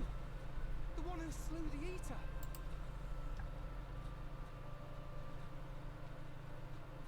That it should be the warrior of darkness who brought the truth to light. You've saved me a fair bit of time, though I have a few words of my own to say, if I may.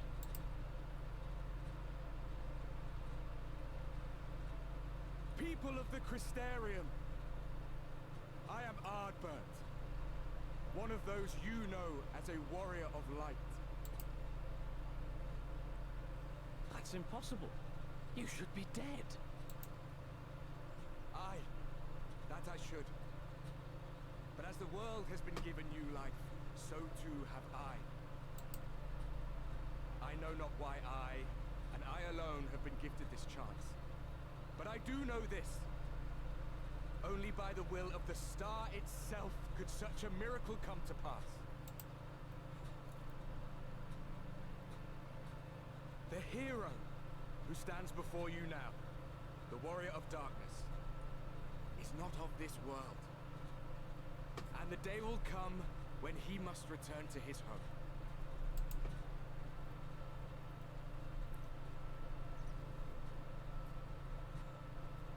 But this land is our home. And if it is to remain so, now and forevermore, it is we who must protect it. The time to rely on saviors from afar has passed. It is you who must rise. You who must become the new warriors of light. I did, Ruth, because Albert died over a century ago. What? Us? Warriors of light?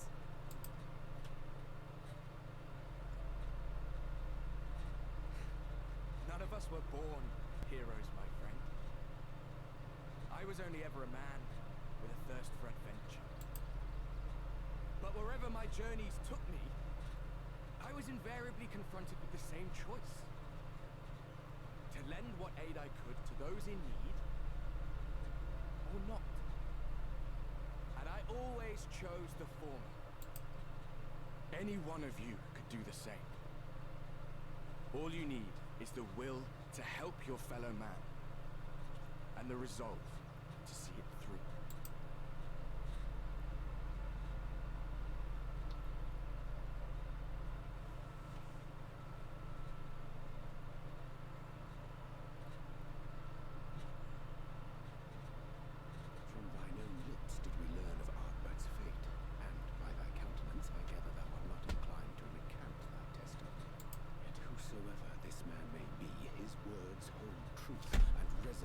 citizenry besides.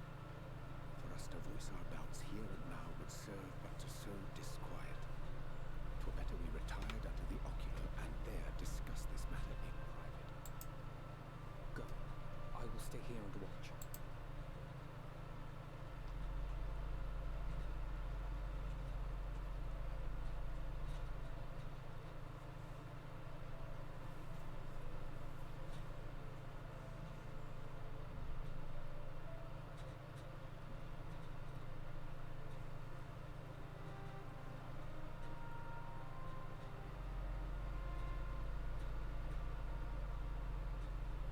So, that is a warrior of light of the first. I've not had the pleasure of making his acquaintance, but as you all seem to be in agreement, I gather this is no simple case of mistaken identity. As far as I was able to discern, that was indeed Ardbert. It has been a long time, but not that long. Could he truly have been resurrected as he claims?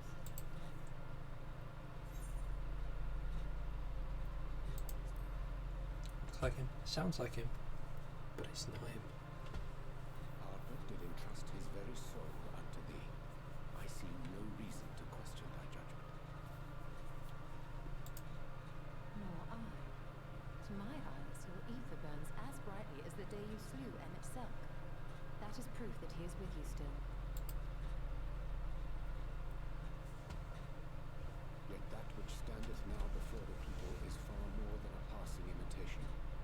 I am reminded of the cardinal virtues, though a sin-eater he is not. Which leaveth but one plausible explanation. That he is an Ascian.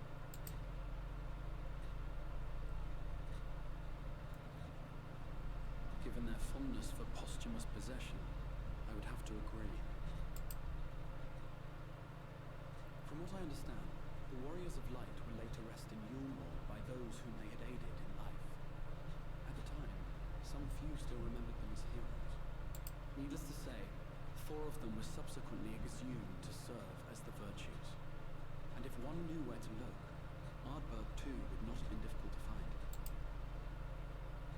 Assuming then that this is indeed the work of an Ascian, my mind inevitably turns to the last remaining paragon to survive the Sundering.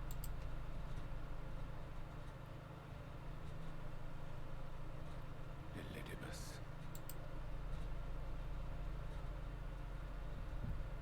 That Xenos hath reclaimed his own flesh is known. Thus, evicted from his borrowed form, and cognizant no doubt of Emmett Selk's failure here in the first, 'tis quite possible the emissary chose Ardbert for his next vessel. Inhabiting the flesh of the fallen? Why, that is unsavory. And they do this often, you say? Verily, for they possess no corporeal forms of their own. In what one may term their natural state, none save those gifted with the echo can perceive them. Indeed, when Elidibus intruded upon the waking sands, his presence did go unmarked by all save Nymphilia and the Warrior of Light. On that occasion I myself remained ignorant of his coming until after his departure. It was only at a later juncture, when he deigned to appear before me in borrowed flesh, that I was finally able to take the measure of him. In such puppetry do the Ascians engage when they seek to influence the course of history. And they have gained much by it. Emmett Selk single-handedly built the Garlean Empire in this manner, while the Hebrea came close to conquering Aeonzul, having taken possession of Thancred's living body. Yet it must needs be noted that the Ascians cannot avail themselves of all mortal vessels. For were they able to do so, none would serve as a better pawn than our own redoubtable champion. Mayhap the blessing of light shieldeth Hydaelyn's chosen from Ascian influence. Or mayhap other forces are at work. We cannot say for certain. Whatever another reason I hope it holds true. I dare not contemplate what might come to pass otherwise. Is it not peculiar, then, that Arbert's mortal remains should be susceptible, given that he was once a warrior of light? Or did the final departure of his soul make it possible, perhaps? Regardless, to hear an Ascian use him to call forth new warriors of light boggles the mind.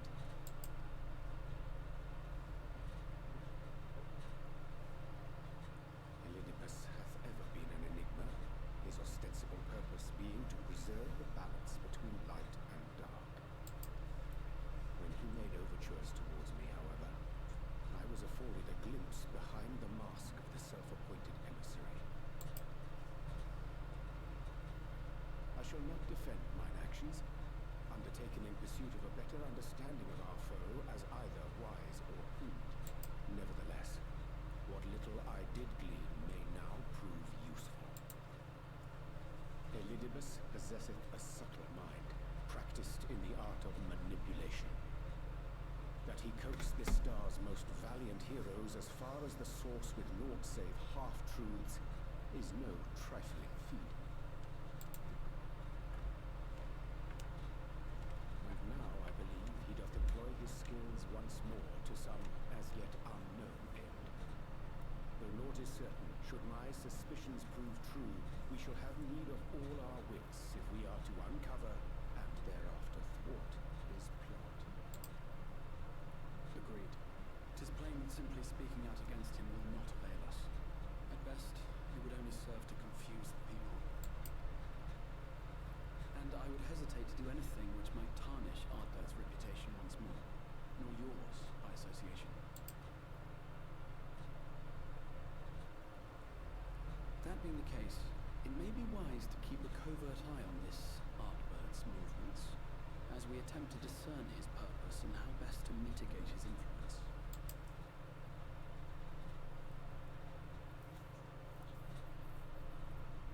His performance appears to have concluded. What now? Go back out and follow him?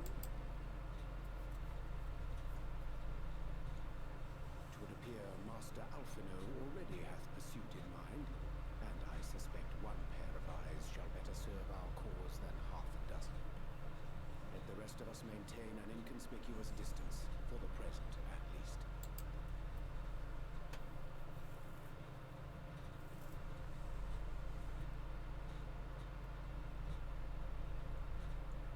Yeah, Ritha did say he's an imposter. Right then. Before I click anything else, Stan has gone live, so we'll be raiding Stan. They are playing Barotrauma today, which is slightly horrifying, under the sea thing. And hope you all have a wonderful night. Catch you later. Bye now.